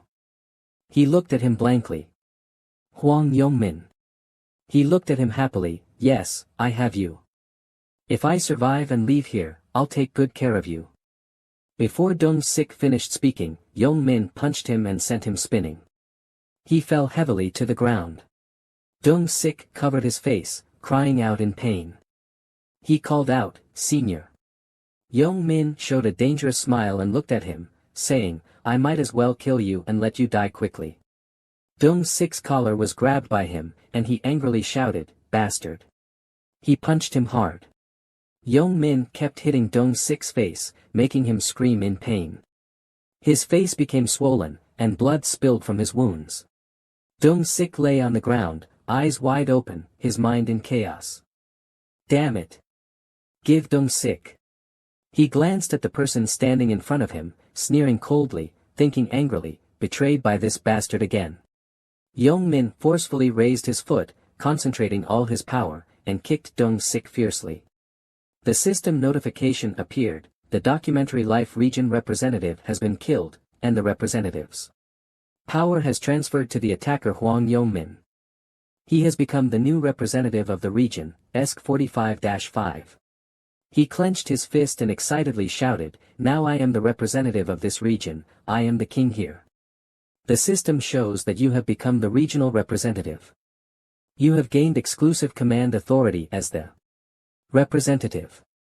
Yong-min thought in his mind, now if I concentrate, I can control Co Aaron according to my will.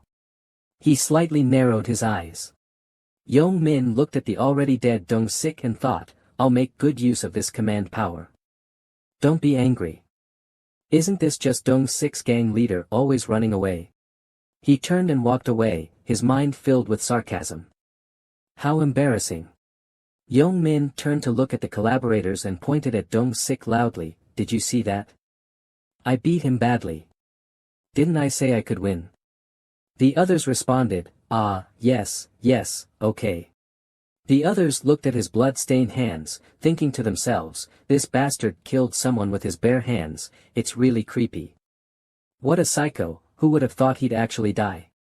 A series of questions from the crowd made the entire region stir up. What happened?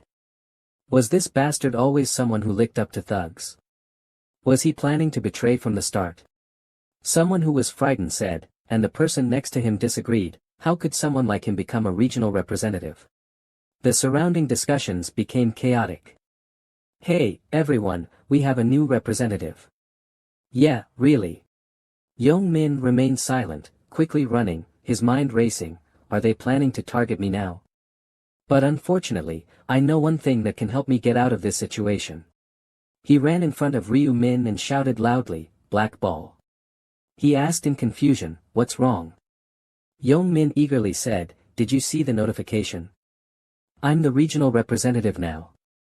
I have command authority. Don't you understand?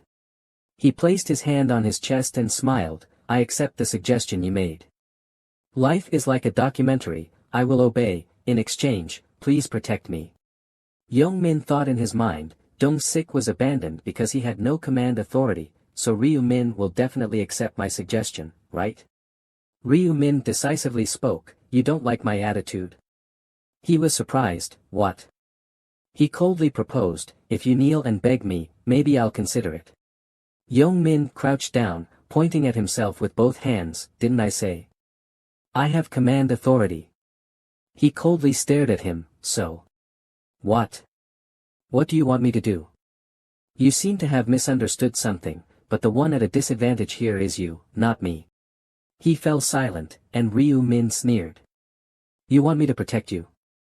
Then kneel down and beg me. Yong Min gritted his teeth and coldly glanced at the people behind him. He suddenly turned around, his gaze locking tightly on Ryu Min. Yong Min knelt on the ground, respectfully bowing his head to Ryu Min and pleading, I will follow all your instructions, please let me become your subordinate. His red eyes slightly narrowed when he said, please, Black Ball. Ryu Min coldly looked at him, and after evaluating, he was tired of seeing this scene. However, unlike Dong Sik, Huang Yong Min is still useful, for now. His words rang out, all right, I agree to your suggestion. Yong Min kept bowing his head and continuously thanked him, thank you, Black Ball. Ryu Min glared at him harshly, enough, I don't want to see your pathetic face anymore. Yong Min was confused, but Ryu Min passed by him indifferently without even glancing at him.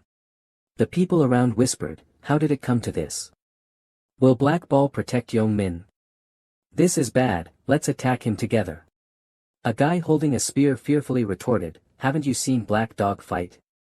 He can handle many people at once, we don't stand a chance against such a monster. Ryu Min coldly spoke, shocking everyone present. Let me help you make the decision. His sharp gaze swept across everyone, then he said, you have two choices. You can give up the title of regional representative and go back to fighting monsters. Ryu Min swung his scythe in front of them, threatening, or you can die by my hand. His face became terrifying, his voice low and cold. If possible, I recommend you choose the first option. But the second one is fine too, because anyone who dares to fight back with a sword against me is no longer human in my eyes. A guy fearfully hid the knife behind his back and looked at Ryu Min. The others were also greatly frightened and hurriedly turned to run. Go. I beg you, save me, okay? Yong Min knelt on the ground, his eyes locked on the terrifying scene before him, thinking to himself. This is shocking, I didn't expect that with just a few words, Black Dog could make them back down. He stood up, watching Ryu Min's back and reflecting, as an opponent, he's terrifying, but as an ally, there's no one more trustworthy than him. He still had a blank expression, silently speculating, in this atmosphere, it seems like everything is about to end. Ryu Min looked at those who were still struggling against the monster, thinking to himself, we've safely cleared the fifth wave, but... He slightly curled his lips into a mischievous smile, thinking, if this ends here, wouldn't that be uncomfortable? He shouted, Huang Yong Min. Yong Min walked up to him and answered, yes, Black Dog. Ryu Min coldly ordered, do as I say, like you promised. Yong Min asked, what should I do? Follow my orders. Ryu Min turned around, his sharp red eyes sweeping over him, and said, use your command authority 10 times, destroy the relics. He asked in confusion, what? Relics? He was puzzled inside, if the relics are destroyed. Yong Min suddenly remembered the angel's warning, if you can't protect it, you will face severe punishment.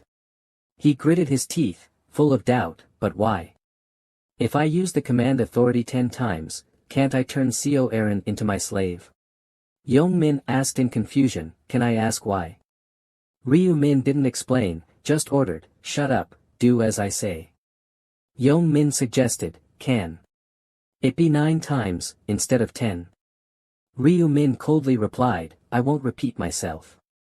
If you don't want to die, make your choice. His mind was in turmoil, and he said, I understand, I will follow your orders. He spoke with authority, next, I will assign someone to use the command authority for you. Ryu Min pondered for a moment, then said, Shen Qingyu, Chili, Xiao, Bai, don't disturb me, Chun, Xia, Chiu, and then he ordered, instructing these 10 people to destroy the relics. Yong Min was stunned. What? He suddenly looked at the person across from him, thinking, am I included in this? Are you doing this on purpose? The bald man looked at Young Min, no way. He helplessly said, sorry, this is Black Dog's order, I hope you can understand. His eyes lit up, muttering softly, don't disturb me, Shinchinyu. The words appeared above the heads of those people, leaving them stunned. Young Min whispered, Chili, Xiao, Chun, Xia, Chiu. He ordered, go destroy the relics. The system notification warns, the relic is under attack. A person frantically asks, what's happening? A loud bang is heard. A group of people surrounded, raising weapons, ready to destroy the relic. Everyone standing at a distance immediately shouted, stop, what are you doing? They were stunned, watching the group of people, angrily shouting, what are they doing? Do they want to be punished? Someone stop them quickly, if they keep going, the relic will break. One person rushed forward and tightly hugged the person attacking the relic. Stop smashing it, stop. Who can stop them? Another person unhesitatingly swung their knife at the group. Cracks began to appear on the surface of the relic.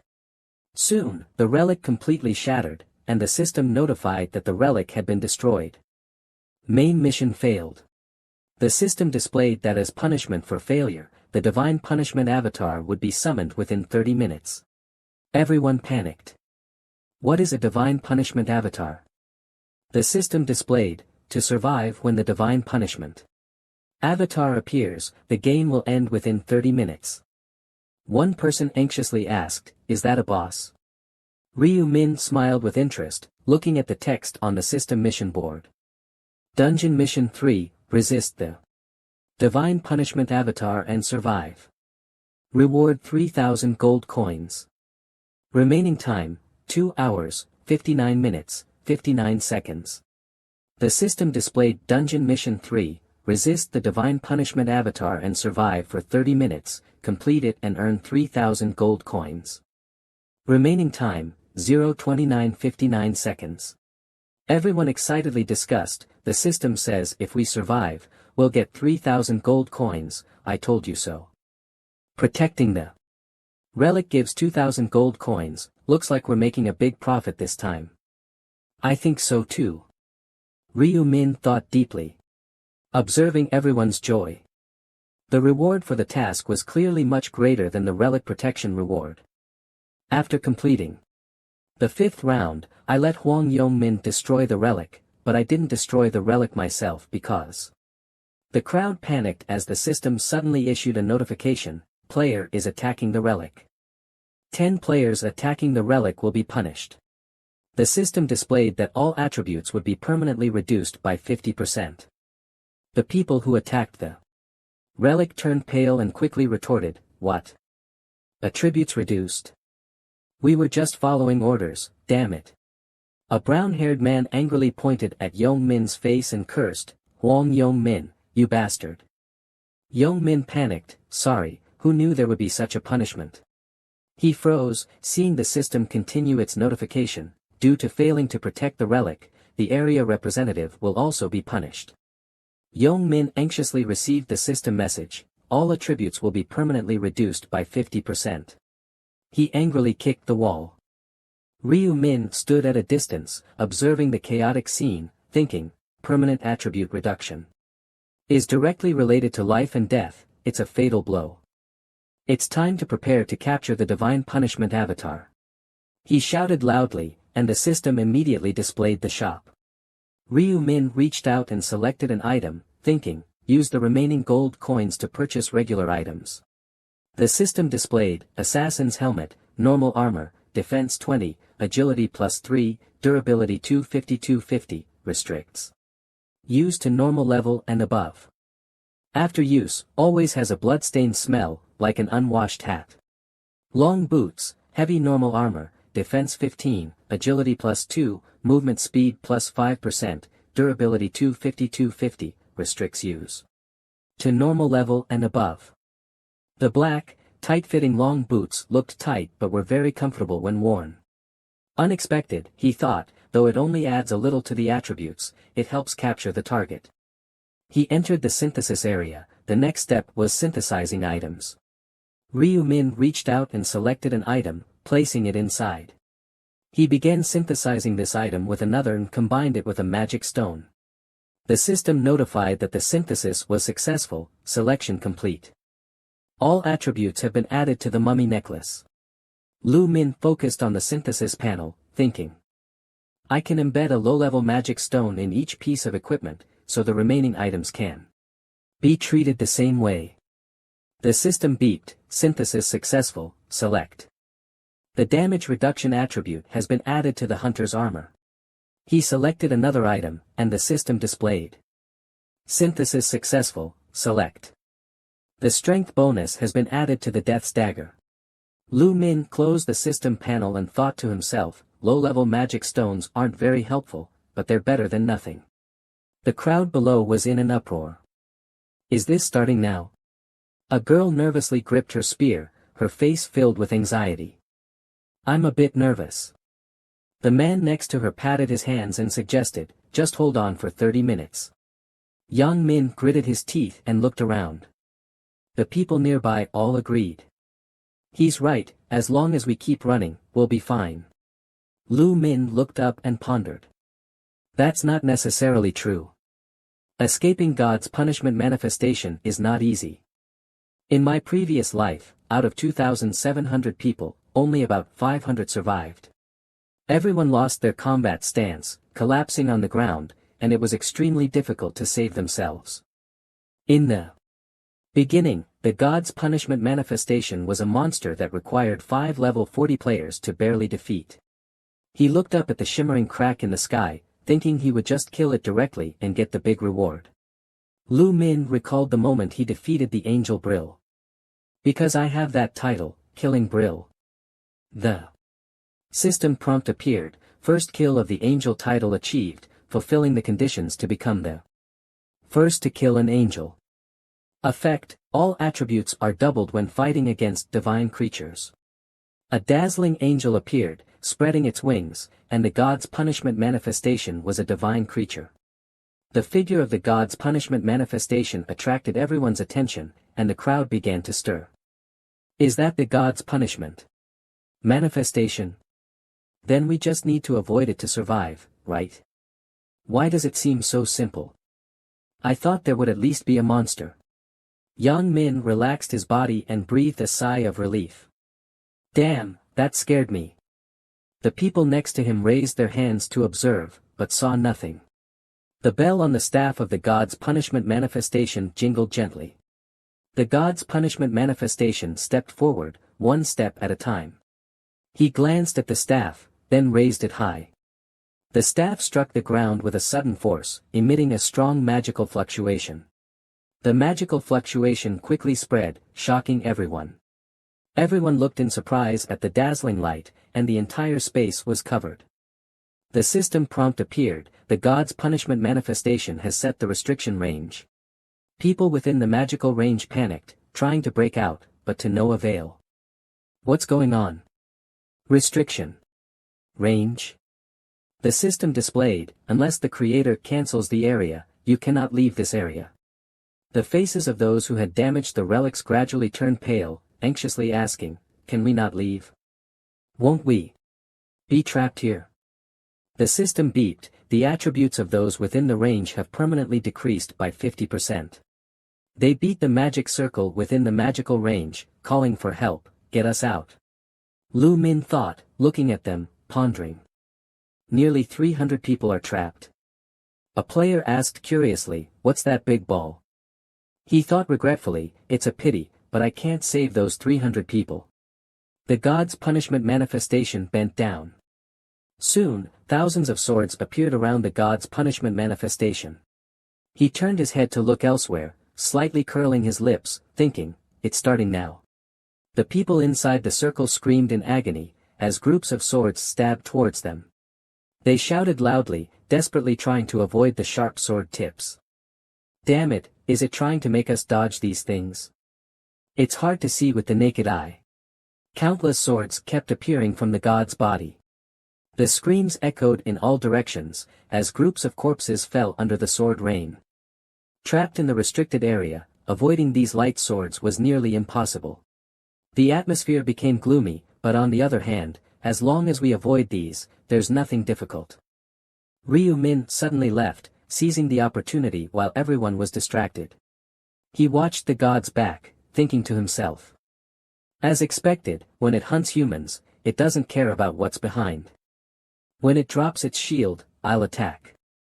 The sword rain continued to strike at the people in the circle. Ryu Min looked up at the magical barrier, a thought flashed through his mind, now's the time. He slowly approached the back of the god, thinking to himself, it can't turn around to look because it has no ears. Ryu Min gripped his scythe tightly and pounced towards the god, thinking the distance between them was about 5 meters. The markings on the god's body appeared, and he spoke the words, Death Mark. Ryu Min's sharp scythe pointed directly at the god, thinking, I need to make this one strike fatal. The god turned around in surprise. He swung his scythe, aiming at the god's body. It was too late to defend now. The god screamed in pain, blood flowing from its head. This move was perfect. Ryu Min turned and once again swung his blade in the air. I just hit its eye. He landed firmly on the ground. Ryu Min stared at the god, who was screaming in pain.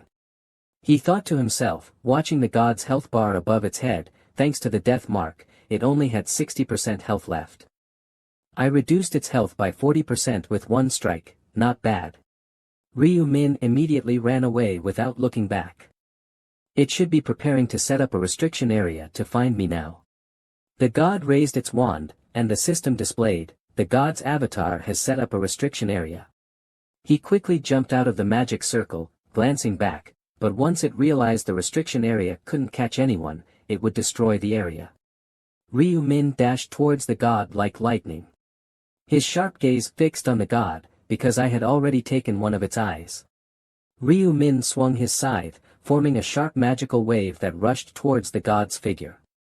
I should take out the other eye too. The god screamed in agony, more and more wounds appeared on its body. It gently landed on the ground. The system displayed, the god's avatar has set up a restriction area.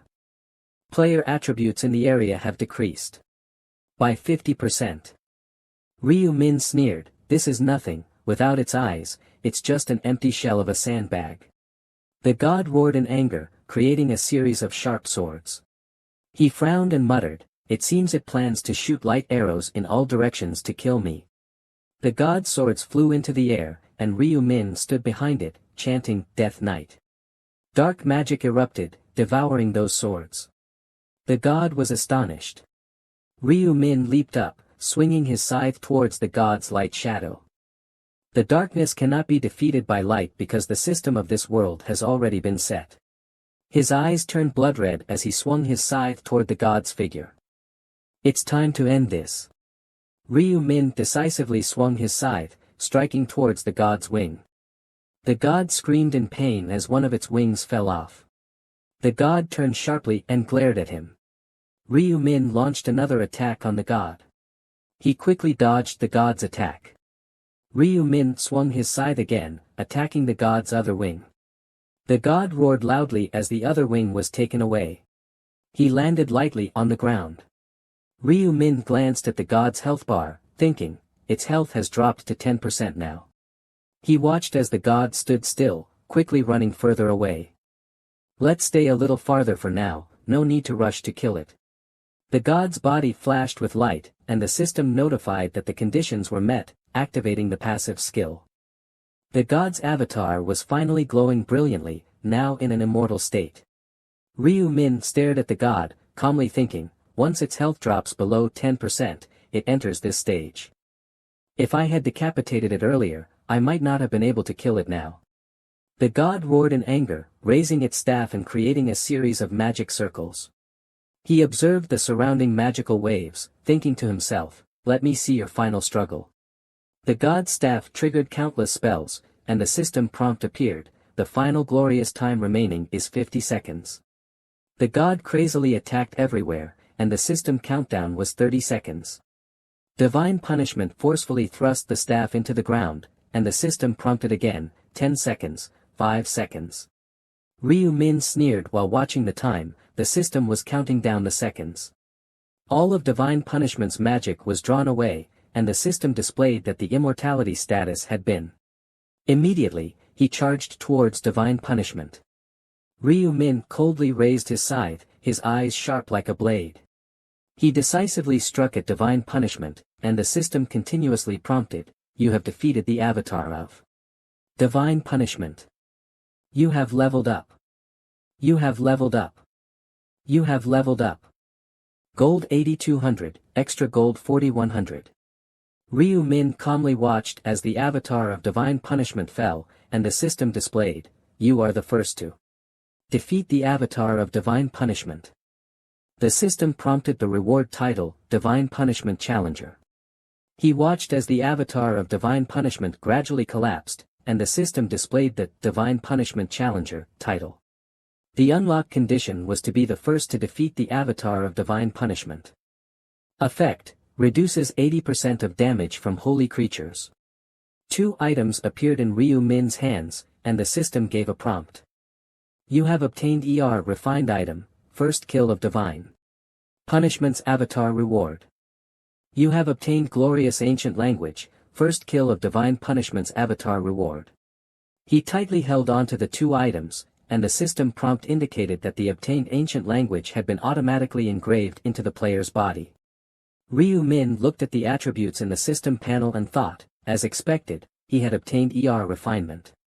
The system displayed refined item, an advanced refined after multiple refinements, emitting a rainbow glow.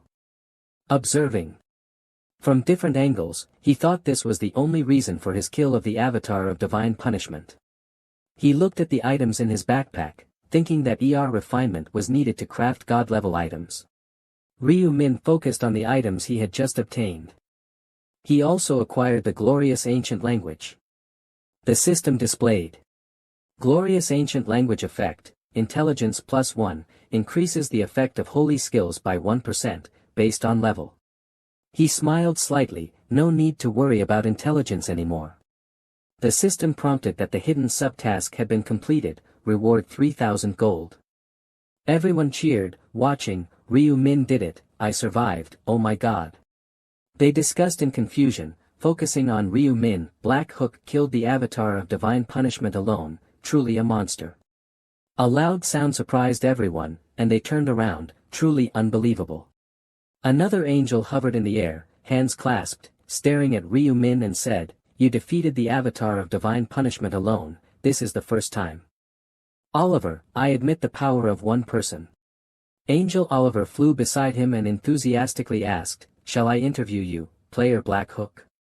Why did you kill the avatar of Divine Punishment? Ryu Min exhaled lightly, finding the questions boring, and coldly replied, Because I wanted to. Angel Oliver frowned, staring at him in confusion, You only need to survive to receive the reward, why did you risk everything just because you wanted to? Ryu Min answered, I couldn't just watch it kill all the players. Everyone was stunned by what he said. He stood out to help us. I thought someone this strong would be arrogant, but I didn't expect him to be quite kind. Seems his character is pretty good. Angel Oliver rested her chin, thinking, then said, Standing out to save your companions. I heard humans are strange, and it's true. You can ignore all conflicts and unite together. She waved her hand lightly, her tone full of annoyance, I really don't understand. Ryu Min thought to himself, These selfish angels, what do you know? Angel Oliver scanned the group of players and coldly said, You've worked hard to survive, but it's not time to relax yet. She raised the corners of her mouth, her smile carrying a dangerous edge, remember, whether you are eliminated or not, the final result depends on your overall performance. We will see the results. The system displays, round 3 results, in all areas, Black Falcon at level 30 has killed 3,631 enemies, the foolish level. Mage has killed 982, the level 13 Dark Magic Knight has killed 963. Current area X 45-5, Black Falcon at level has killed 3,631, and Shangchuan at level 11 Knight has killed 687, Sue Allen at level 11 summoner has killed 576. Everyone gasped in amazement, their eyes fixed on the system panel. Did Black Falcon kill over 3,600 monsters alone? The second place player didn't even reach 1,000. The display shows he is level 30, it's insane, did he get experience boosts? Lu Min pondered, indeed he received an experience boost, but this could only be known by ranking first in all areas. System notification, congratulations, you have completed the task, ranking first in all areas. Congratulations, you have completed the task, ranking first in the current area. The reward for being first in all areas is sunshine. Select. Special reward, system prompt, your reward for ranking first in the current area is the mid-level rare ring selection. Voucher. He clicked the system panel repeatedly, thinking to himself, it's time to select the mid-level ring. System notification, you can choose one of the following rings as your reward, please click your choice. Ring of Wind, Blue Magic Ring, Resistance Ring. He chose one item. Although by name, it seemed the weakest, he selected the Resistance Ring. System displays, Resistance Ring attributes, Rare Level Ring, Luck 4, Resistance 35, Durability 450/450. Normal or above level restriction. Description, this ring helps resist adverse status effects. Lu Min focused on the item, thinking, no matter how high my attributes are, once affected by adverse status effects, I'm basically dead. Resistance doesn't increase with attributes, so choosing this now is the best. Although it's not very necessary now, the monsters mostly deal damage, and there aren't many adverse status effects yet. He continued to think, then the system notification came, you can choose one of the following rewards, please click your choice. Reward, increase 50% of attributes, only applicable to round 4, 4,000 coins. Information for round 4. Lu Min remained focused on reviewing each reward. Indeed, there were no bonus effects, just triple experience points. Anyway, the goal for round 4 wasn't to kill monsters. He pressed the selection button, then I'll choose the second option, coins. Angel Oliver pressed her hands together and slyly said, so, humans, have you seen your rankings? Players ranked below 1,225 will be eliminated. Everyone panicked and begged, Angel, wait. I think the system calculated wrong. I killed so many monsters, why is my rank so low? A hint of disdain flashed in her eyes as she sneered, those little bugs didn't even make it into the top 1,225. Oliver smiled cunningly, snapped her fingers, eliminate them now. They screamed in terror, bound by magic, crying out in pain, help me. System notification, round 3 ends, survivors from all areas, 214,007,550. Current area X 45-5, survivors, 1,225. Souls will be transferred to the current round spatial body. The next round will begin on November 21st, 2023. We will meet again in the next round. Congratulations on surviving. Alan suddenly woke up, sat up, panting heavily. She looked down at her hands, then touched her face, excitedly thinking, I'm back, and I survived round 3. Alan hurriedly got out of bed and rushed downstairs, no, besides that, I also got the summoner class.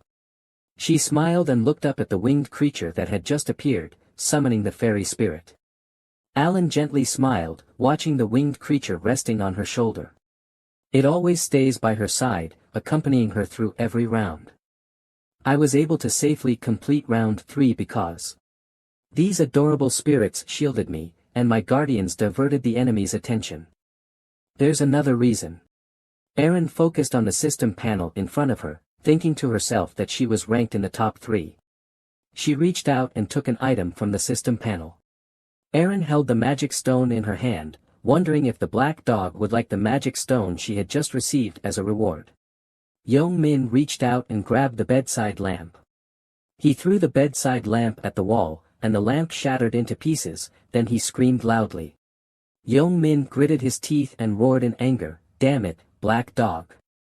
The system notification said all attributes were permanently reduced by 50%. He turned and walked quickly toward the bed, cursing in his mind, damn it, if I had known this would happen, I wouldn't have ordered them to destroy the relics. The phone rang, startling him. Yong-min answered the phone.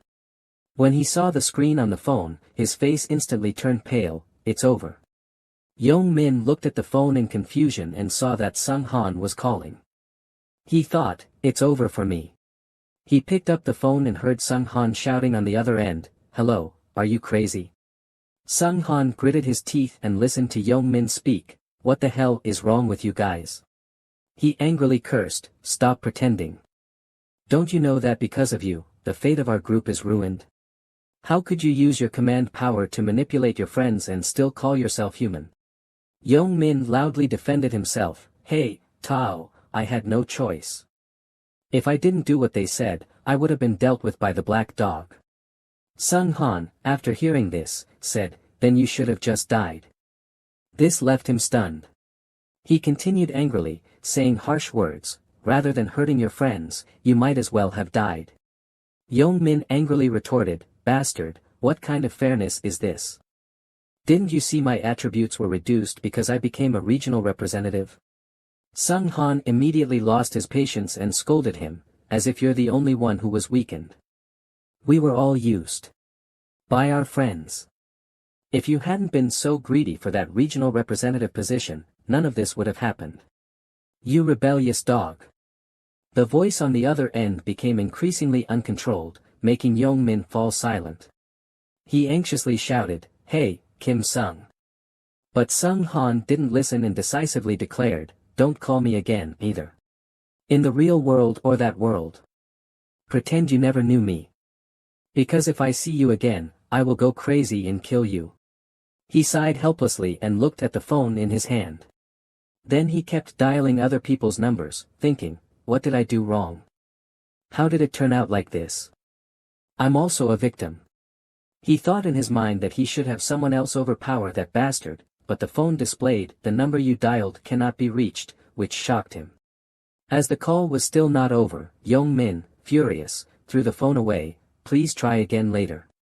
He cursed at those bastards. Then he fell silent, standing there deep in thought, right, friends? I don't need them, everyone has their own life. What did that guy say? If he sees me again, he will kill me. Does he want to fight with me?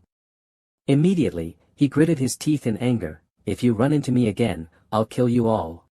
In a hotel, an echo came, come in, Captain On. A question sounded, did you come back alive again this time? On Sang-chul lowered his head and answered, I was lucky. Jiang Rock leisurely sat at the desk and asked him, the third round must have been a bit difficult, are you alright? He replied, yes, I didn't face too many difficulties, maybe the monsters got weaker. Jiang Rock continued to inquire, what level are you now? Do you have a profession? Sang-chul politely answered, report, I'm level 11. I'm a knight. Oh, by the way, Seo Arin is at the same level as me. He then added, but her profession is different. She's a summoner. This surprised Jiang Rock, a summoner. He spoke up, that's impressive. I didn't expect that to be an unconventional profession.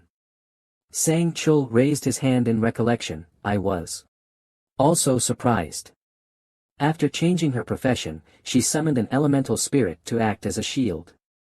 Thanks to her, I could hunt safely. Jiang Rock thought for a moment and complimented, nice.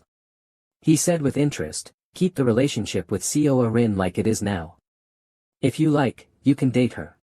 Hearing this, he was somewhat confused, date her? What do you mean? He smirked and explained, I just mean that. Dating would make it easier to discover each other's weaknesses. I'm not saying you should seriously date her. Sang-chul asked in confusion, so, should I date her? Seeing Sang-chul like this, he smiled happily, it's been a while since I've seen you so confused. He said, if it's too troublesome, forget it. After hearing the answer, Sang-chul breathed a sigh of relief, ah. I understand. Anyway, Seo Arin doesn't like me. Jiang Rock curiously asked, why? You're so reliable and manly. He answered, she's still polite to me and calls me bodyguard brother. He casually said, is that so? He put the topic aside, crossed his legs, and asked, all right then. What is the urgent report you want to give me? He nervously lowered his head, First, I want to apologize to you. He asked, why? Sang Chul bluntly admitted his mistake, I didn't properly carry out the command to assist Hak Ka, nor did I pass your message to him. Jiang Rock replied calmly, is that so? Then you must have a reason, right? He answered, yes, this is how it happened. Then, the two sat down to listen to Sang Chul's explanation. He listened silently, focusing on his story. After listening, he raised his hand, touched his mouth, and thought, the avatar of the punishment god. Sounds like a powerful opponent. So, Hak Ka killed him. Sang Chul replied, yes, he used a suppression skill to deal with it, as if he knew how to win. He hesitated to express his feelings, Hak Ka seems like someone who doesn't need help from others. Jiang Rock seriously thought, it turns out he's even stronger than we imagined. Strong enough that I feel a bit ashamed compared to the dark ancient language knight. His eyes turned golden, full of expectation, Hak Ka, if I get the chance, I want to meet him. Then he said, you have your reasons, so I won't hold you accountable. While Sang Chul continued to apologize, I'm sorry. He picked up the wine glass and casually said, all right, enough. How's the investigation into those little thugs going?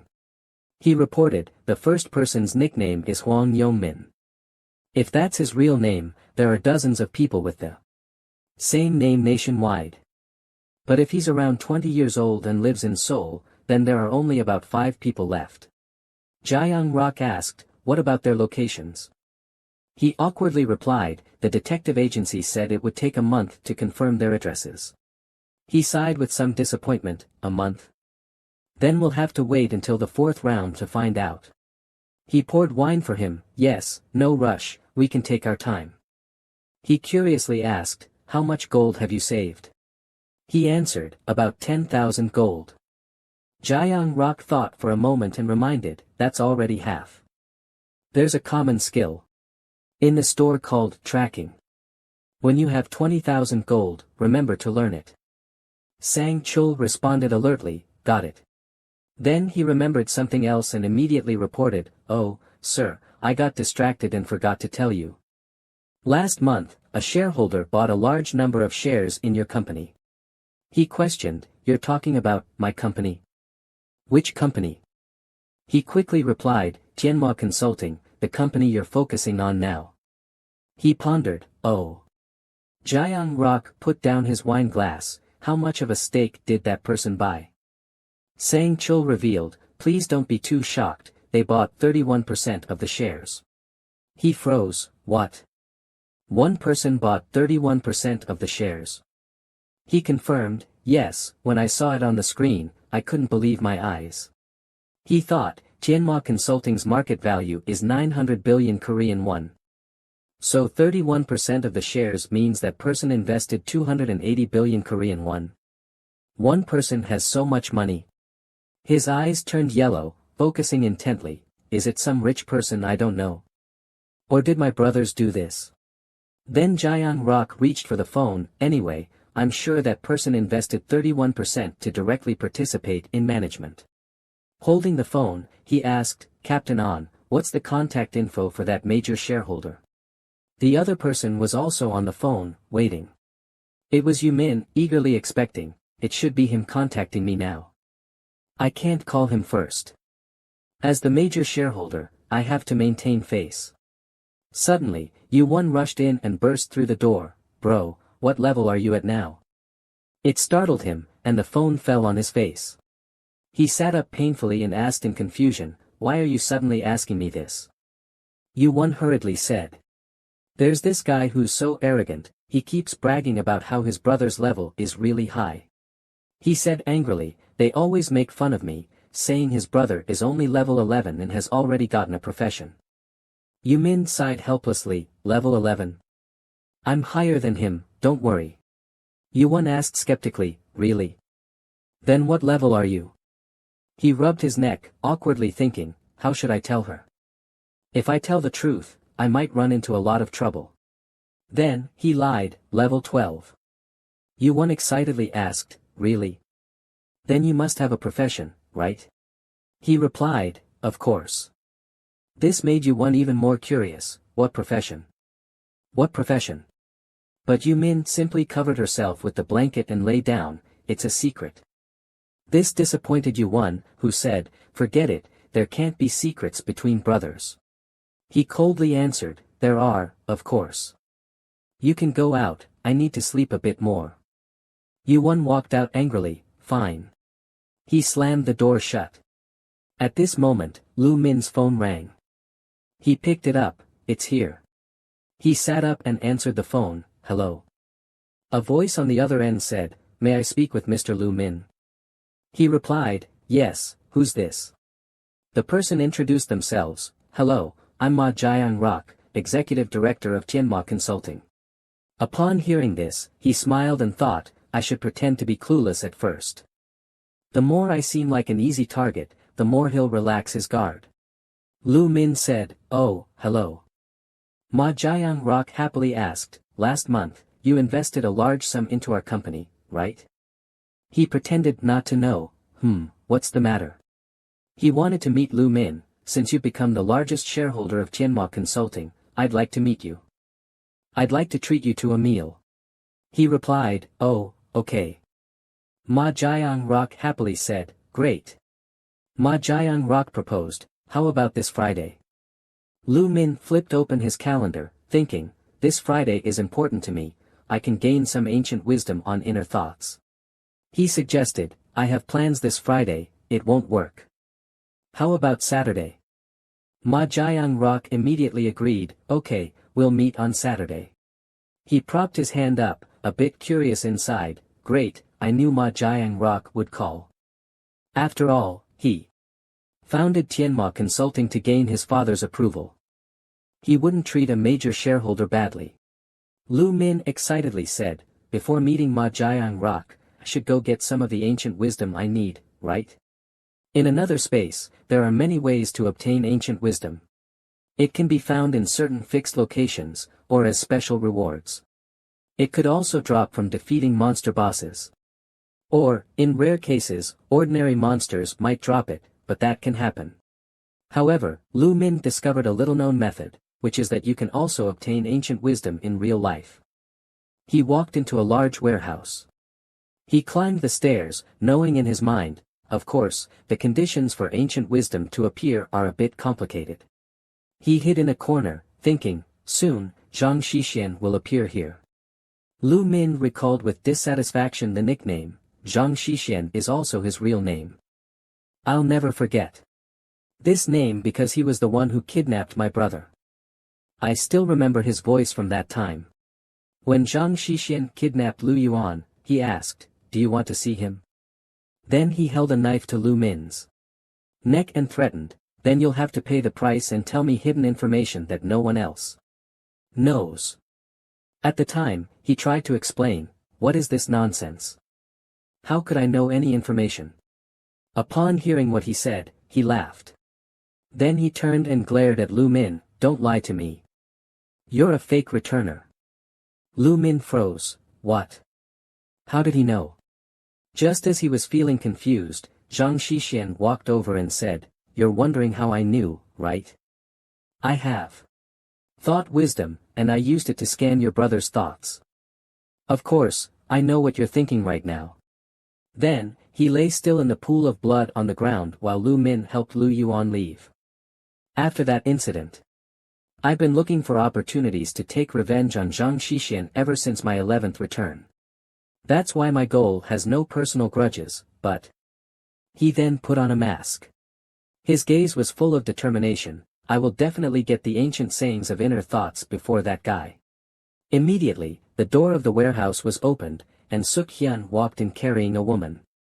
It's today, here. He threw her onto the mat on the ground. Then, he ripped the tape off her mouth and said, I'll rip the tape off, don't scream, understand? As soon as the tape was removed, she fearfully pleaded, "Please, let me go. I beg you." He pointed at her and said, bored, "Damn, is this all you can say? Try saying something else." Suk-hyun held the tape, his face darkened. "Help. I have a child, I'll give you money. I don't want to hear this boring stuff." This made the woman tremble in fear. "Sorry. I'm sorry." He threw the tape aside and asked, "Why are you apologizing?" The woman kneeled, hands clasped, and replied, You're doing this because I was rude to you the day before yesterday, right? I'm really sorry." Hearing this, he stepped forward and asked, "Yeah. What did you do that made you feel sorry?" He continued, "I was in a bad mood that day, you know." The night before, Suk-hyun was walking around the streets, thinking, which woman should I choose today? I think just one woman can solve all my problems. Then, he noticed a girl with a good figure. He turned around and looked at her back. Then he followed her into an alley, looking around. Seeing no one, Suk-hyun quickened his pace and walked toward the girl. He immediately emitted light, blocking the girl's path, which startled her. He caused her eyes to go blurry with his hand, making her panic. "My eyes.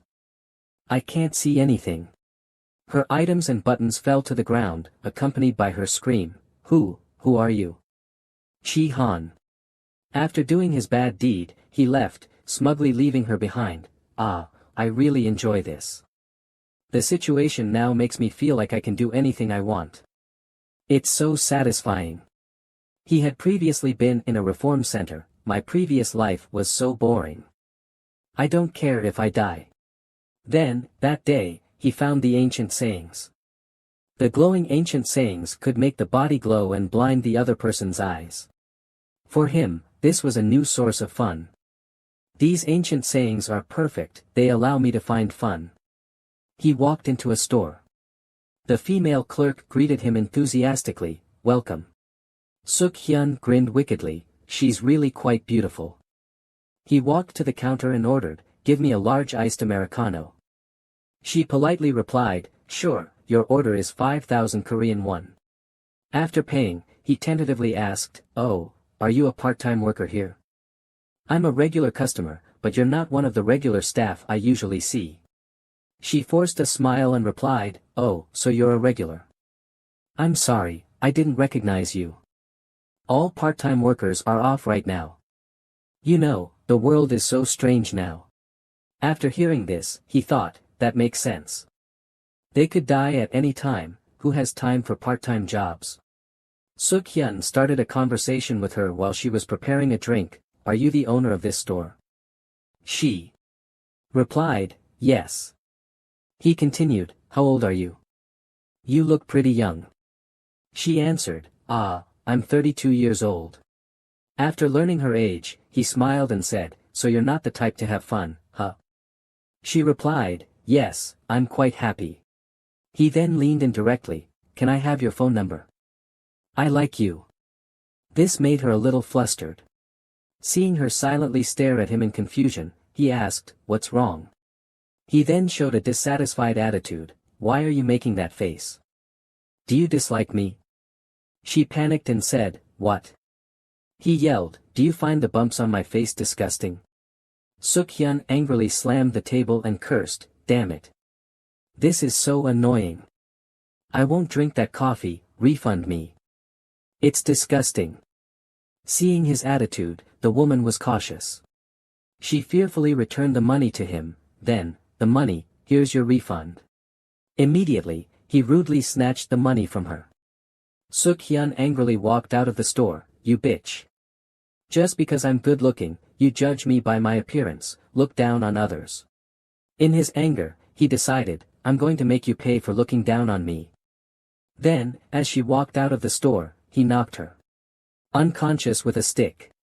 Back in the present, she could only kneel on the ground and beg him, "Sorry." He scolded her, "Woman, don't look down on others because of their appearance, understood?" She obediently answered, I won't do that again." Suddenly, Suk-hyun turned his face and showed a dissatisfied expression, "This won't do, you're not being sincere. Then, he shoved the woman to the ground. He grabbed her hands. Do you think I don't know? You're pretending to apologize just to free yourself. She kept begging, please. Let me go. A figure appeared in the distance. He reached out toward the woman, showing a wicked smile. Haven't you already realized your mistake? Now that you know, pay the price for it. She struggled and shouted, I was wrong. It's my fault, is that okay? He smugly replied, exactly, so just stay put. The figure was getting closer. A voice came, stay there, understood? Hearing this voice, Suk-hyun was startled and froze. He was confused. What the hell is this? I thought no one was here. Is he a detective?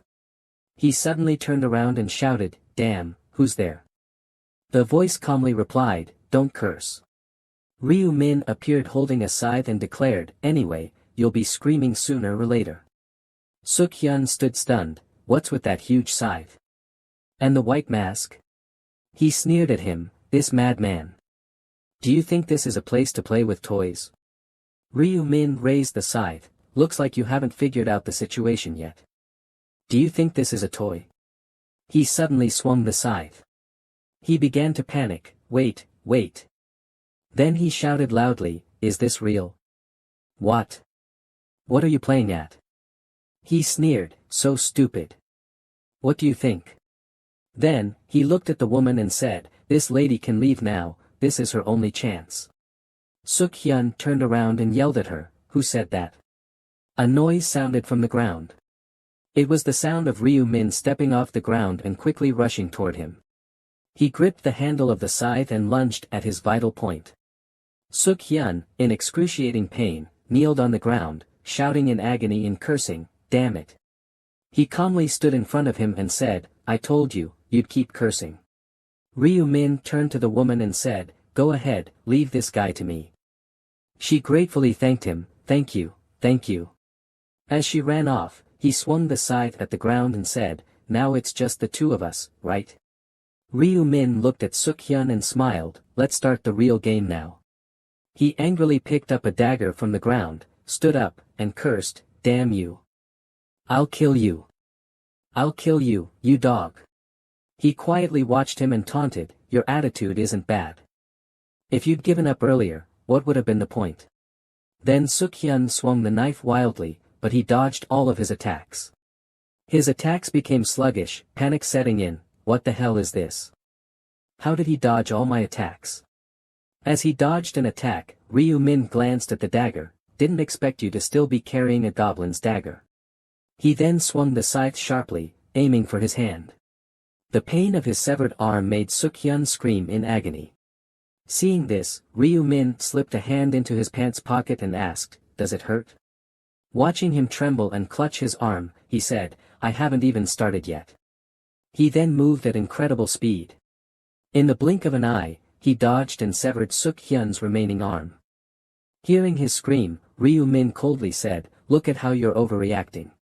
At this point, he was trembling in fear, thinking, if this continues, he'll kill me.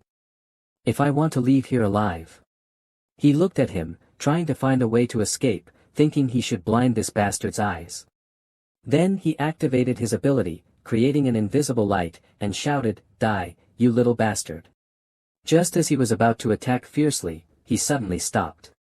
Suk-hyun panicked, what happened? Why didn't it work? Ryu Min quietly looked at him, you can shine all you want, it's useless. Death Knight doesn't allow any light source to exist. He had already planned ahead, I knew he would use this trick, so I activated the Death Knight skill in advance. He smiled and said, shall we have some fun?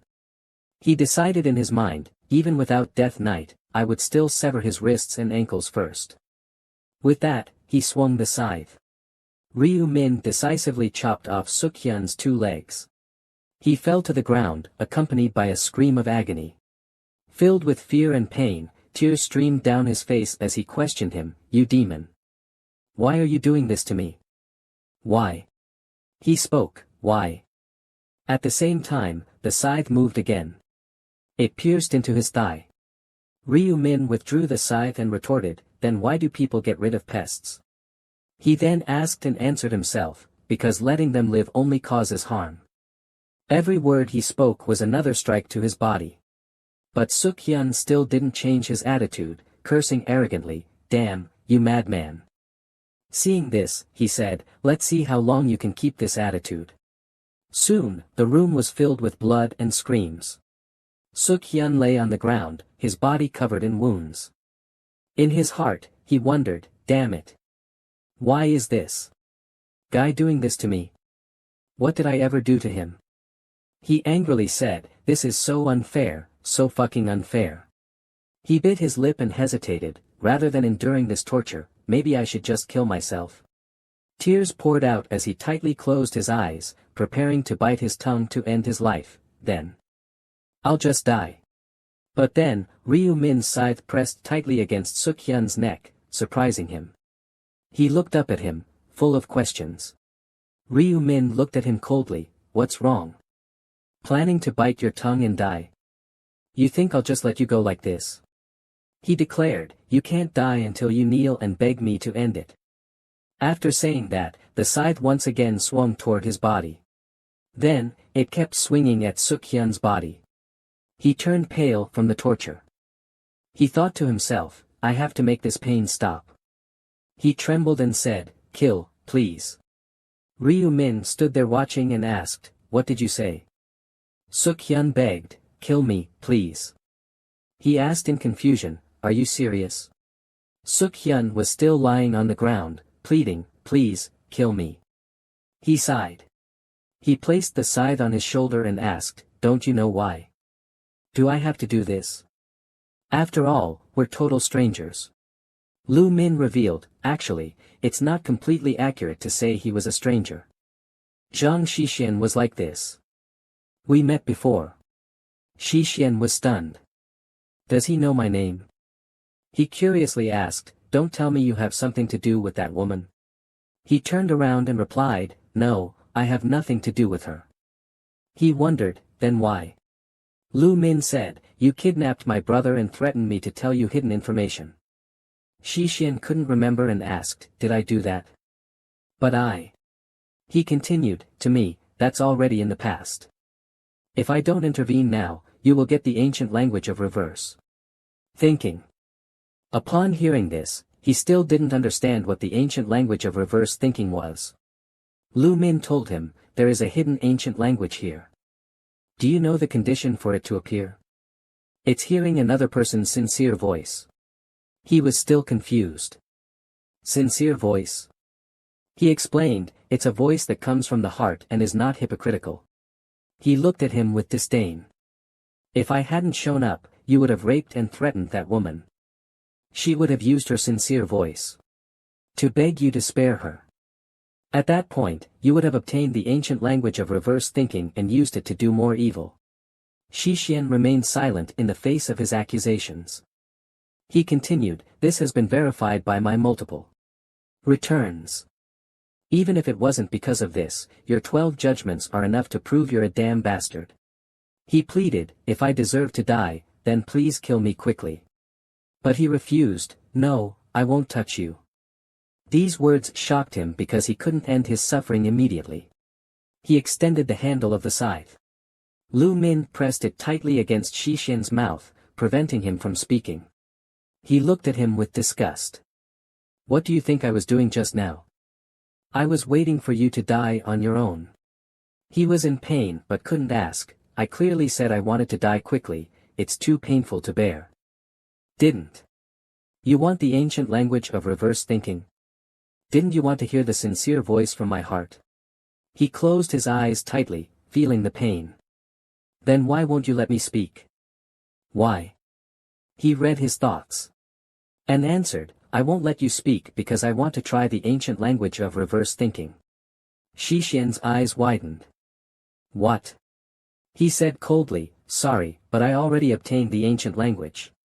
Don't you remember? You already sincerely begged me to kill you.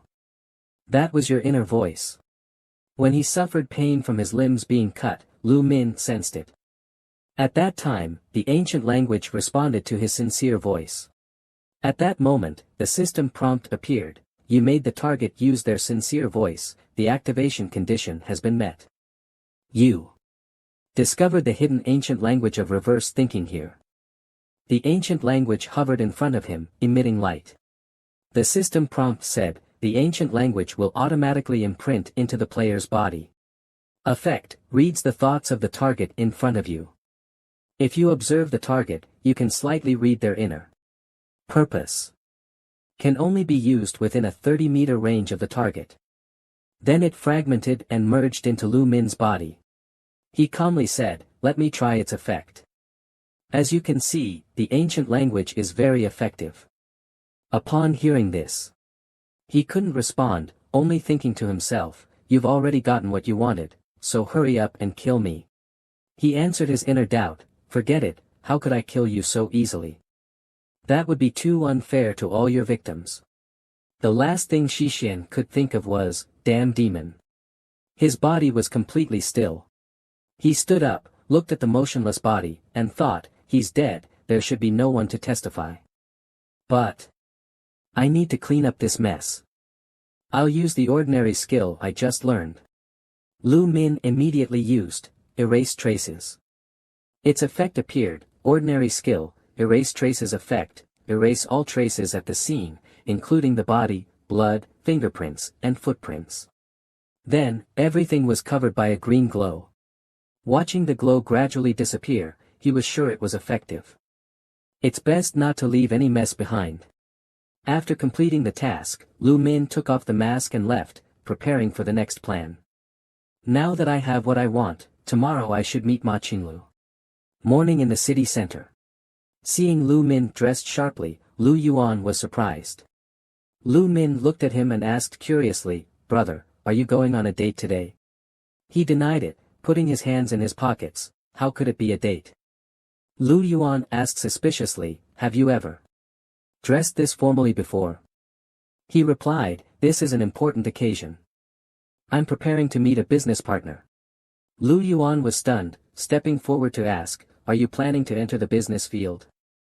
Lu Min didn't answer, just nodded and continued to use his phone. Lu Yuan, seeing this, grabbed his hair, worried, a few days ago, he invested all his funds in the stock market, and now he's doing business. What if he fails? He'll be very upset. Seeing his brother's thoughts, Lu Min happily breathed a sigh of relief. Rather than worrying about our financial situation, he's still worried about me, how cute. Then he smiled confidently and said, if the meeting goes well, I'll tell you in detail. Don't worry, trust me, brother, right? Lu Yuan immediately replied, I believe. Who else can I trust? Lu Min reminded him, just wait here for me, it's dangerous outside, there are other players around. He nervously followed Lu Min out of the room. I saw on the news, they committed crimes using their abilities. I also heard that abroad, they are dealing with criminals using powers to escape prison. Lu Min said seriously, that's right. If the age requirements are met, even criminals can have the chance to become players. He understood that the players' power was growing stronger and the population was decreasing every month. So if there is no change, that would be strange. He recalled, and in the future, for a period of time, ordinary people will be hunted like prey and treated like slaves. At that time, the power of the players will reach its peak. So, Lu Min was very determined. Before the world becomes such an unordered place, I must become strong enough to crush everything, while also improving the reputation of Black Kite. He turned back and reminded Lu Yuan. Tell Chuj to be careful if he goes out. Lu Yuan agreed, okay. When will you tell me about your business? But he just said, it's a secret. This made Lu Yuan very curious, I'm so curious. He reached out and pinched Lu Yuan's face, seriously reminding him, I'll tell you as soon as possible, stop nagging. Just wait. Here and order lunch yourself. Get something more expensive than black sauce noodles, okay? Lu Yuan answered, got it. Lu Min stood in front of a luxurious hotel, looking around. As I guessed, he arranged to meet here. Just like in a soccer game, the home field always has an advantage. He walked into the hotel. The place Ma Qinglu chose for lunch is nominally owned by the Osen Group, but in reality, it's one of Qinglu's hotels. Of course, this is top secret information, and probably only he knows this fact. He walked toward the front desk. Oh no, maybe his relatives know too. I need to use this information to make myself more valuable in his eyes. He pretended to look around, acting innocent. I need to act like my character first, the more innocent, the better. He deliberately acted shy. Hello, I'm here for a date.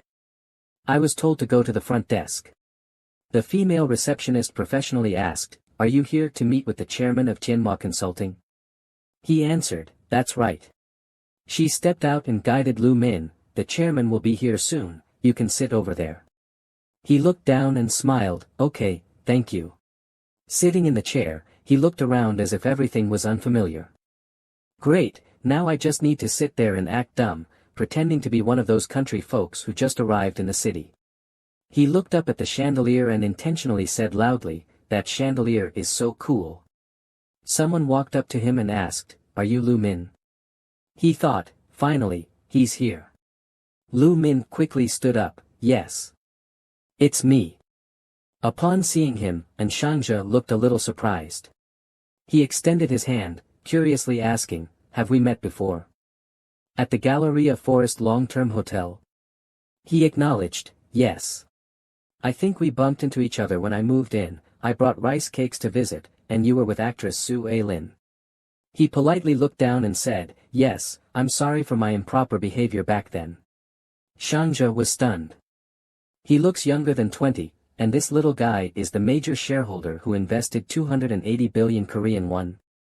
Seeing his attitude, Lu Min understood what he was thinking. He must be doubting me, it's hard to believe someone my age could have so much money. His reaction is probably normal. He scratched his neck and acted friendly, it's okay, we're not really familiar. I didn't expect the chairman of MANHWA Consulting to live right above me. Shangja awkwardly explained, don't misunderstand, I'm not the chairman.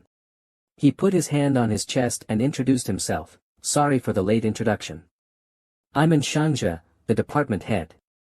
The chairman is a bit late, so I'm here first. He pointed towards the door, let's go inside and wait. He responded, okay. After entering the room, Shangja had him sit at the table while he stepped out, please wait here for a moment. He nodded politely, stepped out, and took out his phone to send a text message. He sent the message, Dear Chairman, I met that kid in person. There's no way he could have invested so much money himself. Someone must be sending him as a representative, so please be careful. Lu Min sat inside, feeling proud. I was right. He had Shangja come in first to scout. For such an important meeting, someone as cautious as Mo Jinghe would never be late by accident. Suddenly, the sound of footsteps caught his attention. Jinghe walked in and greeted, hello, I am Mo Jinghe, chairman of MANHWA Consulting. He extended his hand, wanting to shake his hand. He shook his hand and introduced himself, I'm Lu Min. He politely said, please sit down. He sat down and replied, okay. He then said, Ministerin, please sit beside me. He replied, okay. Lu Min sat down, thinking, he decided to let Shangja attend this meeting without asking me, it seems like he plans to take the initiative. Ma Jinglu spoke up, before we get down to business, let's have lunch.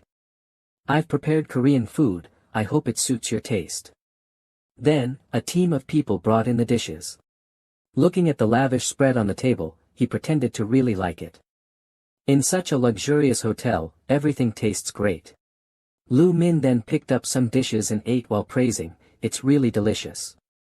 Ma Jinglu calmly said, I'm glad you like it, now I can relax. Watching his behavior, he thought, Ministerin is right. He's too young, there's no way he could have invested 280 billion Korean won himself. Even if he had the money, he wouldn't dare to do it. He must be partnering with someone. Ma Jinglu became curious, who sent him here? Was it my brothers, or his uncle? He decided, I just need to figure it out. Then, he started probing. When I first met you, I was really surprised, Lu Min. I didn't expect our major shareholder to be so young. May I ask how old you are? He replied, I'm 20 years old. Upon hearing this, Ma Jinglu's expression showed surprise. He pretended to remain calm, but a hint of embarrassment appeared on his face. 20 years old. I'm 29. It's nice to meet someone my age. Lu Min replied, yes, I'm happy too. He continued to ask, so, how can someone so young make so much money? Are you the son of a chaebol? Lu Min looked at him. He's really direct. He shook his head and smiled, saying, no, not at all. I'm just an ordinary student, until a few months ago. Ma Jinglu asked curiously, until a few months ago? He replied, yes. Have you seen the news recently? He asked back, what do you mean? Lu Min asked him, did you see the person who won the lottery 4 times in a row and suddenly became a millionaire? He replied, I saw that news. He revealed, that's me. I'm the one who won the lottery 4 times in a row. He was stunned. What? Then he asked in disbelief, really? You're the person mentioned in the news a few months ago who won big? He admitted, yes. Seeing his confusion, Ma Jinglu asked, according to the news, the total prize was about 6 billion Korean won, but how did you make 28 billion Korean won? He explained, I also invested a bit in Bitcoin. This answer made Ma Jinglu somewhat skeptical. Bitcoin? That's simple. He politely replied, yes. He continued, you're really hard to believe. What made you invest 6 billion Korean won in Bitcoin? I don't think I could do that. Shangja looked at Lu Min and said, it seems you're really lucky. He replied, it's not luck. Shangja recalled, by the way. I remember a report saying you mentioned the numbers on the lottery ticket were from a dream you had. If that's not luck. He calmly said, I didn't dream about it. This made them even more curious. Then how did that happen? He turned to look at Ma Jinglu, thinking, this is the only way I can make Ma Jinglu accept me and stand by my side. He deliberately acted mysterious, this is the first time I'm telling someone about this. But I have an ancient prophecy that allows me to see the future. This made them feel incredulous and very confused. Lu Min continued to reveal, this ancient prophecy helped me see things happening in the coming years. In other words, he calmly said, I'm a prophet, and I can foresee the future. Shangja and Jinglu looked at him in confusion. He thought in confusion, what did I just hear? He sat there stunned, thinking, a prophet? What is this kid talking about? He asked him again, are you serious? He placed both hands on the table, his posture very firm, why would I lie to you? He quickly asked after hearing this, so, did you win the lottery because you used your prophecy to see the future? He happily explained, that's right. This is also the reason I invested in Bitcoin. Because I can see the future, I was able to confidently invest all my money into it. He looked at him with a disbelieving expression, if you don't mind, could you prove it to me? If you can, could you predict what I'm going to do next? He paused for a moment, thinking. It's easy to predict what he'll do next because I can read his mind, but for safety, it's better to set some limits on my ability first. He placed his hand on his chest and said seriously, I'm sorry, but I cannot use this ability casually. It activates suddenly, and I cannot control it. He thought to himself, if a prophecy can see the future, it's understandable that it has such limitations. He picked up his cup to take a drink. Is that so? Suddenly, Jinglu remembered something. He shouted, you, Lu Min. So how did you invest 28 billion Korean won in our company? He replied, yes. I know that Tianma Consulting will become very powerful in the future, so I invested in it. He asked in confusion, what do you mean by powerful? Lu Min explained, within 6 months, your company will successfully enter the Kospi list, with no problems at all. After hearing this, his eyes lit up. He struggled to suppress his excitement and thought to himself, if this comes true, that would be great. Not only would I get my father's approval, but I could also take the chairman's position. I seem to be getting too excited, smiling this happily over information I haven't verified yet. He continued eating while saying, however, if you want to succeed, you need to completely change your business model. Shangzhe, upon hearing this, asked in confusion, what? Business model? He slammed his hand on the table and shouted angrily, this request is too much. And now you're telling us to change our business model? You might as well tell us to change the company name. Seeing him lose his composure, he immediately stopped him, unit leader and. Nevertheless, he remained very calm and continued eating, because the business model will change, it's only natural to change the name. His provocation made him even angrier, are you serious? He showed a slightly unhappy expression, do you still think I'm joking? You're all businessmen, you should understand. Exposing my prophecy to others is extremely harmful and disadvantageous. His words left the two of them speechless. They calmed down, and he said, I've already considered this issue, but I still decided to share my prophecy with you. As a major shareholder and future business partner, I want to help the company grow. He sighed, it seems you don't trust my abilities anymore. He looked at him discontentedly and said, to be honest, I don't believe it. He calmly said, Captain, have you ever wondered why I moved to the lower floor of the top floor apartment? Don't tell me you think it's a coincidence. This made him extremely excited, but he was also powerless. He turned to Shangzhe, wait, the lower floor of the top floor. Captain, what does he mean? You live in the apartment below? He awkwardly said, Mr. Chairman, about 2 months ago, Lu Min moved into the lower floor of the top floor apartment of actress Sue Allen. He continued, that's right. That was just a few days after I gained the ability to predict the future. He roared discontentedly, Captain, why am I only finding out about this now? He explained, until today, I always thought it wasn't important.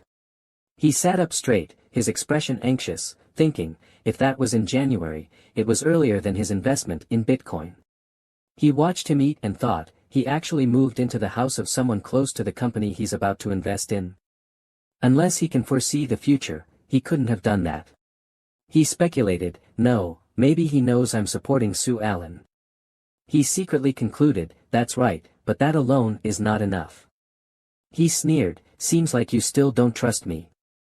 Fine, then.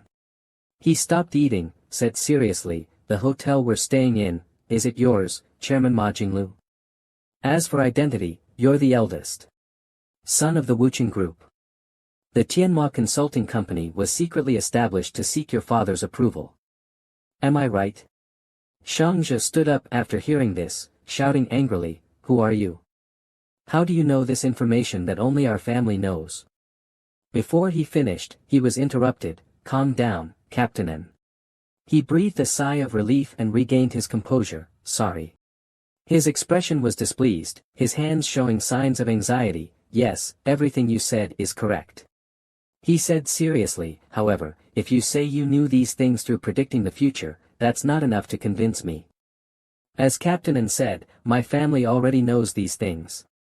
He stared at him and said, in fact, I suspect you are sent by a third party to set a trap for me. In this situation, you still suggest I trust you and change my business model? He spoke calmly, even if I didn't say it, you must know my answer, right? All of this seems too unbelievable. Jinglu laughed lightly, I wish I could believe in your ability to predict the future. If it could really make our company stronger, who wouldn't want to believe? He even gestured with his hands to explain, making it clearer, but what you said makes it hard for me to believe. Lu Min, thank you for investing in our company, but I need to convene a shareholders meeting to review this proposal. He said firmly, of course, you need to convince them. Then he stood up and bowed his head to him, sorry, I can't be of much help. I'll leave now. His face darkened, wait, Chairman. He sat back down and looked at him, do you have anything else to say? He lowered his head, thinking, is this really the only way? Then he pointed at him, all right, I'll tell you about the 4 rounds. He asked doubtfully, 4 rounds? He successfully piqued his interest, do you have information on the 4 rounds? He answered happily, that's right. The ancient saying about predicting the future helped me see everything. I know what tragedies will happen. This information should be enough to prove my abilities, right?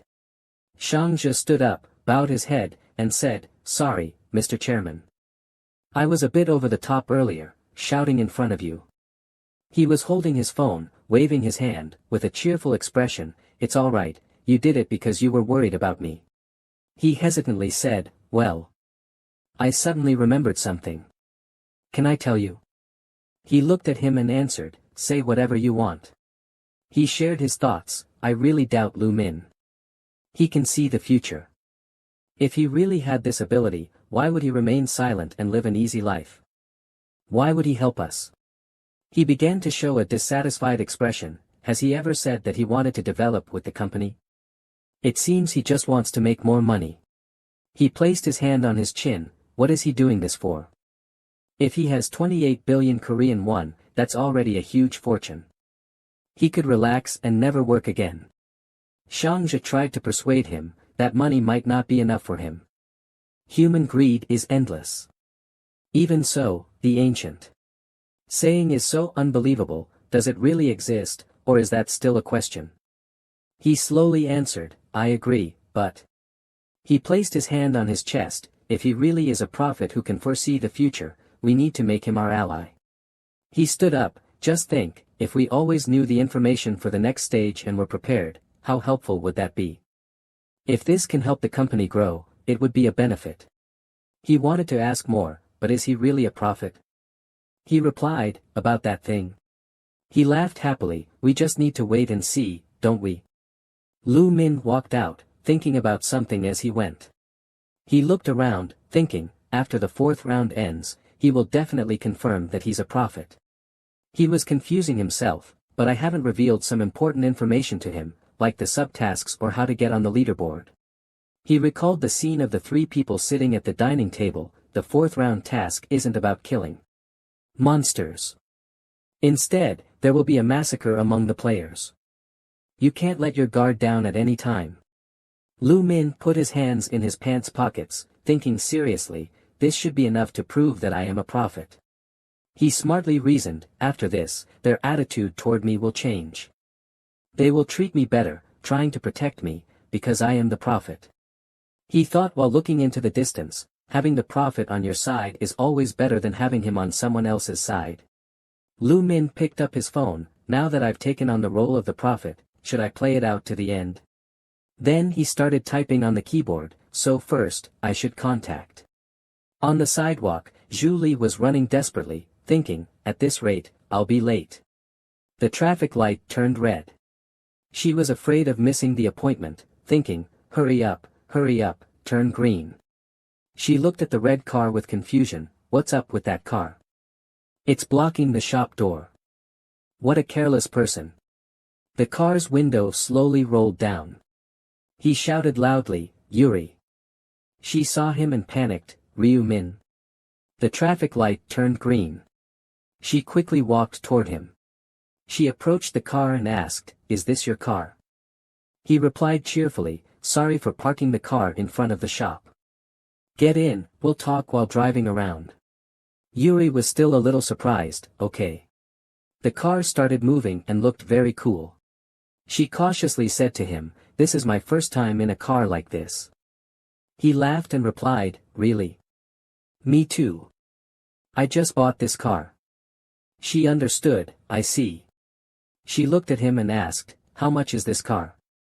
He focused on driving and said, not much, around 900 million. She was surprised and repeated, 900 million isn't much. Come on.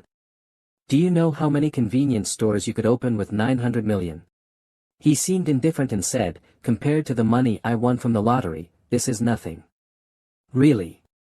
Then she silently thought, as expected, Min has become rich, with 6 billion. It feels like we're living in two different worlds. She suddenly blushed, it feels like we're on a date, it's a bit shy. While she was thinking this, he said something that startled her, to be honest, there's something I want to confess to you. She blushed and started sweating, stuttering, confess. He quickly explained, it's nothing strange, don't misunderstand. She forced a smile, misunderstand. I wouldn't. She thought to herself, I want to hide somewhere. She waved her hand and asked again, so, what do you want to confess? He paused and said, I said before that I saw the lottery results in a dream, right? She answered, yes. Then he explained, actually, that's not the case. It surprised her. He looked at her and said, actually, I got this information through an ancient saying that helped me see the future, not through a dream. The ancient saying helped me foresee future events. That's why I became a prophet. She asked him, a prophet? She clapped her hands excitedly, that's so cool. Doesn't that mean it's a special profession? He scratched his neck, a bit embarrassed, I guess so. She looked at him with satisfaction and said, that's great. Seeing the future through an ancient saying sounds amazing. Thank you for telling me the truth. Even as friends, telling someone these things must be hard. Ryu Min smiled gently, it's nothing. You telling me about your profession is also a kind of help, so I guess it's fair. She happily looked at him and said, fair. Is that okay? I didn't tell you about my ancient saying. By the way, should I tell you what my ancient saying is? He immediately replied, no need. But she didn't care much about his words. She pointed ahead and said, in the first round, I got ancient saying protection. There's a protective shield around me for every person within a 10-meter radius. For example, if there are 5 people, I'll be surrounded by 5 layers of protective shields. Yuri laughed, it feels so much better to say it out loud. This made him happy as well, really. She asked him, but why suddenly tell me about the ancient saying? He sincerely replied, keeping it a secret. Has been bothering me. Besides, I think if I don't confess the truth, you won't believe what I'm about to say. She didn't understand and immediately asked, what do you want to say? His red car continued driving on the road. She panicked and shouted, is that the task for the 4th round? He calmly said, so, you need to be careful, Yuri. Ryu Min seriously warned her, you have to stay alert because you don't know what the other players around you will do. She followed his instructions, okay, I'll remember. She happily looked at the car window mirror and thought, anyway, I'm really grateful that he cares about me and told me this. He was the first one to call me too. She secretly glanced at him, her face a little red, thinking, does he have a little bit of feeling for me? I hope so. The sky began to show some sunset. He sat on the bed in his room, thinking, I didn't expect that Min Yuri has liked me for so long, and I didn't even know. He showed some regret on his face, no wonder she's always been so nice to me. He glanced and thought, although it's a bit awkward, it should be better this way. He put down his phone and sat, thinking, it would also be easier to make her an ally. He cleared his hands to straighten his pillow, she will also trust my predictions more now. Then he fixed the bed, closed his eyes, this matter is settled, I'll rest now. Anyway, I don't have anything to do this month. The night fell, and time passed under the city's flickering lights. March 31st, 11:55 p.m. The simple clock at his home also pointed to that time. He sat on the bed, checking the system, before entering another world, I bought an epic piece of equipment today. The system displayed a panel, Shadow Gloves. Type, Epic Gloves. Effect, Strength +5, Agility +4. The weapon becomes translucent, effective only at night. Restrictions, requires normal level or higher. Description, these gloves are covered by the night and can become invisible. The weapon being used will turn translucent. He carefully chose, its attributes are high, and the effect of turning the weapon translucent is very useful. If combined with the Dead Knight skill, the effect would be stronger. Suddenly, Ryu Min heard a knock on the door. It was Ryu Yuan, brother, it's time. He walked into the room and asked, do you have confidence in conquering this round? He glanced to the other side and replied, we'll find out by trying. He asked with some worry, brother, you're a prophet, right? You said you have information about the 4th round. Ryu Min replied, having information is one thing, but how to act is another. Ryu Yuan said fearfully, what's going on, brother? He approached, you have to come back alive, do you hear me? Seriously. Ryu Min angrily pointed at his head, don't say such unlucky things. Just hearing it makes me feel unlucky. He lay on the bed, his face filled with worry, thinking, the fourth round might be the death round. But in another place, Young Min grabbed his hair, thinking, damn it, here it comes again. The system panel appeared, punishment has been applied, all attributes will be permanently reduced by 50%.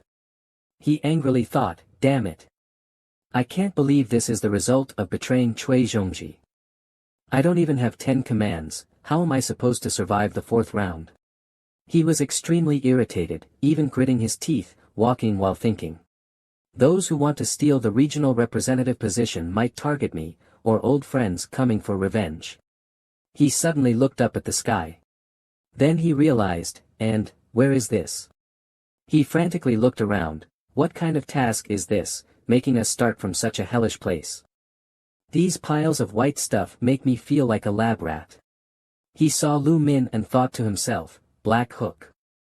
That evil thing, he definitely knew things would turn out like this. Lu Min bitterly recalled, he manipulates others and destroys relics. Lu Min said, used 10 command rights and destroyed the relic. He recalled the event, then, without hesitation, he killed the avatar of the Punisher, really suspicious.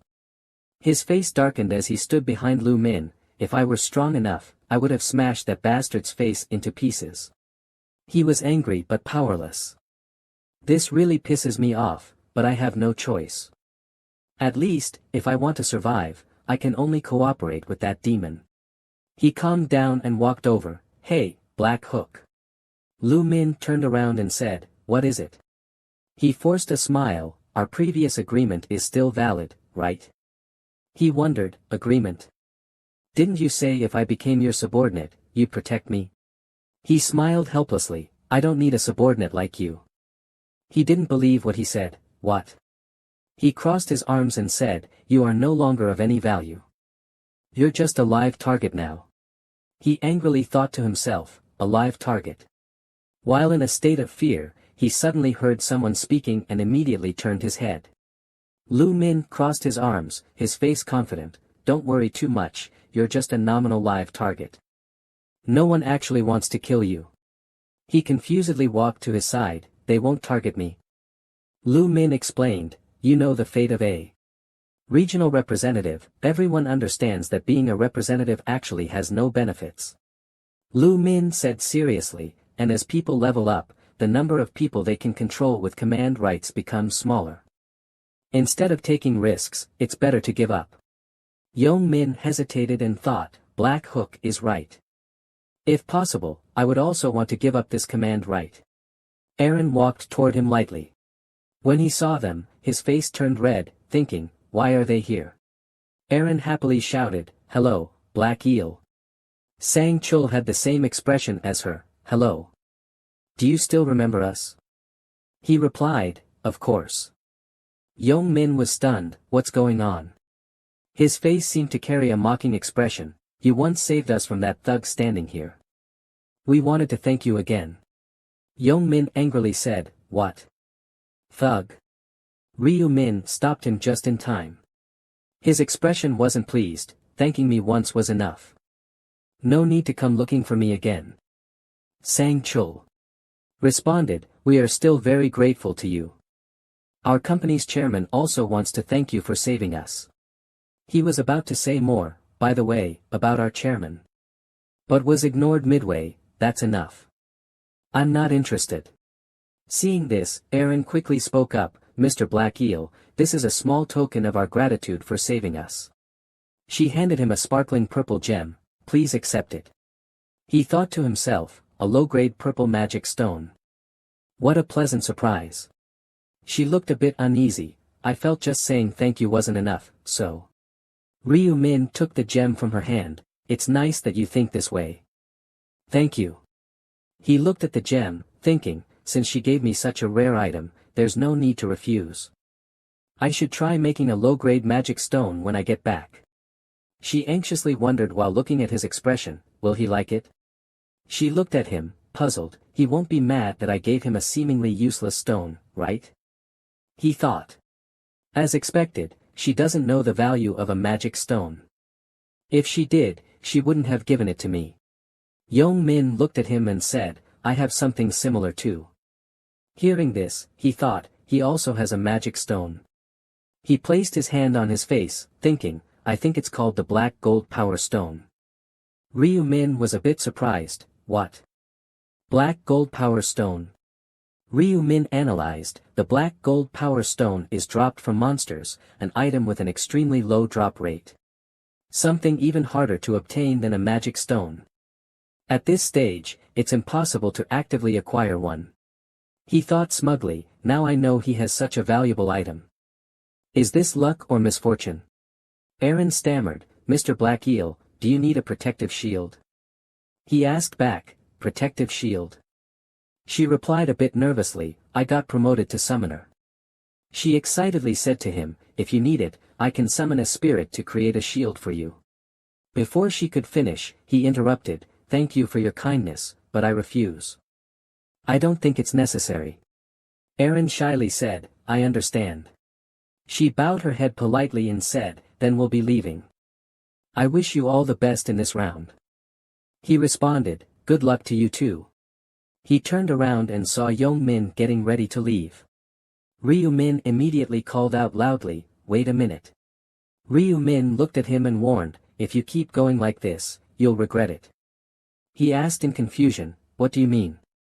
He replied, I've already told you, you're a moving target. Young Min turned around in disbelief. But you also said no one would come after me. He responded, I said not too many people, not that there wouldn't be anyone at all. The regional representative's influence hasn't completely disappeared. Ryu Min ignored him, looking indifferent. Even though most people have reached level 10 and obtained their classes, there are still some who haven't. That means there are still people who can be commanded. Young Min looked confused. He questioned, think about it. Do you really believe that, among tens of thousands of players, no one would target you? He asked, then what should I do? He cheerfully continued, I'll help you so that you won't be such an easy target. He was instantly shocked. Really? Thank why, before he could finish, he was interrupted.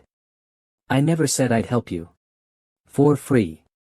As payment, you saw that stone Aaron gave me earlier, right? If you have something similar, hand it over. He said awkwardly, I do have a stone like that. He immediately handed the stone to Ryu Min. The details were, Black Gold Power Stone. Category, Item. Description, a hard black stone with a smooth surface and a glossy sheen. He felt satisfied. Alright, do you have any other items? The other party refused outright. No. I've already given you everything I can. Please don't take my gear. He sighed. Don't worry, even if you wanted to give it to me, I wouldn't take it. The other party immediately retorted, I've given you the item, now you have to help me, right? Ryu Min turned to leave. I will keep my promise. An angel appeared and spoke enthusiastically, humans, once again, you've all gathered here today. However, your numbers have decreased. The people below murmured in confusion, numbers have decreased. Does that mean people have actually started fighting in the real world? He crossed his arms and thought to himself, it would be strange if no players had died in a whole month. The angel excitedly announced, alright, alright. It looks like everyone is here. Now, let me announce the task for the 4th round. This time, the information was about the 4th round. Main task, kill each other within 3 hours. Total participants in all regions, 181,906,418. Current region status, ESKS 45-5. Total participants in this region, 1,042. Completed players, 0/521. Everyone exclaimed in shock, what the hell is this? Killing each other? The angel's tone turned mocking. You humans are really slow. Haven't I already said it? She smirked slyly. You just need to slash and kill the players around you. It's that simple, right? The crowd panicked. Kill them. Players. Kill each other. The angel raised a finger and confidently explained, let me clarify a bit more. The goal of this round is to reduce the number of players, and the method is to make you kill each other. Unlike the previous rounds, there will be no monsters this time. The crowd was filled with doubt, questioning one after another. No monsters. But I need to level up and get stronger. A tall young man asked, Honorable Angel, if half of us survive, that means each of us only needs to kill one person, right? The angel placed her finger on her lips and smiled, saying, that's a secret. If I told you everything, where would the fun be? Below, Lu Min felt dissatisfied and thought, fun. She's just following orders from her superiors and can't reveal any information. At this moment, he was in a bad mood, standing to the side observing while cursing, these angels are just tools for delivering messages. In this damned survival game, there's another game administrator. She's hiding a rule, which means she's already received an order from a game host. The angel crossed her arms and instructed, killing players doesn't mean you'll complete the mission. Only the top 521 will survive. As for the ranking criteria, that's a secret. She gave a sly smile, and one more thing, even if you're the first to kill someone, that doesn't necessarily mean you'll rank first. The angel commanded the crowd, alright, that's the end of the explanation. Now, start killing each other. Time remaining in this round, 2 hours, 59 minutes, and 59 seconds. The crowd panicked, what should we do? Do we just have to kill someone? Kill them? Other people? But I have no conflict with them. What kind of insane game is this? Long Min stood proudly with his arms crossed, excitedly saying, killing other players. Lucky me, I was just thinking about taking out a few bastards. Lu Min speculated in his mind, as expected, he's planning to kill his own friends. He showed a sinister smile and said viciously, wait, now that I think about it, if other players hesitate to attack, isn't that even better for me? That way, I can secure my victory. Long Min was filled with rage, his mind consumed with killing intent, those bastards, I don't know where you are, but I will kill every last one of you. He turned around and was startled to see Lu Min standing nearby, you scared me to death. He immediately asked nervously, hey Go, what do you want? Lu Min walked forward and said, didn't I say I would help you avoid becoming a target? Now, I'm here to fulfill my promise. He immediately extended his hand, gathering his power. Long Min saw this but had no time to react. He instinctively stepped back, but it seemed too late, Lu Min was about to strike. Lu Min suddenly shoved him hard, making him lose his balance and fall to the ground. A sudden system notification, side mission for round 4. Side mission, eliminate the regional representative within the time limit. Completion reward, low-level magic stone draw ticket. System notification, you have completed the side mission. Reward obtained, low-level magic stone draw ticket. He secretly rejoiced, great. I finally got the reward I wanted. Killing Huang Long Min was just to complete the side mission. Though that wasn't the only reason. A blonde youth shouted, someone's dead. I saw it. Hey Go killed him. He glanced around displeased. Not long ago, these people wanted to seize the regional representative position, even planning to kill him, yet now they were acting all self-righteous. The crowd shouted at him, hey Go. You can't just kill people. Do you have no humanity at all? Murderer. You're a murderer. Lu Min thought to himself, murderer. They're not wrong. I killed Zhang Xixin. And not only that, I will continue killing until round 20. He stood there pondering for a moment, but I have never killed without reason. Especially in this round, I have no choice but to kill in order to pass, whether I want to or not. Notification, entered round 4. Main task, kill each other within 3 hours, all regions. Total participants, 181,906,418. Completed players, 0/90,953,209. Your region, ESKS 45-5.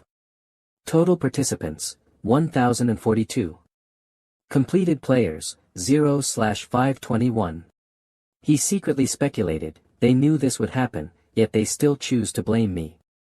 The black-haired young man said, if everything goes smoothly, I can incite everyone to kill Black Dog, right?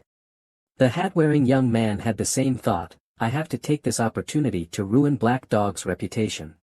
The tall man was determined, if we team up and attack, Black Dog won't be able to do anything. Another teenager thought, we can't let Black Dog become the regional representative, we have to pin a crime on him.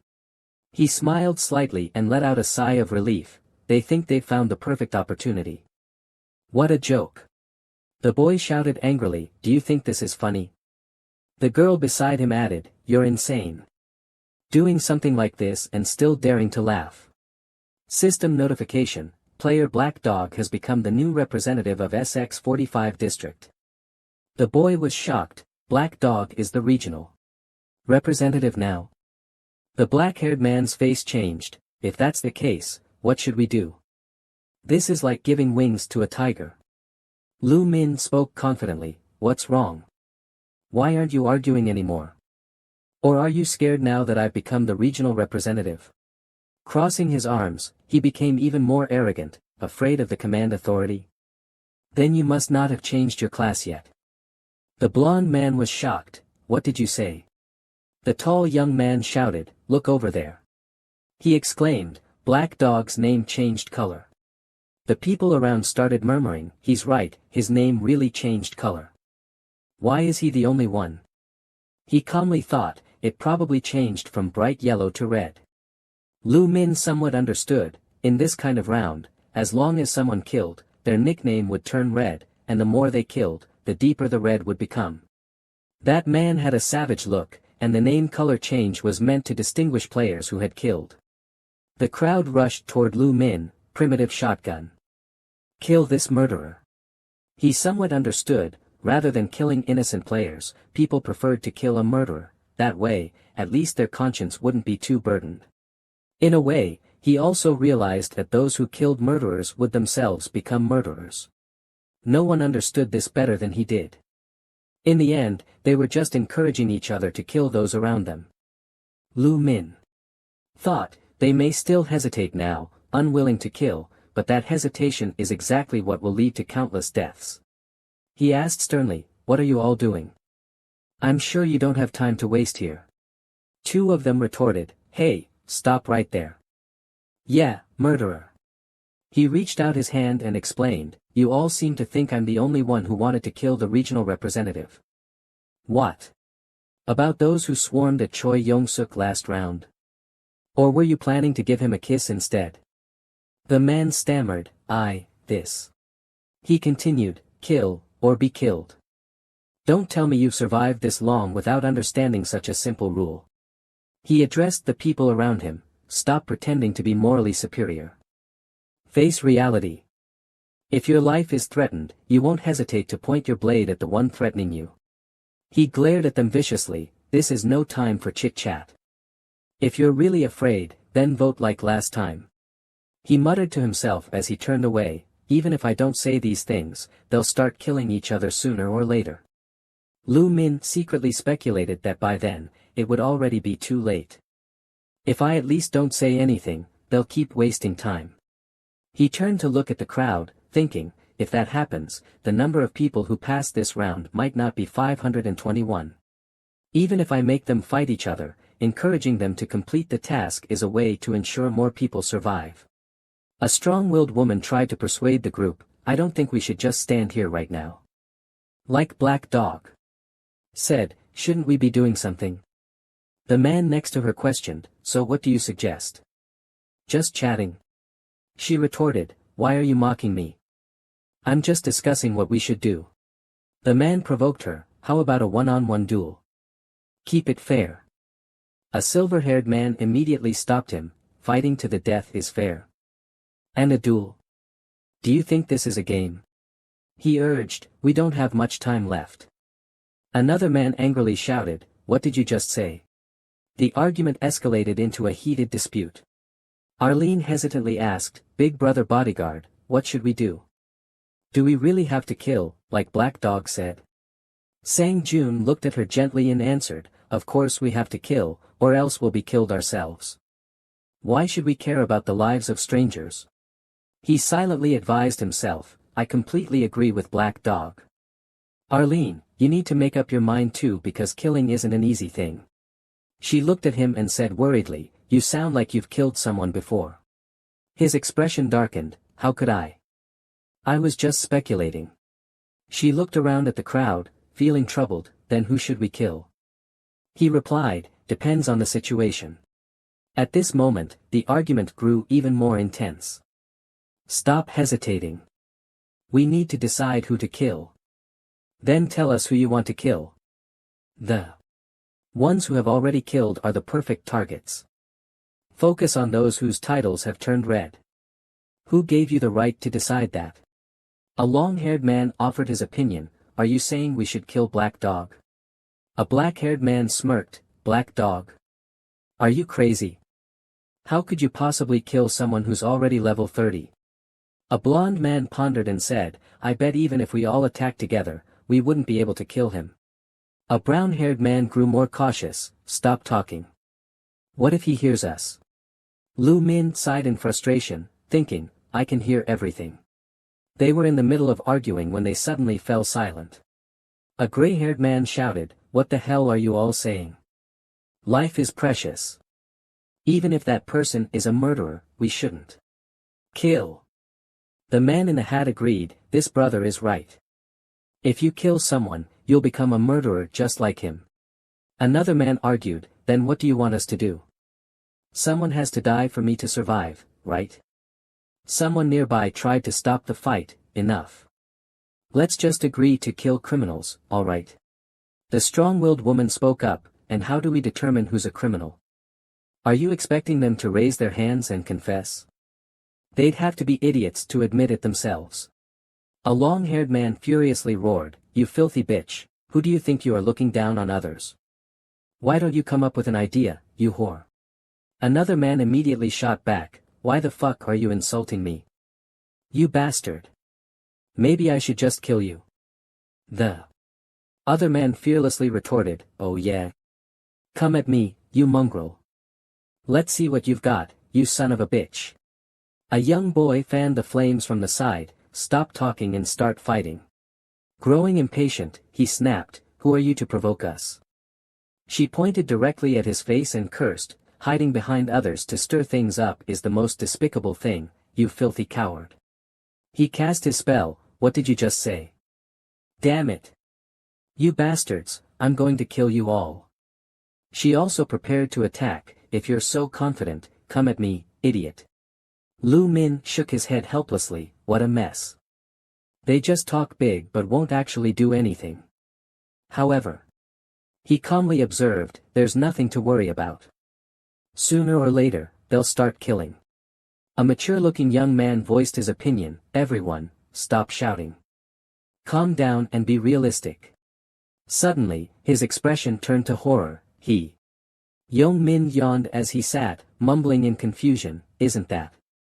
How is this possible? Lu Min crossed his arms, having completely understood the rules of the game, this is the hidden rule of this round, 10 minutes after death, players will revive. Young Min realized in a daze, everyone's looking at me. They won't stop staring. They're not just looking at me, it's like they're staring at a zombie. He stood up, looking at the others in confusion, strange, I was just talking to Black Dog. What's going on? A black-haired man screamed, he resurrected. Like a god reborn. What are you talking about? The system revived him. A long-haired man calmly speculated, so that means everyone who dies in this round will revive. The woman beside him looked grim, if that's the case, then killing them doesn't matter, right? The young man gripped his dagger, his eyes turning dangerous, if they'll revive, another young man continued, then that means. Stop. A woman with her hair tied high stepped forward to intervene. She tried her best to stop them, we're not even sure if we can all revive, don't be reckless. Suddenly, she was ambushed from behind. A man stabbed her viciously with clawed weapons, roaring in fury, why don't you die first, you damn woman? Just die. He paused, staring at the blood-soaked dagger in his hands, panting heavily. But he didn't stop, he kept screaming, "Hurry up and revive. You and I still have a fight to finish." The people around who witnessed it all shuddered and looked at him with disgust. In front of everyone, a lifeless, severed head lay on the ground. The onlookers were drenched in cold sweat, utterly shocked. People around murmured, "But she hasn't revived yet. Let's wait. She won't come back instantly." A brown-haired man and a moss-green-haired boy shouted, thinking back, "That guy only revived after 10 minutes too. Let's wait for her." The others nodded in agreement, "I agree. Me too." Time passed, and after 10 minutes, the girl lying on the ground began to glow. Her severe wounds emitted light, showing signs of healing, and soon after, the massive injuries completely disappeared. She was now completely unscathed and could stand up on her own. The brown-haired girl woke up, stretched lazily, and felt extremely comfortable. She suddenly realized something, stopped abruptly, and let out a scream. The brown-haired girl pointed at the people around her and roared angrily, "Which one of you bastards was it? Who ambushed me?" The person holding the fake wolf claw weapon suddenly appeared behind her, grinning menacingly, and shouted, "It was me, you bitch." Unlike last time, he was instantly cleaved in half by a burly man behind him. He collapsed to the ground with a thud, motionless. The burly man pointed at him and repeated his previous action, "So, they'll revive in 10 minutes, right?" The people standing outside all had pale faces, some clutching their heads, others covering their mouths. No one dared to make a sound. Lu Min stood at a distance, contemplating. Even though it's been proven they can revive, they still feel uneasy about killing, but... Just as he expected, the others began to follow suit, hacking and slashing away. Under the influence of the environment, people often reveal their madness. Cold, indifferent words abandoned all humanity as they swung their blades, slaughtering each other. Who the hell cares? Someone ambushed another person, damn it, whatever. I don't care anymore. Even those who pointed their swords at their own teammates were the same, go to hell. You're all insane. A sudden conflict broke out among the crazed group. Hey, you damn dog. Sorry, I have no grudge against you. The silver-haired man slashed at the brown-haired man beside him, furious. Why don't you taste your own tricks? The brown-haired man blocked and replied, "Please, just die already. You'll revive anyway." The two argued fiercely and finally came to a conclusion. Then why don't you go die once and see?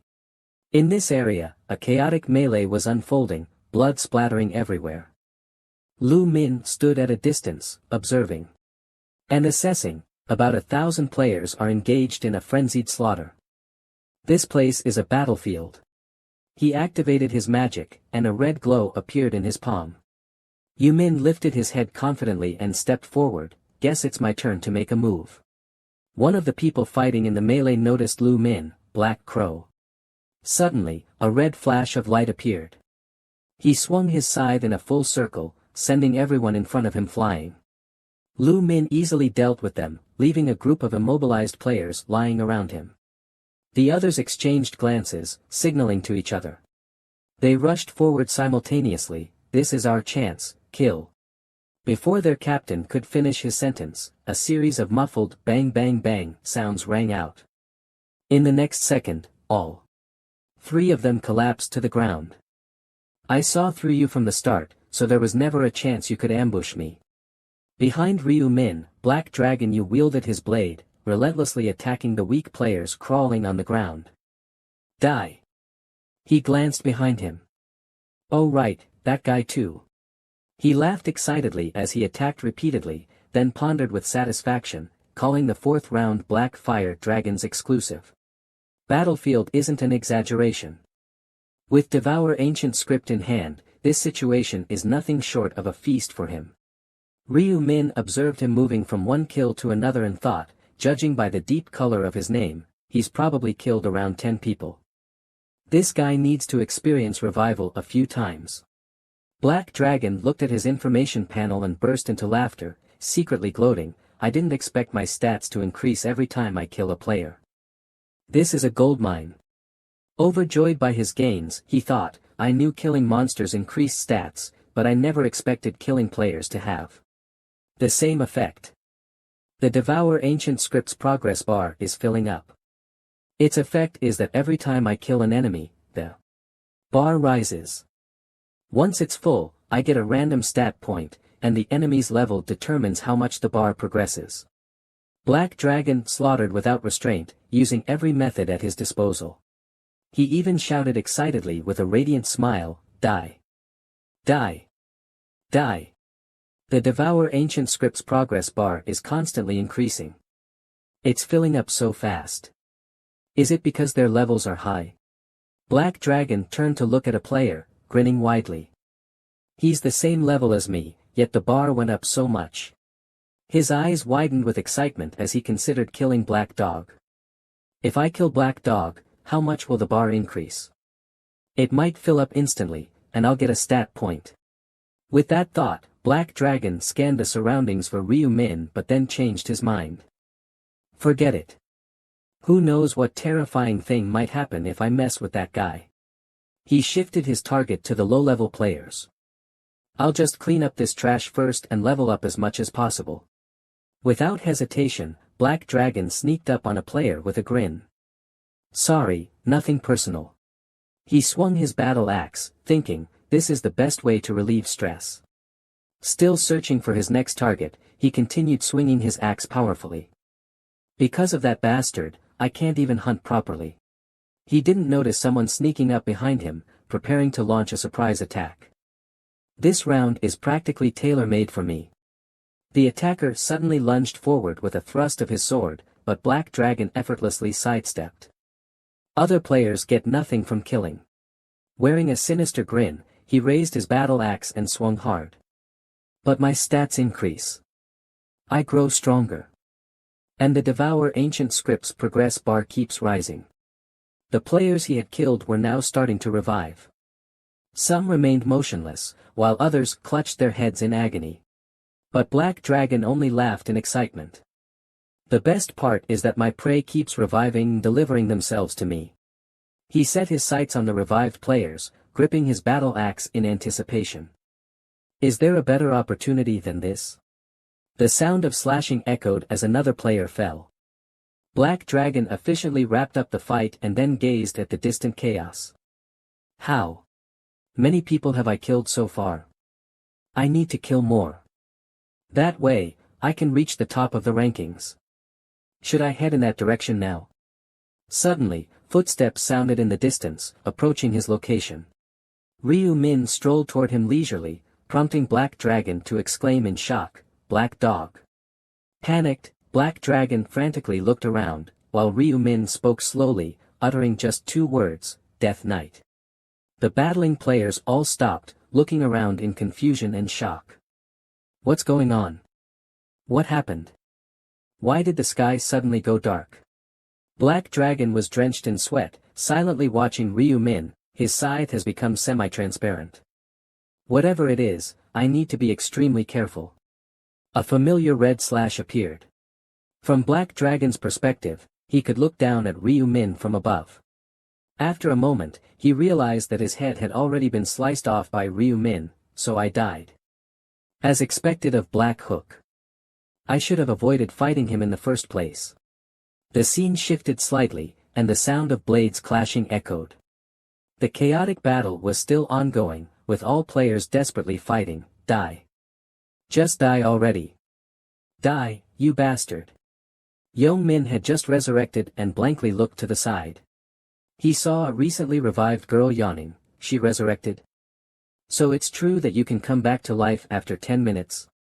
Black Dragon's vicious thoughts resurfaced, and he flashed the same bright smile as before. Interesting. Clenching his fists tightly, he thought, they set up this battlefield just so we would slaughter each other. This is my chance for revenge. I'll kill every last one of those backstabbing bastards. Young Min stepped into the battlefield, scanning the area. Kim Sunghan, where are you? Where is he? He grinned excitedly. There he is. Right in front of him, Sunghan was trembling as he drew his bow to shoot. This idiot is so scared from just losing a few points that he's about to piss his pants. Smirking, Yong-min charged toward Kim Sung-han, who turned his head to look at him. Yong-min greeted him with a straight punch. Nice to see you, you son of a bitch. Sung-han was sent flying, his bow and arrows scattering all over the ground. He clutched his face in pain, trembling, while Black Dragon's voice rang out, "Hey, Kim Sung-han, you unlucky bastard." Sung-han, now bruised and bleeding from his nose, was grabbed by the collar by Yong-min. "Didn't you say you'd kill me if we ever met again?" Yong-min gave a terrifying smile, raising his fist as a blood-curdling scream erupted. "Then go ahead and try killing me." He let go of Sung-han. "Finally, it's over." That felt amazing. Black Dragon scanned the area and said, "Where did the rest of those bastards go?" Now, the real chaos seemed to be unfolding, the battle was growing fiercer, and the acts of cruelty were increasing. If hell truly existed, this was probably what it looked like. The strong preyed on the weak, and those wielding powerful weapons slaughtered the poorly equipped without mercy. Die. Su Yalan cowered in a corner, gripping her sword tightly. Bastards. This place was filled with violence, and people knew nothing but hatred toward one another. On Chun looked at Yalan with concern and asked, "Are you okay?"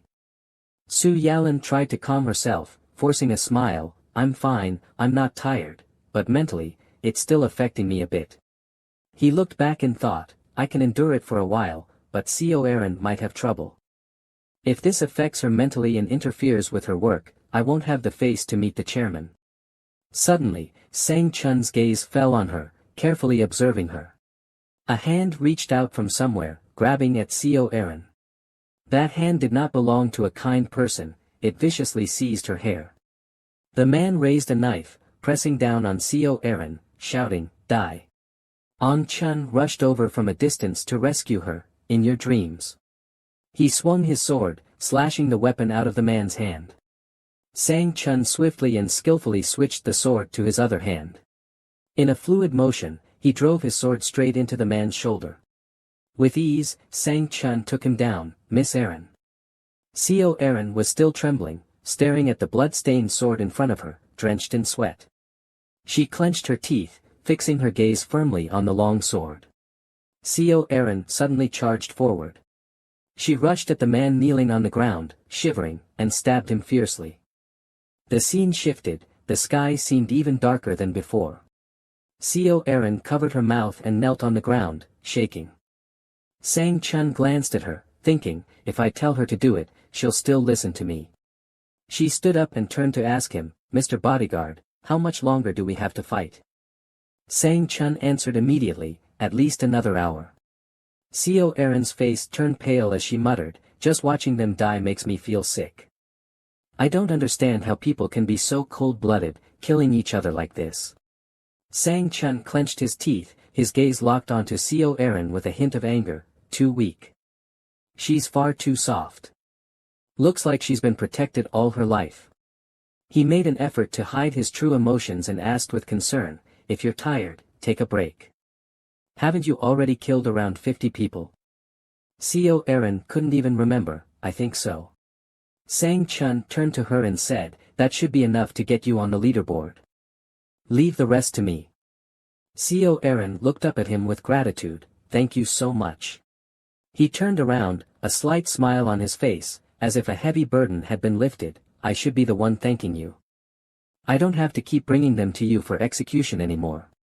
Sang Chun began his killing spree, charging at every enemy he saw. "Now I can finally focus on increasing my own score." The current round's announcement board displayed a countdown, 10 minutes and 21 seconds remaining.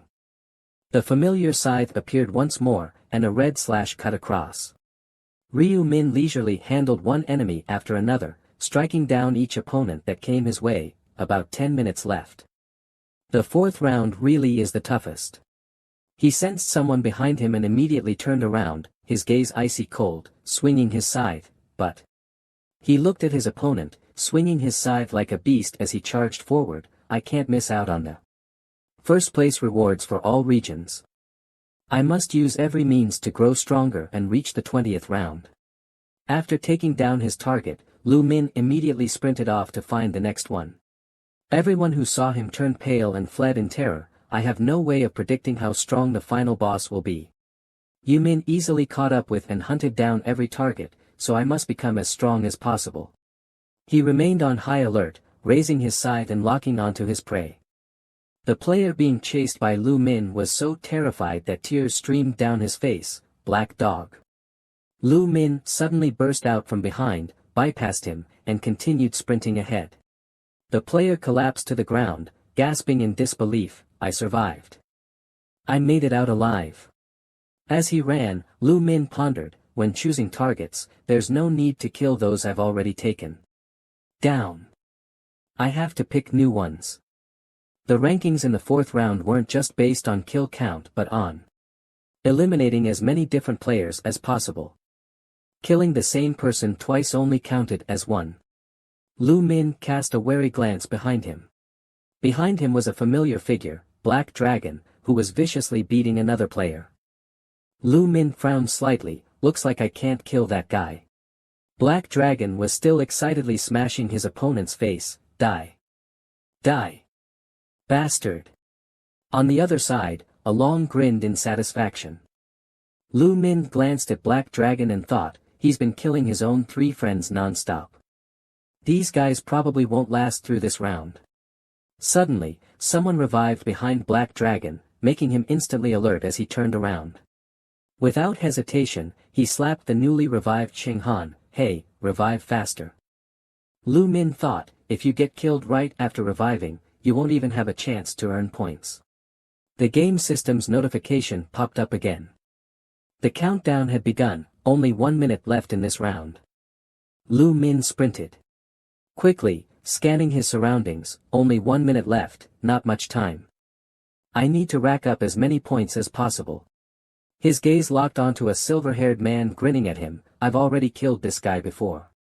Next is that brown-haired guy hugging a girl and crying. He needs to be dealt with too. Lu Min's eyes shifted to a light brown-haired man holding a dagger, I don't remember killing him. This will be the first time. Finally making up his mind, he saw his target glance back, completely unaware, there's no time left.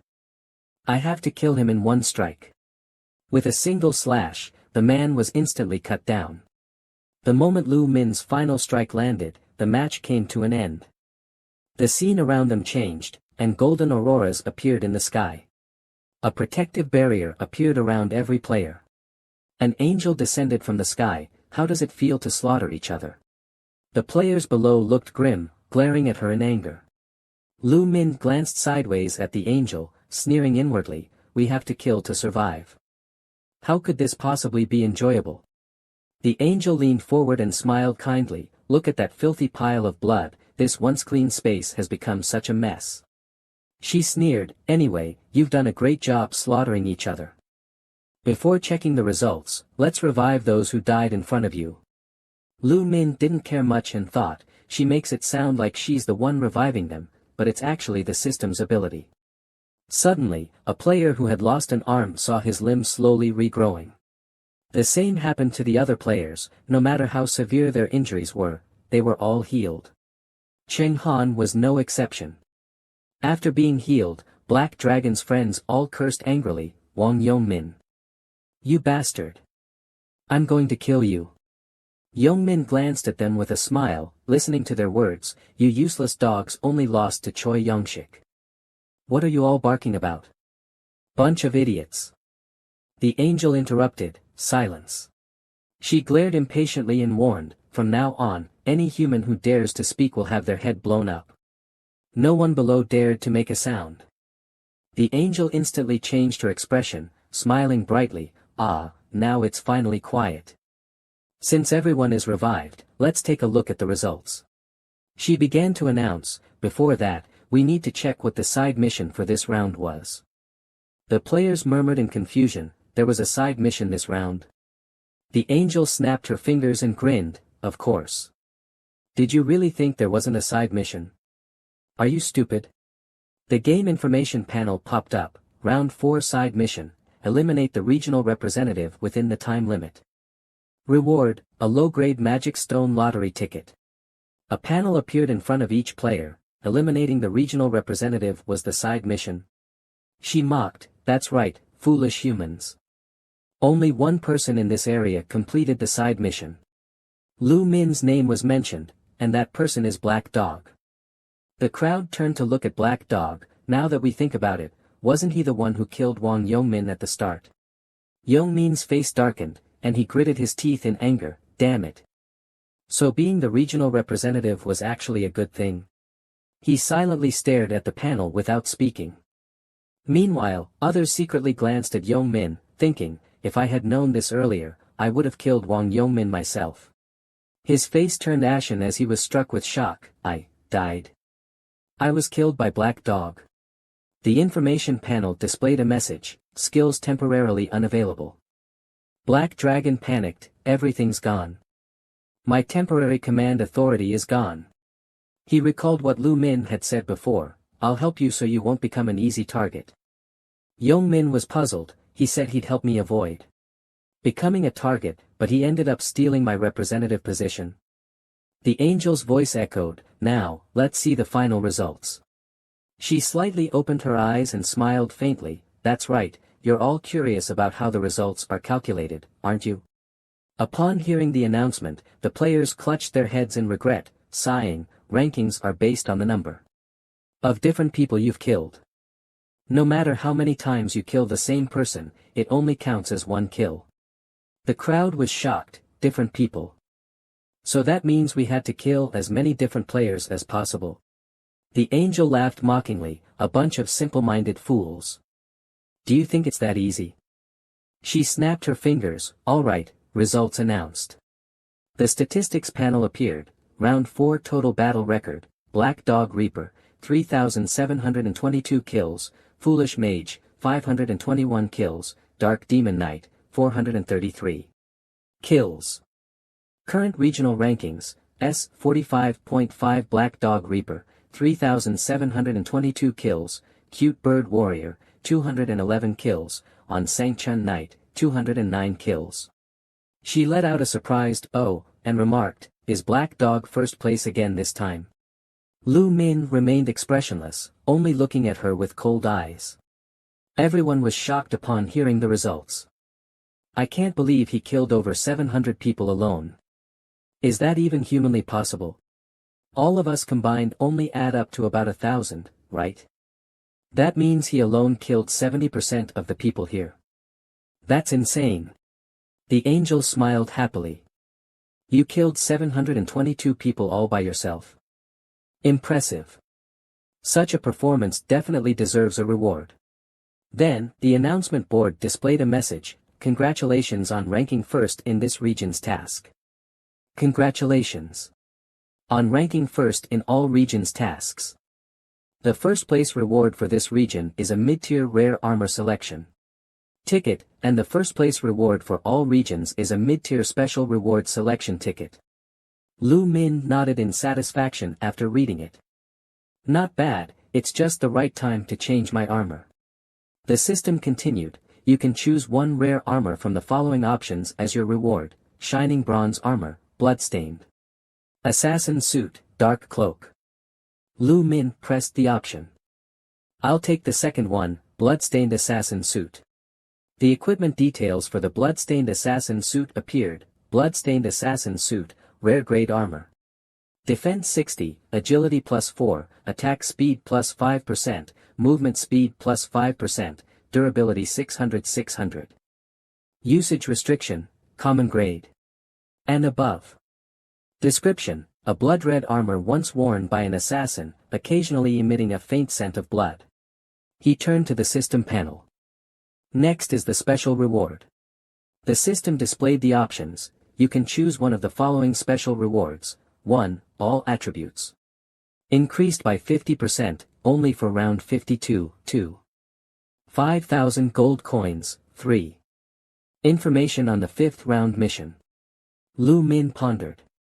The 5th round mission reward is valuable, but the difficulty seems high. He made his decision and pressed his selection. Considering the difficulty, increasing my attributes would help me more. The angel continued, you've all seen your rankings, right? Let me tell you, in this region, 30 people are tied for 521st place.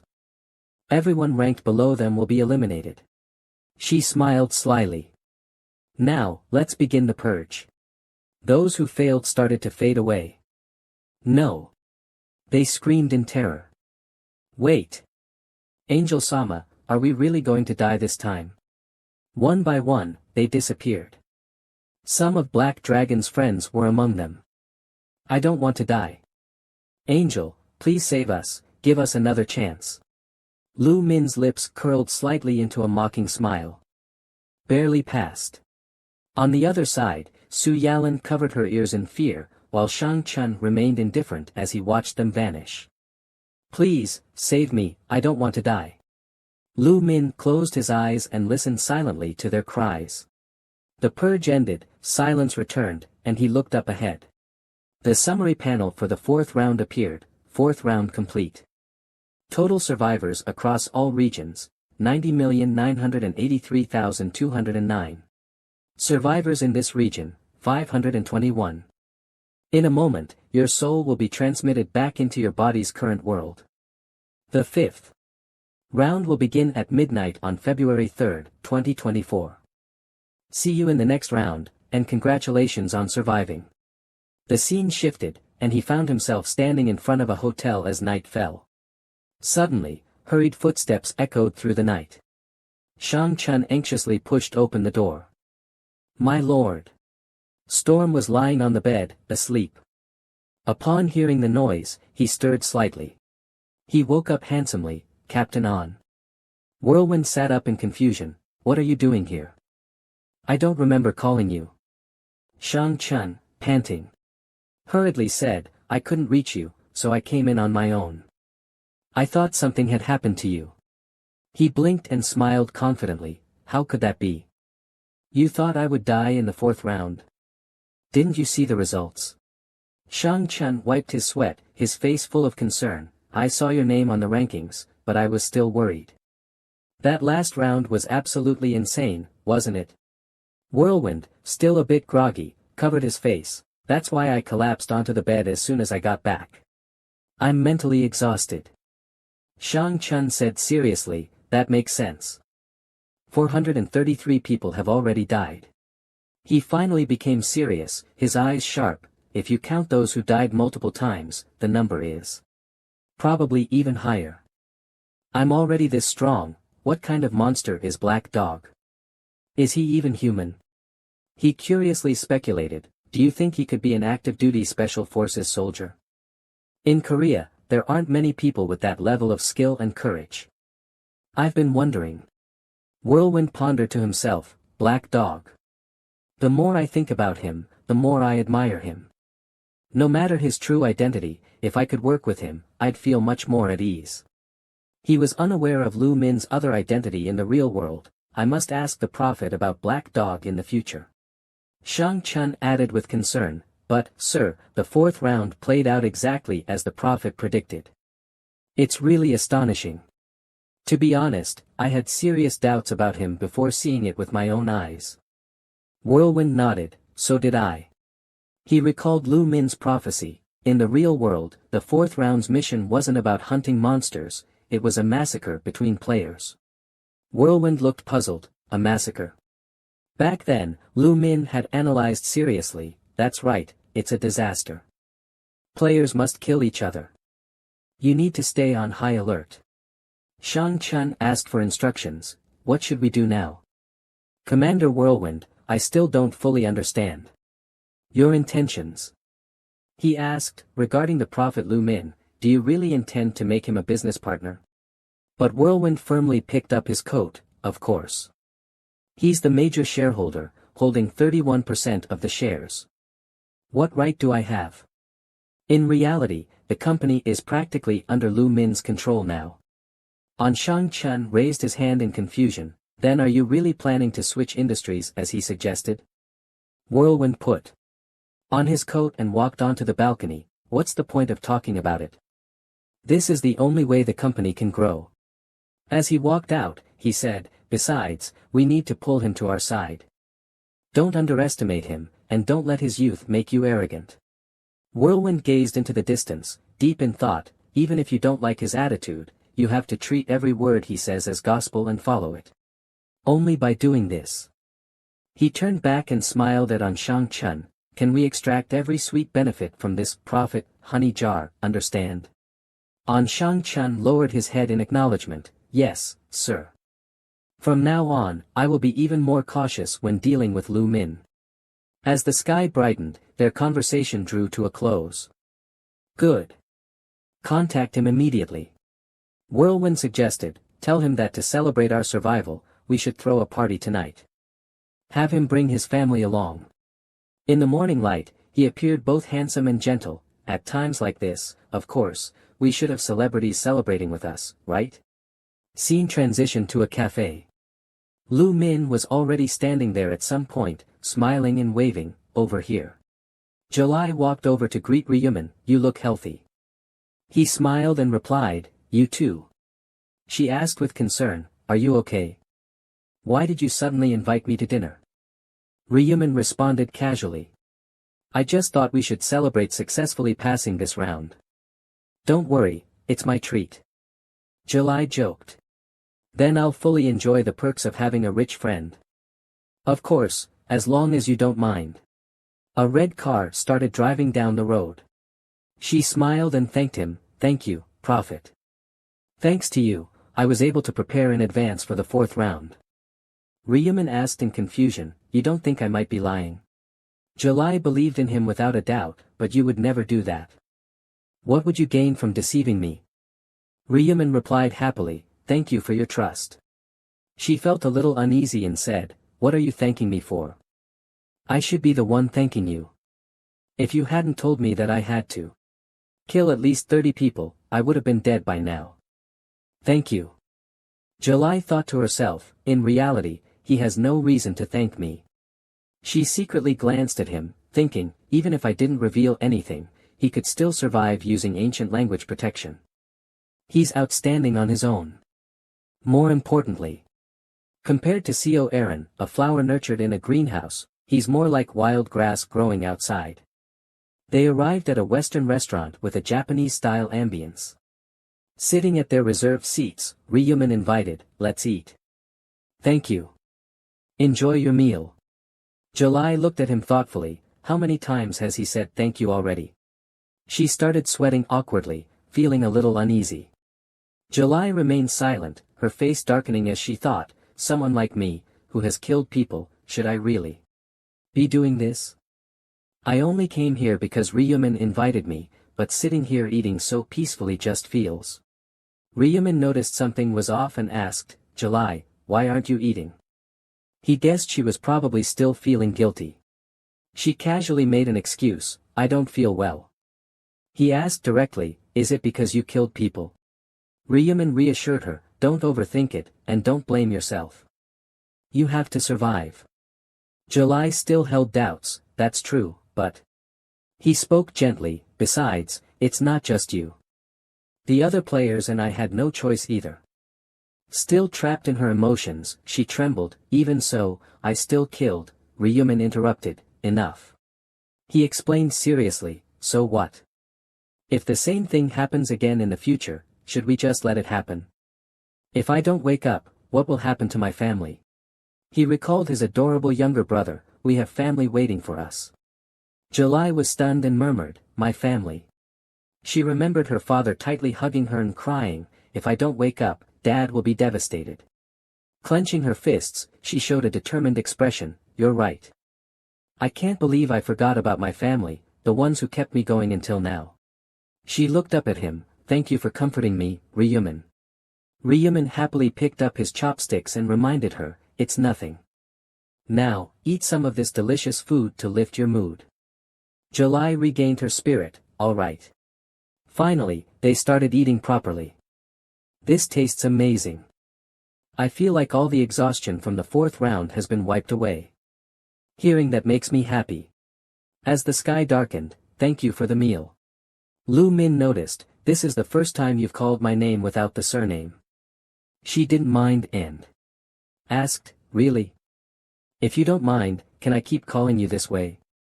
He happily agreed, of course.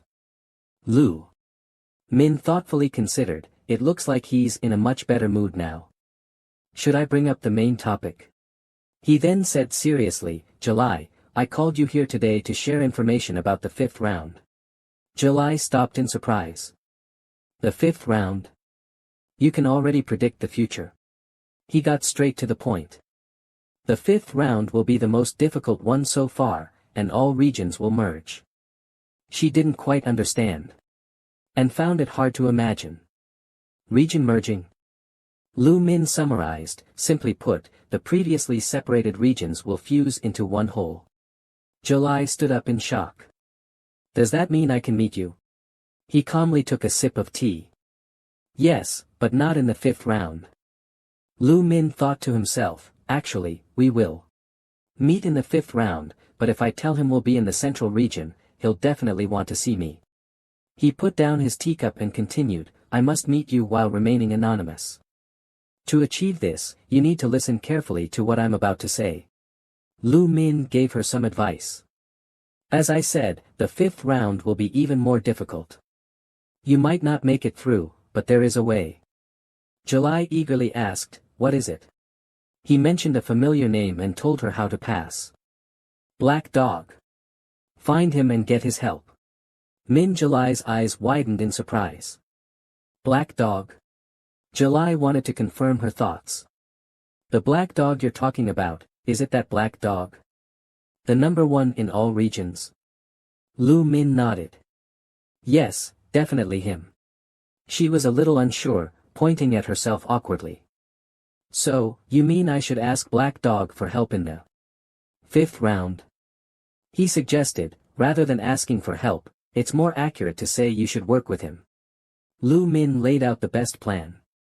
You need to temporarily form an alliance with him. That's the only way you'll survive. July pointed at herself. But Black Dog is level 30. Would he even be willing to cooperate with me? She listened nervously as he explained, you have corn, and Black Dog might need you. The two of you will form a symbiotic relationship. July thought, if I can make it through this round with his help, that would be amazing. She sighed anxiously. To be honest, I'm still worried. I don't know if Black Dog would be willing to take me along just because of my little corn. Lu Min smiled at her, thinking, that's no ordinary corn. Your skill is incredible. Lu Min reassured her. Don't worry, Black Dog will be willing to work with you, not just in this round, but in the next one too. I've already seen it happen in the future, so you don't have to worry. She hoped it was true. Really? She felt a little relieved. Thank you for telling me such important information. Lu Min responded naturally, we're friends. This is just something I should do. July suddenly remembered something and asked, can you hold out your hand for a second? She gathered energy, and a blue light flickered. I should give you something in return, right? A blue glow surrounded Lu Min. He smiled happily and said, thank you. Thank you, July. Lu Min had already expected this, thinking. I knew she would give me corn because I understand that she doesn't like owing people favors. July blushed shyly, while Lu Min finally achieved his goal. Now I can go home and use this thing. The system interface displayed that all attributes had increased by 50% due to the blessing skill effect. A white bag was thrown onto the table. And the current kill count reached 100,100. All attributes were further increased by 50% due to the effect of the slaughter ancient script. Lu Min returned home, sat in his chair, and pondered, thanks to July's blessing effect and the additional attribute boost from killing 100 bugs. He observed the information panel in front of him and secretly evaluated, it seems my attributes have increased significantly.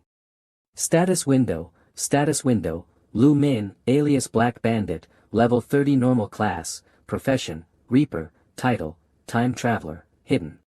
Title, first to kill an angel, Challenger of Divine Judgment. Strength plus 93, Intelligence plus 111, Agility plus 105, Luck plus 84. Lu Min was most concerned about luck. Luck is at 84 points. That means I should be able to draw something good when I pull a random card. He drew a lowest grade magic stone draw ticket, an item that provides rare grade rewards, randomly granting 1 to 5 lowest grade magic stones.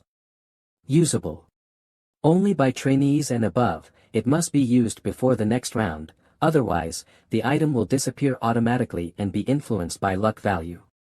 Lu Min carefully observed and thought about how to use it. If it were an ordinary person, they would probably pray to the gods, hoping for something good. He curled his lips into a sneer and muttered, "To hell with the gods." Lu Min recalled what the angel had once said, "Now we will start a game. There will be 20 rounds. On the first day of each month, human souls will be taken into another dimension to participate in this game." Imagining a god wielding countless swords and throwing them at humanity, he speculated, "I don't know who did this. But there's no doubt, it must have been some god. Who else but a god could capture 1.8 billion people and throw them into this death game? The mastermind behind all of this must be a god who treats humans as mere playthings." Lu Min's expression darkened. "If I can make it to the final round and get one wish, I would wish for the damn god who created this disgusting game to be obliterated." The draw ticket in his hand vanished, and a rectangular item appeared before him. The system prompt read, "Lowest grade magic stone draw ticket used." The system congratulated him, "Congratulations. You have obtained 5 lowest grade magic stones. Acquired items, lowest grade. Red magic stone times 1, lowest grade gold magic stone times 2, lowest grade green magic stone times 1, lowest grade purple magic stone times 1. He was slightly surprised. 5. 5 is the maximum amount, right? Lu Min smiled happily, cursing to get the best outcome instead of praying to the gods. Looks like my luck is pretty good. Now came the crucial part. He pressed the button. Alright, time to start synthesizing. First, place 2 lowest grade red magic stones together, then press synthesize. The system displayed, synthesis successful. You have obtained a low-grade red magic stone. Lu Min looked at his results with satisfaction. Combining magic stones of the same type and level can create higher grade ones. Adding the one I got from Su Yalan and the one from the lottery draw. System prompts kept popping up, synthesis successful. You have obtained a low-grade purple magic stone. He pondered a new direction. Next, if I combine magic stones with equipment, the success rate should be very high. The system prompt read, synthesis successful. Assassinhood now has attack power plus 2%. Good, let's continue synthesizing the others. Lu Min placed various pieces of equipment in sequence, shadow gloves, granting an additional 2% attribute bonus, resistance ring, adding plus 2 luck. Then, he switched to the delicate long boots, gaining an additional plus 2 agility bonus. Looking at the dismantling panel, he silently considered, I need to extract the blue magic stone from the hunter leather armor. The system prompted, bloodthirsty assassin armor now has damage reduction plus 1%. Lu Min smiled, finally, I'm close to reaping the rewards. I've used up all my magic stones. Exchanging intelligence for these was worth it. As the sun set, the sky darkened. In front of the large apartment complex, the sky had already turned gloomy. He murmured, it's time to meet the storm demon general. Suddenly, Lu Yuan appeared, his face full of shock and confusion. So, you're saying? He asked in a flustered, stammering voice, the company you invested in, its chairman is actually the heir of the Wu Cheng group. Lu Min confirmed, yes, I was invited to their banquet. As business partners, we will collaborate in the future. Lu Yuan's face turned pale with fear. His eyes flickered uneasily as he looked at Lu Min with trepidation. Can I even go to a place like that? Lu Min carefully adjusted his tie and said, they said I could bring a family member, so don't worry. Your tie is crooked. The doorbell rang, and Lu Yuan instantly froze, his whole body tensing up. They're here. Lu Min said, let's go. The two of them opened the door together. Lu Min remained calm, while Lu Yuan was visibly nervous. Lu Yuan widened his eyes in surprise. Shang Chun stood at the door, bowed, and greeted them, hello, I'm here to escort you. Lu Yuan broke into a cold sweat and clutched his brother tightly. That's the guy we met before. Shang Chun asked in confusion, and this is? Lu Min reached out to introduce him, my younger brother. He handed Lu Yuan an invitation letter. I apologize for not introducing myself earlier. I'm Shang Chun, a unit director. We've met before, haven't we? Here's my business card. Lu Yuan took it and nodded, mm. And Shang Chun offered an apologetic smile. Although I've already apologized to your brother, I still want to say sorry to you for my rudeness before. Seeing this, Lu Yuan didn't feel much hostility toward him anymore. Shang Chun bowed slightly and extended his hand in invitation. Consider this banquet my formal apology. I hope it won't be too much trouble for you. Now, let's go. The luxury car is waiting for you. The sky had completely darkened, and the hotel's lights illuminated a corner of the night. The two brothers followed Shang Chun toward the entrance. Suddenly, a voice caught their attention. Shareholder Lu Min. Demon Gale descended the staircase with a smile. I'm glad to see you're still alive. Lu Min responded with a smile. Me too. Demon Gale's gaze shifted to the person beside him. This must be your family. Lu Min introduced, yes, this is my younger brother, Lu Yuan. With a friendly smile, he extended his hand in greeting. Nice to meet you. I'm Demon Gale, chairman of Heavenly Demon Consulting. Yuan, use your right hand to shake hands, Lu Min reminded. Lu Yuan stiffly extended his hand. Hello. Demon Gale asked curiously, is your brother a player too? Lu Yuan shook his head. No, I'm not a player. Lu Min smiled at his brother and said, he's only 14. Demon Gale looked at Lu Yuan and remarked, you're really lucky. If you were just 1 year older, you wouldn't have been able to escape this death game. I envy you. Lu Min's expression remained neutral, but inside, he sneered. Envy. Leading the group inside, Demon Gale gestured. Please come this way. The setup is simple, but we've put great effort into preparing this banquet. Inside a room, a dining table was laden with various delicacies, accompanied by 2 attendants. The dishes were exquisitely prepared and enticing. Standing beside the table were dedicated attendants and chefs, responsible for both the presentation and the meal. Lu Yuan widened his eyes in amazement as he took in the scene before him. Demon Gale gestured warmly. Please, make yourselves comfortable. You must be hungry, right? We didn't prepare too much, but it should be enough to fill you up. Lu Yuan turned his head, full of question marks. Is he joking with me? Come on, Yuan. This is considered not much. With a friendly smile, Demon Gale began eating. Then, please enjoy. Suddenly, a noise came from the door. Lu Min keenly turned his head upon noticing the situation. And was stunned in surprise. Su Yalan, elegantly dressed and exuding a dazzling aura, walked in. Su Yalan. Su Yalan was invited too. He glanced to the side. Ma Julong stood up from his seat and said, You finally arrived, Miss Yalan. She quickly apologized first, Sorry, sir, I was attending the funeral of a fellow actor, so I was late. He responded with friendliness and tolerance, Don't worry, we understand. More importantly, this is the major shareholder of our company, whom I mentioned to you before. She habitually tucked her hair behind her ear and introduced herself, Hello, I'm actress Su Yalan. Lu Min gently tugged at the dumbfounded Lu Yuan. Aren't they the ones who brought rice cakes when we first moved in? He answered on behalf of his brother, Yes. She immediately smiled at them cheerfully but was filled with doubt inside, So I'm the neighbor of the major shareholder. That's amazing. He looks even younger than me, yet he's already a major shareholder. Is the chairman joking? Lu Yuan shrank into his brother's embrace and stammered, Bro. That person is Su Yalan, right? His reaction made Lu Min realize that Lu Yuan was still unaware of the relationship between Ma Julong and Su Yalan. Seeing her suddenly appear must have startled my little brother.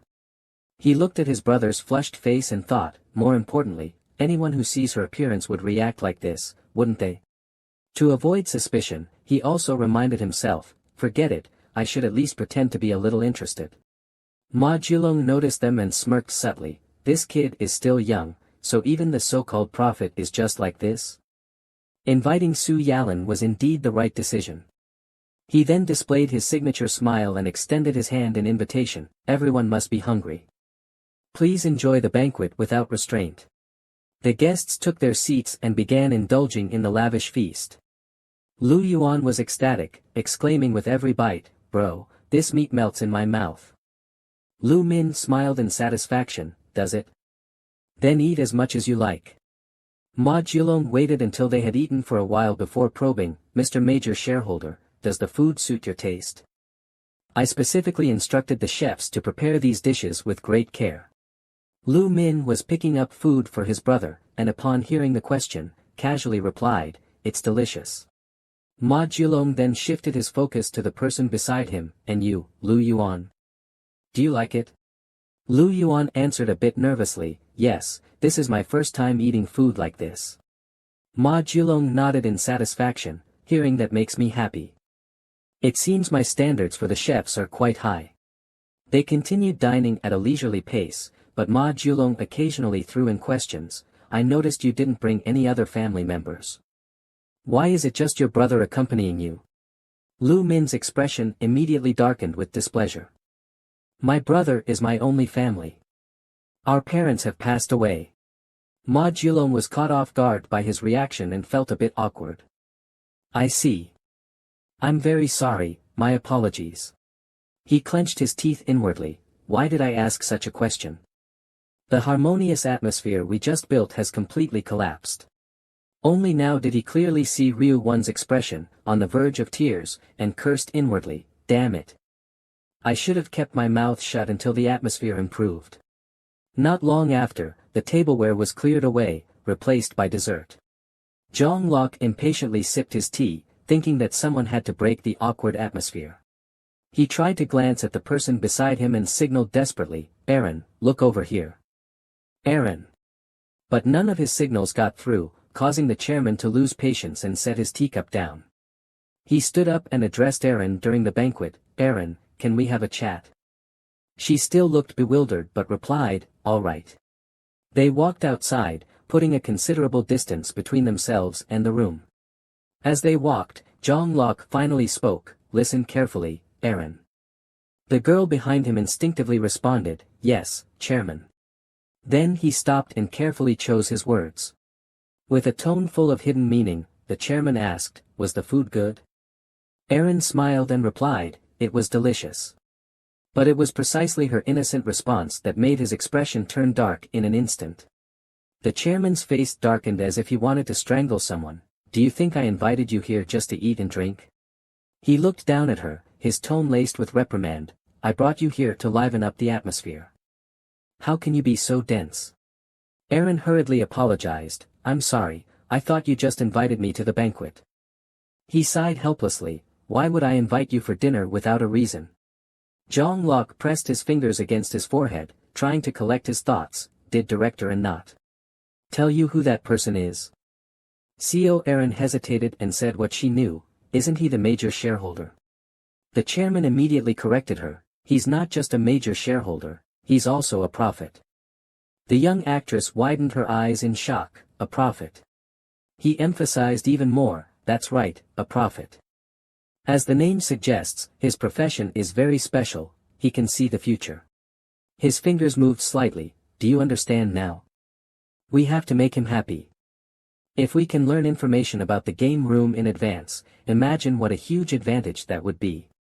Zhang Lok's next words sent chills down Aaron's spine, so use that pretty face of yours, agree with everything he says, and smile at him. Then he clenched his fist with ambition. With a cunning smile, Zhang Lok applied invisible pressure on her, use any means necessary to capture that prophet's heart. Cold sweat ran down Aaron's back, forgive me for saying this, but I don't think. But he didn't let her finish and cut her off, as chairman, I've given you the opportunity to succeed in the entertainment industry. Don't you think you should repay this favor? Hearing his demands, Aaron was filled with unease. There's no need to hesitate. It doesn't matter what means you use, as long as you make shareholder Ryu Min happy. Jong Lok raised an eyebrow and questioned again, why aren't you answering me? At that moment, the timid girl hurriedly replied, I understand. They temporarily stopped their discussion. When he decided to return to the banquet, he said, I will observe whether you are working hard. Now, let's go. Arlene replied in a dejected tone, yes. The atmosphere in the banquet remained awkward, with only Shang Chun silently watching the siblings. Gale opened the door, bringing Arlene inside, and said cheerfully, did everyone wait long? We had something to discuss, so we came back a little late. He deliberately glanced at her and hinted, it looks like everyone has finished eating. Let's move to another place. Yu Min and Yu Yuan stood up, looking toward the door with anticipation. Gale noticed that Arlene was still anxiously looking at them and became even more impatient, thinking, I've already told her everything she needs to do. Why is she still hesitating?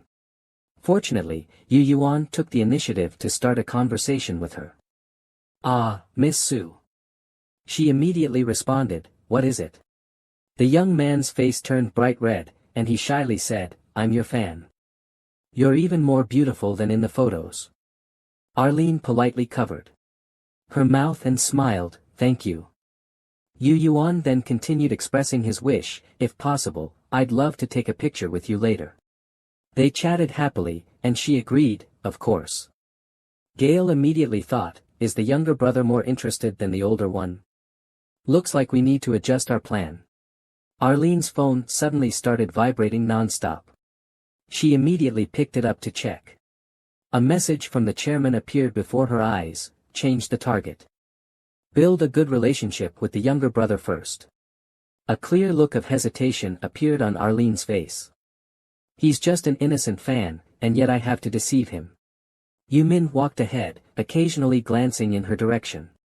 Meanwhile, Gale was smugly thinking about his plan, if we can win over the younger brother, the older one.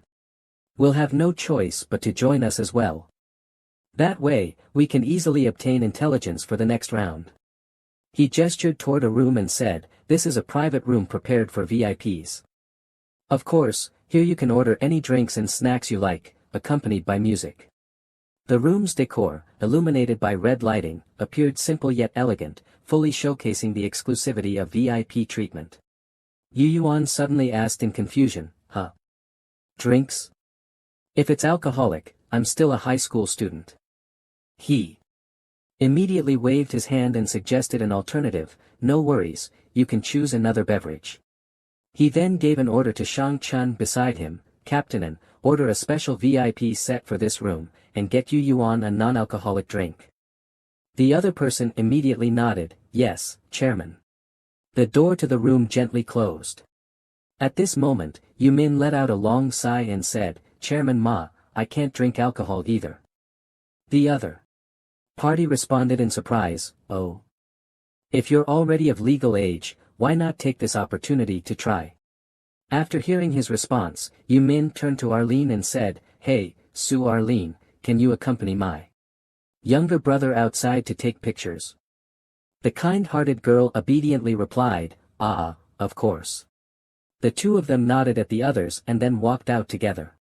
After confirming that everyone had left, Yu Min clenched his fists and coldly called out, Chairman. The other party asked in confusion, what is it? The previously calm expression instantly turned into one of anger. Did you really think I was that easy to deal with? Jifeng still didn't understand his intention, what do you mean? Lu Min crossed his arms and directly told him, did you forget that my profession is a prophet? I can see the future. Do you really think I don't know about your conversation with actress Su Yalan? He was so shocked by Lu Min's words that he couldn't speak. In that case, how can we do business together? Lu Min looked at him seriously and directly, Chairman, you'd better not hide anything from me. Jifeng was utterly shocked, he knows about my conversation with Su Yalan. How is that possible? Can he see the future too? They sat facing each other in a private room. You had Su Yalan try to win me over. The chairman immediately Apologized, if that made you uncomfortable, I sincerely apologize. I just wanted her to be your friend. Lu Min didn't care, because what really angered him was something else. But you even wanted to use my brother, that's going too far. His heart trembled because that was precisely his weak spot. He even knows about this. Though he had a lot of pride, he still lowered his head and said, I'm truly sorry. I made a very foolish decision. Prophet, I will correct everything that displeases you. Lu Min didn't make things difficult for him and immediately accepted his apology, since you are sincerely apologizing. I won't pursue this matter further. As for what you told actress Su Yalan, I'll pretend I didn't hear it. Then, he raised his head and said, thank you for giving me another chance. At that moment, Shang Jun happened to walk in, Chairman, I'm back. But this time, Jifeng looked somewhat troubled and told him, step outside for a moment. Shang Jun was surprised, what? Jifeng cleared his throat, hinting at him, I have something to discuss with this distinguished guest. Ministerin, take those two to the next room. Shang Jun immediately understood and left, got it. He gently closed the door. Now, only the two of them were left staring at each other, making Jifeng even more nervous, damn it. I originally wanted to use Su Yalan to ease the tension, but instead, things have only gotten worse. Lu Min suddenly asked him, do you want information on the next round? Jifeng was shocked and answered, of course. You even know about that? The person across from him continued, I agreed to attend your banquet just to tell you about the 5th round. He shrugged, clearly displeased, but if you keep treating me like this, providing information or working with you will become very difficult. Jifeng still tried to persuade him gently, I sincerely apologize and ask for your forgiveness. Lu Min, however, reminded him firmly, Chairman, from now on, don't hide anything from me, and trust me unconditionally. Holding control over the conversation, he continued to instruct, I also hope you won't question the company's operations anymore and that you'll convince the other shareholders. At the shareholders' meeting, the chairman must meet this demand. I will do everything I can to take control of the other shareholders. Seeing that things had finally eased up, Lu Min smiled again, good. I will do my best to help you grow the company. Only then did he bring up what Jifeng needed most, I will tell you about the 5th round.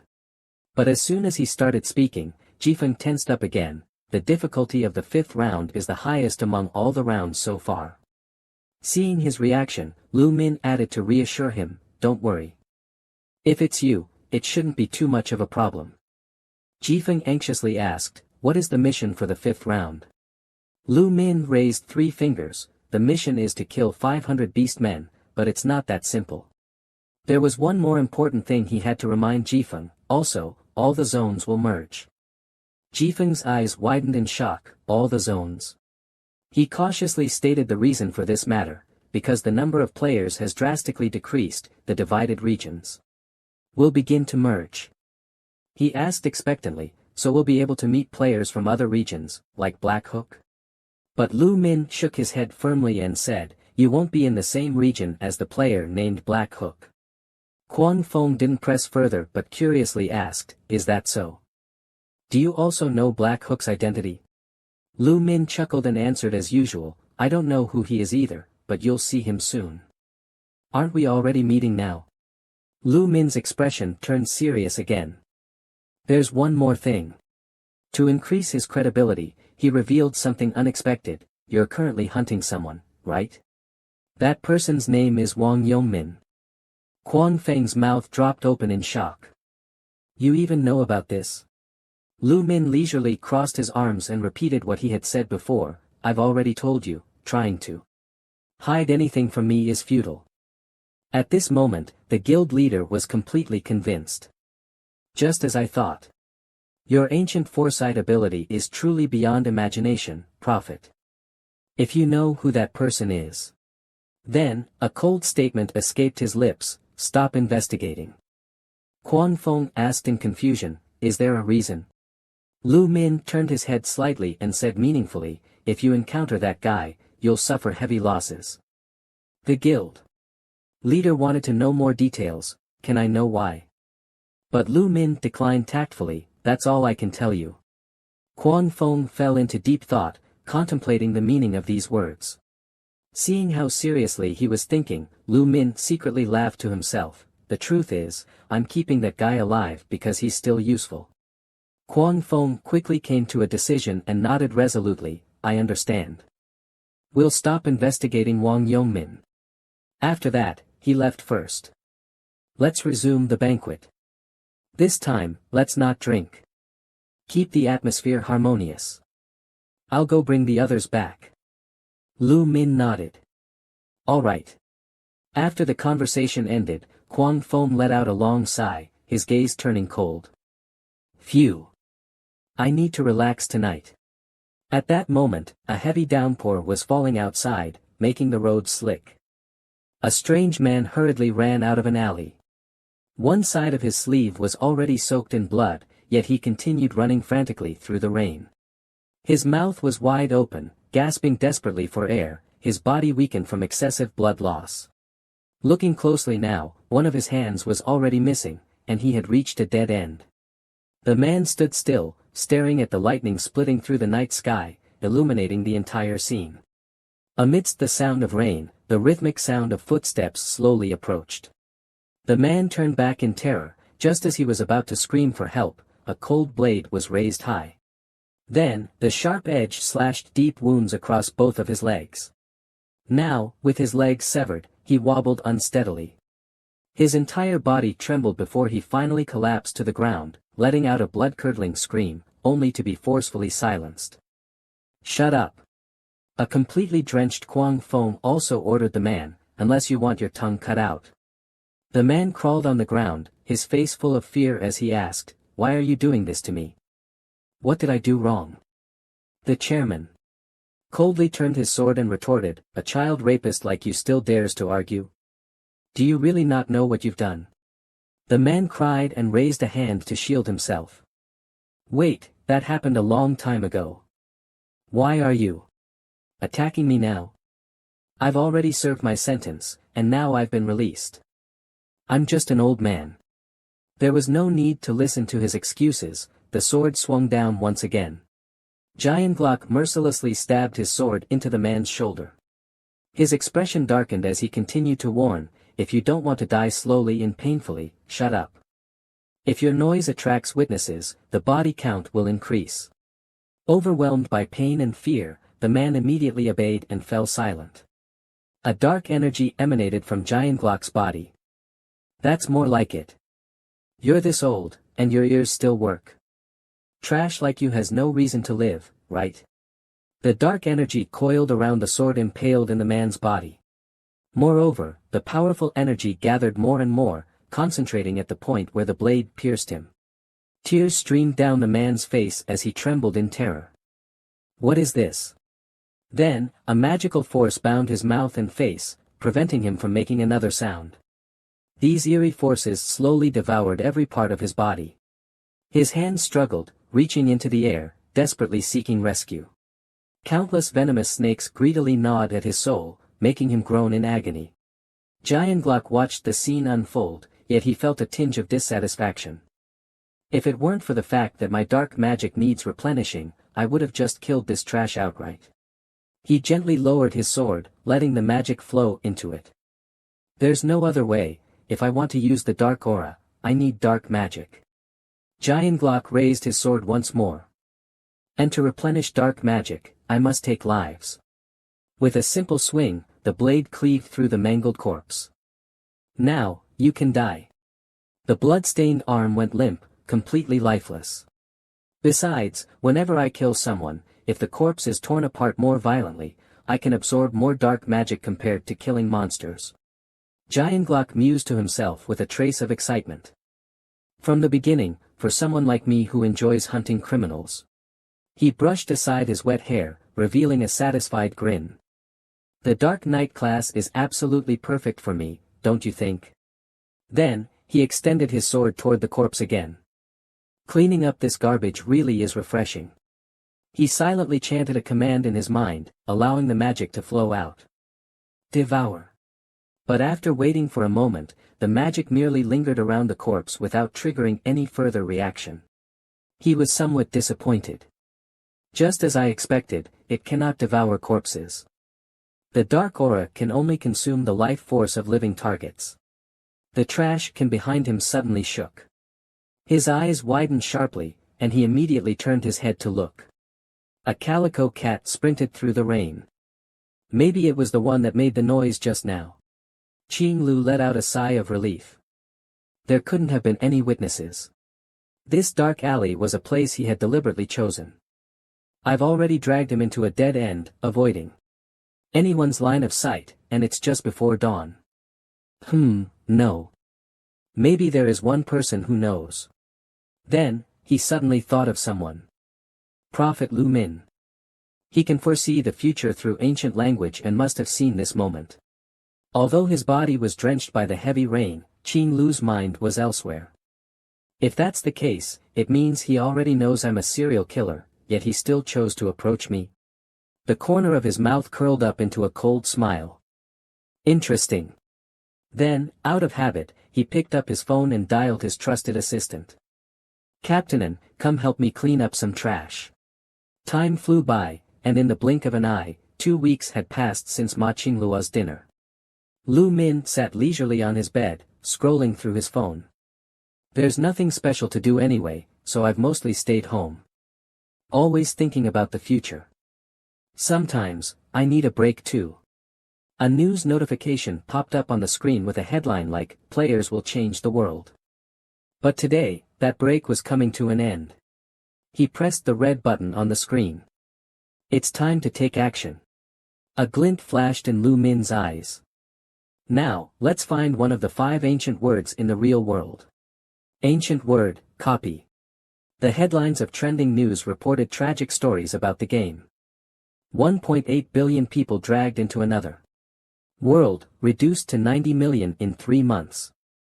The disappearance of the younger generation puts the economy in crisis. Schools nationwide shut down.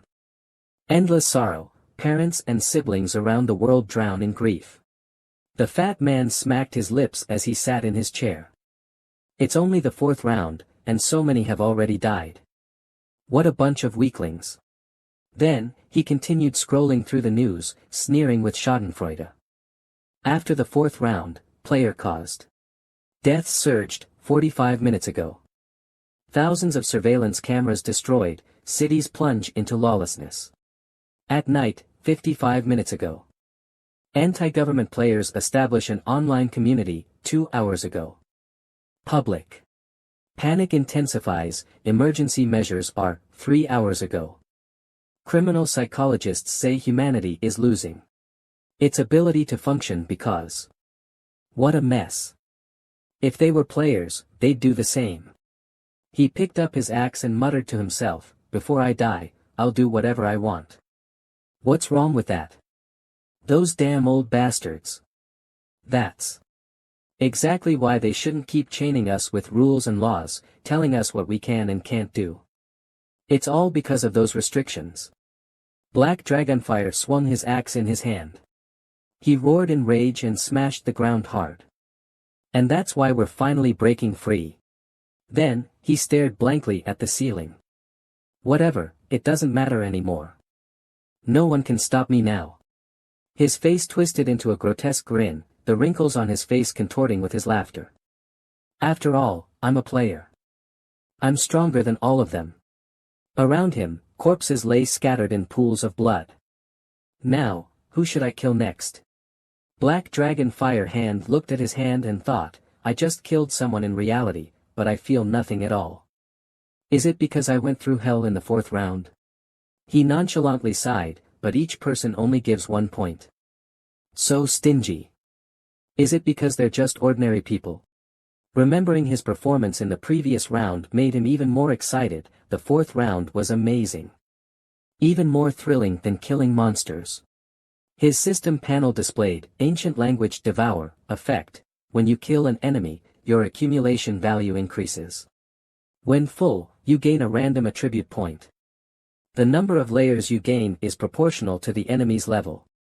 Thinking this, he pushed open the classroom door, searching for more targets. I want to kill players, not ordinary people, because players give me more points. While scrolling through his phone, Black Dragon Fire Hand accidentally came across an important piece of information.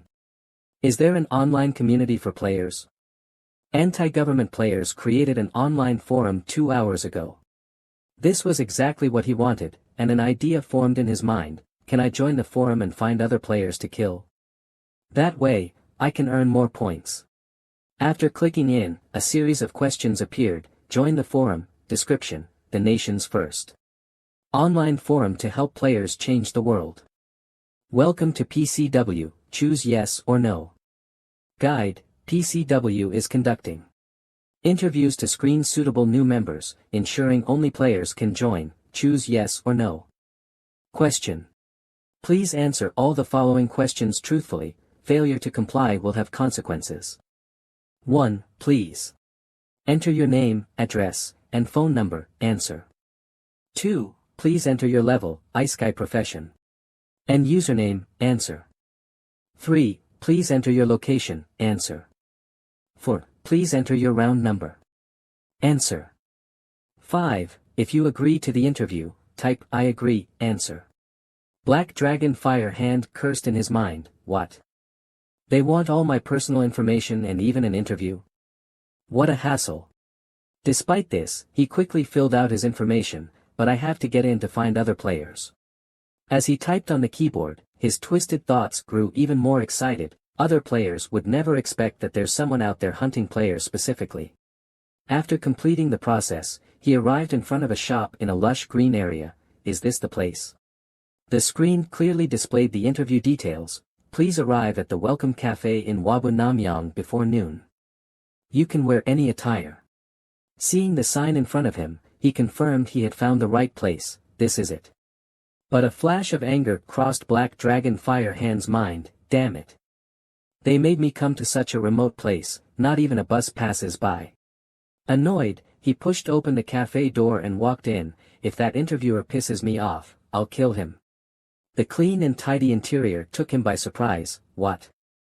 The decor is even more modern than I expected. The man sitting at the table, 30 years old, quickly noticed the new guest. Are there only 2 people here? He immediately stood up and asked, are you the player scheduled for an interview? Black Dragon Fire Hand stood still and replied, yes. The other person approached him with a friendly demeanor. What's your username? He answered right away, Black Dragon Fire Hand. Years old, shook hands with him. Nice to meet you, I'm the interviewer. My username is 30 years old. Black Dragon Fire Hand's eyes widened in shock. You're a player too? His reaction was completely expected by the other man. I know I don't look it, but I really am 30 years old. This way, please. He gestured toward a person in a pink jacket sitting on a chair and introduced, this is Little Cockle. He's also here for an interview. Cockle, this is Black Dragon Fire Hand. You two might end up as teammates, so say hello. Black Dragon Fire Hand pulled out a chair, full of disdain in his heart. This guy who looks like a dried up fish is a player too. He's as skinny as a stick. Hello. The person beside him nodded politely, hello. After sitting down, he looked around and muttered to himself, looks like this cafe doesn't get much business. Not a single customer, not even extra staff. Years old, chuckled and explained, this place is a bit far from the city, so it's normal. That's also why we chose to conduct interviews here. Black Dragon Fire in Hand still naively asked, so you rented this place, but shouldn't the owner still be here? I haven't seen anyone. The man enthusiastically answered, the owner is in the kitchen preparing food. This is a cafe, but they also serve full meals. He continued to observe the strange cafe environment attentively. I see. His gaze shifted to the corner wall. There aren't even any cameras here.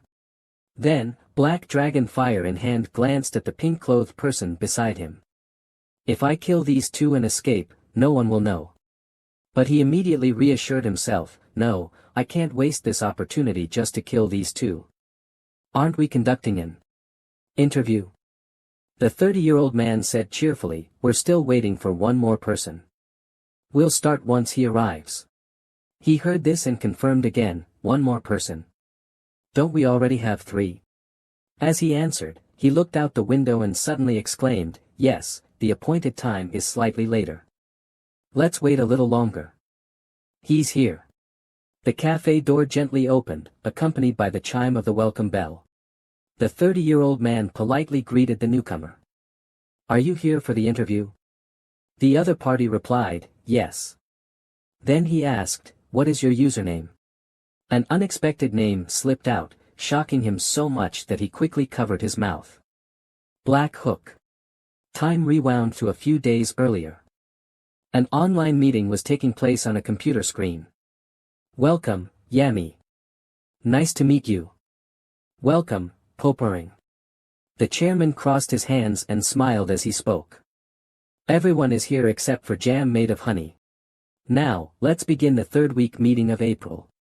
Lost Yark, you go first. The person called responded. Immediately, yes, Chairman.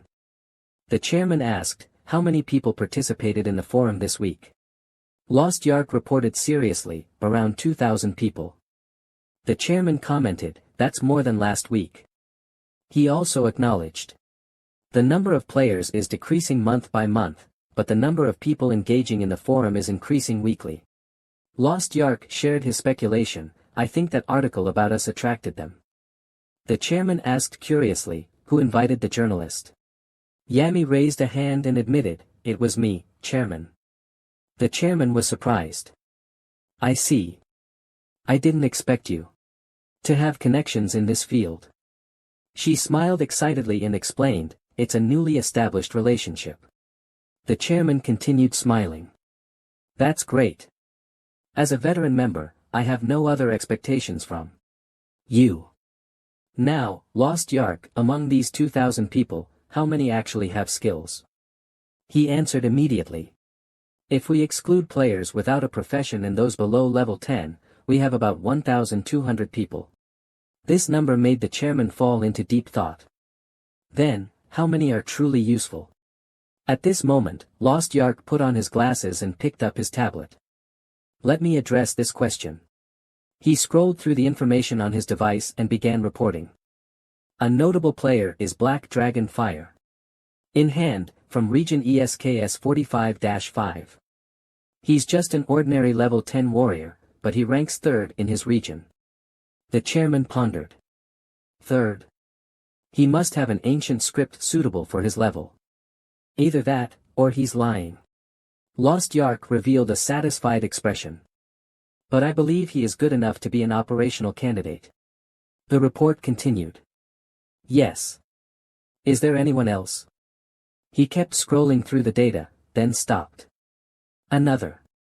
One is Little Cockle, from region ESKS 122-7. His ranking fluctuates between 6th and 10th place. Lost Yark also reported another encouraging statistic. Besides these two, there are 50 players within the top 100 of their respective regions. The chairman's eyes lit up. That's quite a lot. Looks like I'll be busy interviewing all of them. Suddenly, the topic shifted to another person. Oh. My dear 30-year-old. He suddenly snapped awake from dozing off. Sorry. The chairman's expression immediately turned stern. You were dozing off. What did you do last night to be this tired now? The 30-year-old man wanted to explain but couldn't find the words. His superior cut him off directly. I don't want to hear excuses. Before the next meeting, handle all 50 interviews. If you don't finish, another senior candidate might replace you. Because of his mistake, he had no choice but to nod and agree. I understand. Leave it to me. The chairman turned to another question, by the way, Lost Yark, has Black Eel made any contact? He checked his phone and then replied, if he had, would have reported it already. Upon hearing this, he sighed, maybe that's really the case. If he joined, I would immediately give him a managerial position. What a pity. Then he continued instructing the managers, Yami, can you ask that journalist to write another article? We might need more publicity strategies to attract Black Eel to join. She squinted and made a gesture, of course, as long as there's money. He generously agreed, don't worry about that, I'll reward your contribution. Yami smiled happily, thank you, Chairman.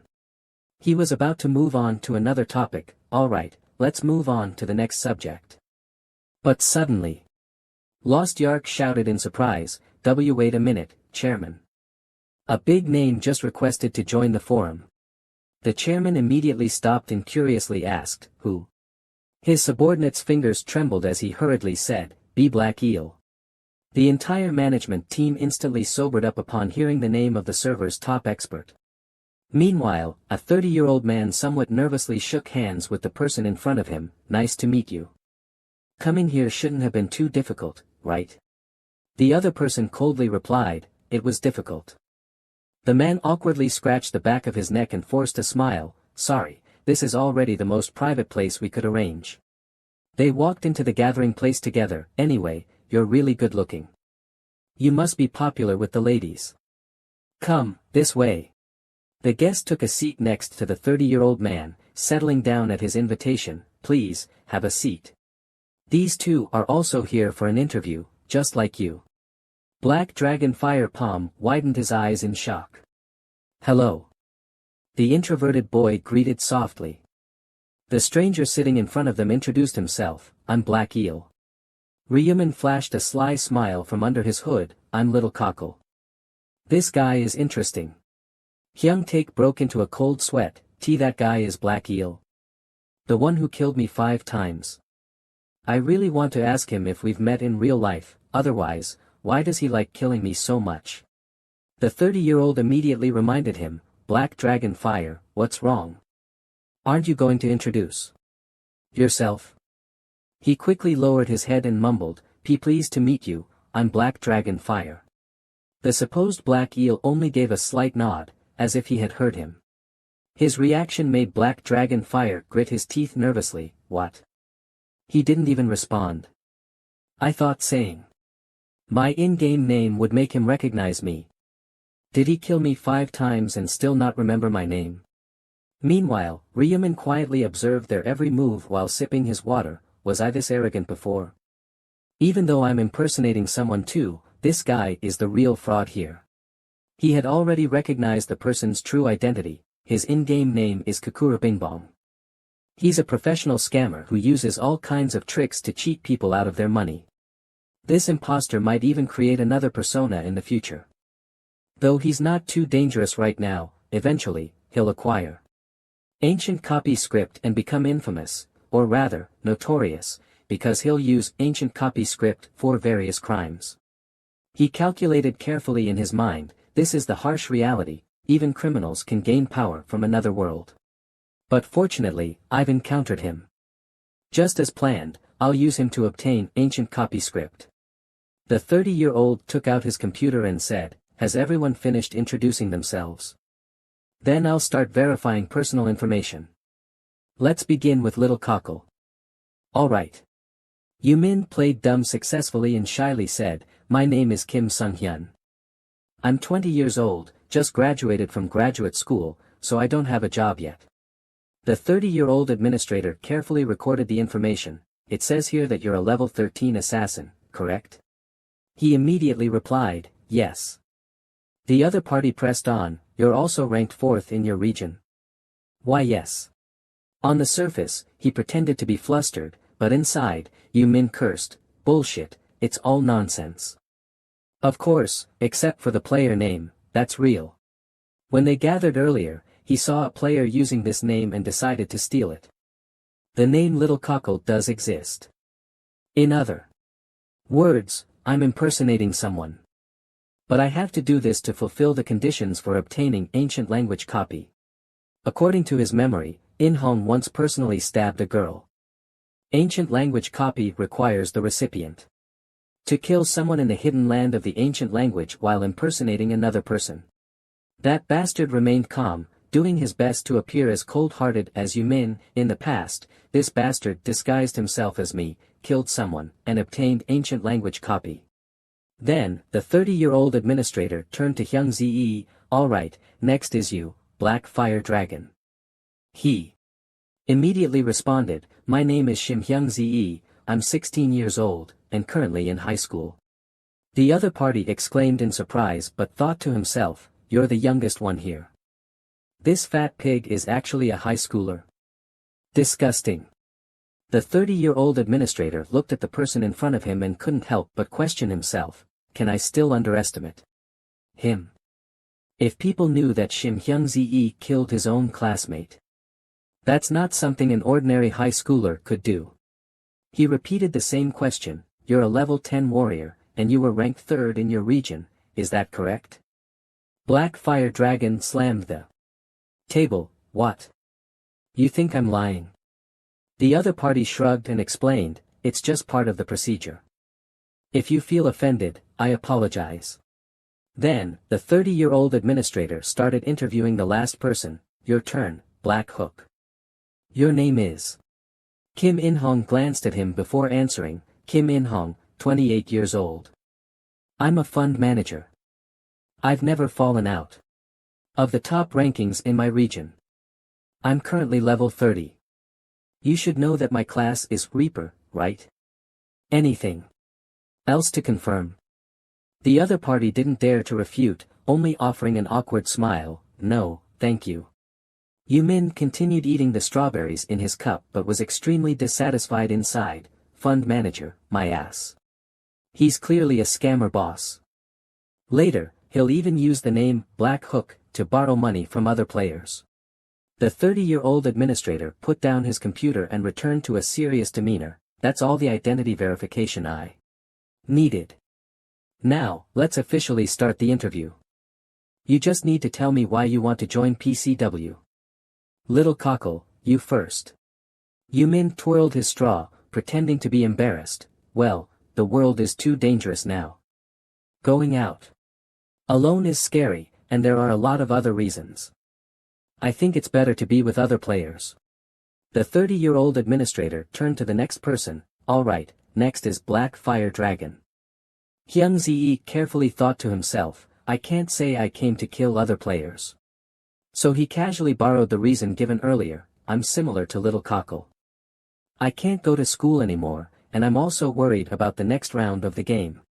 When he turned to In-hong, the 30-year-old administrator's tone carried some interest, is that so? Then what about you, Black Hook? He raised an eyebrow and answered, I just signed up because of the forum. It caught my interest. The 30-year-old administrator chuckled awkwardly, I see.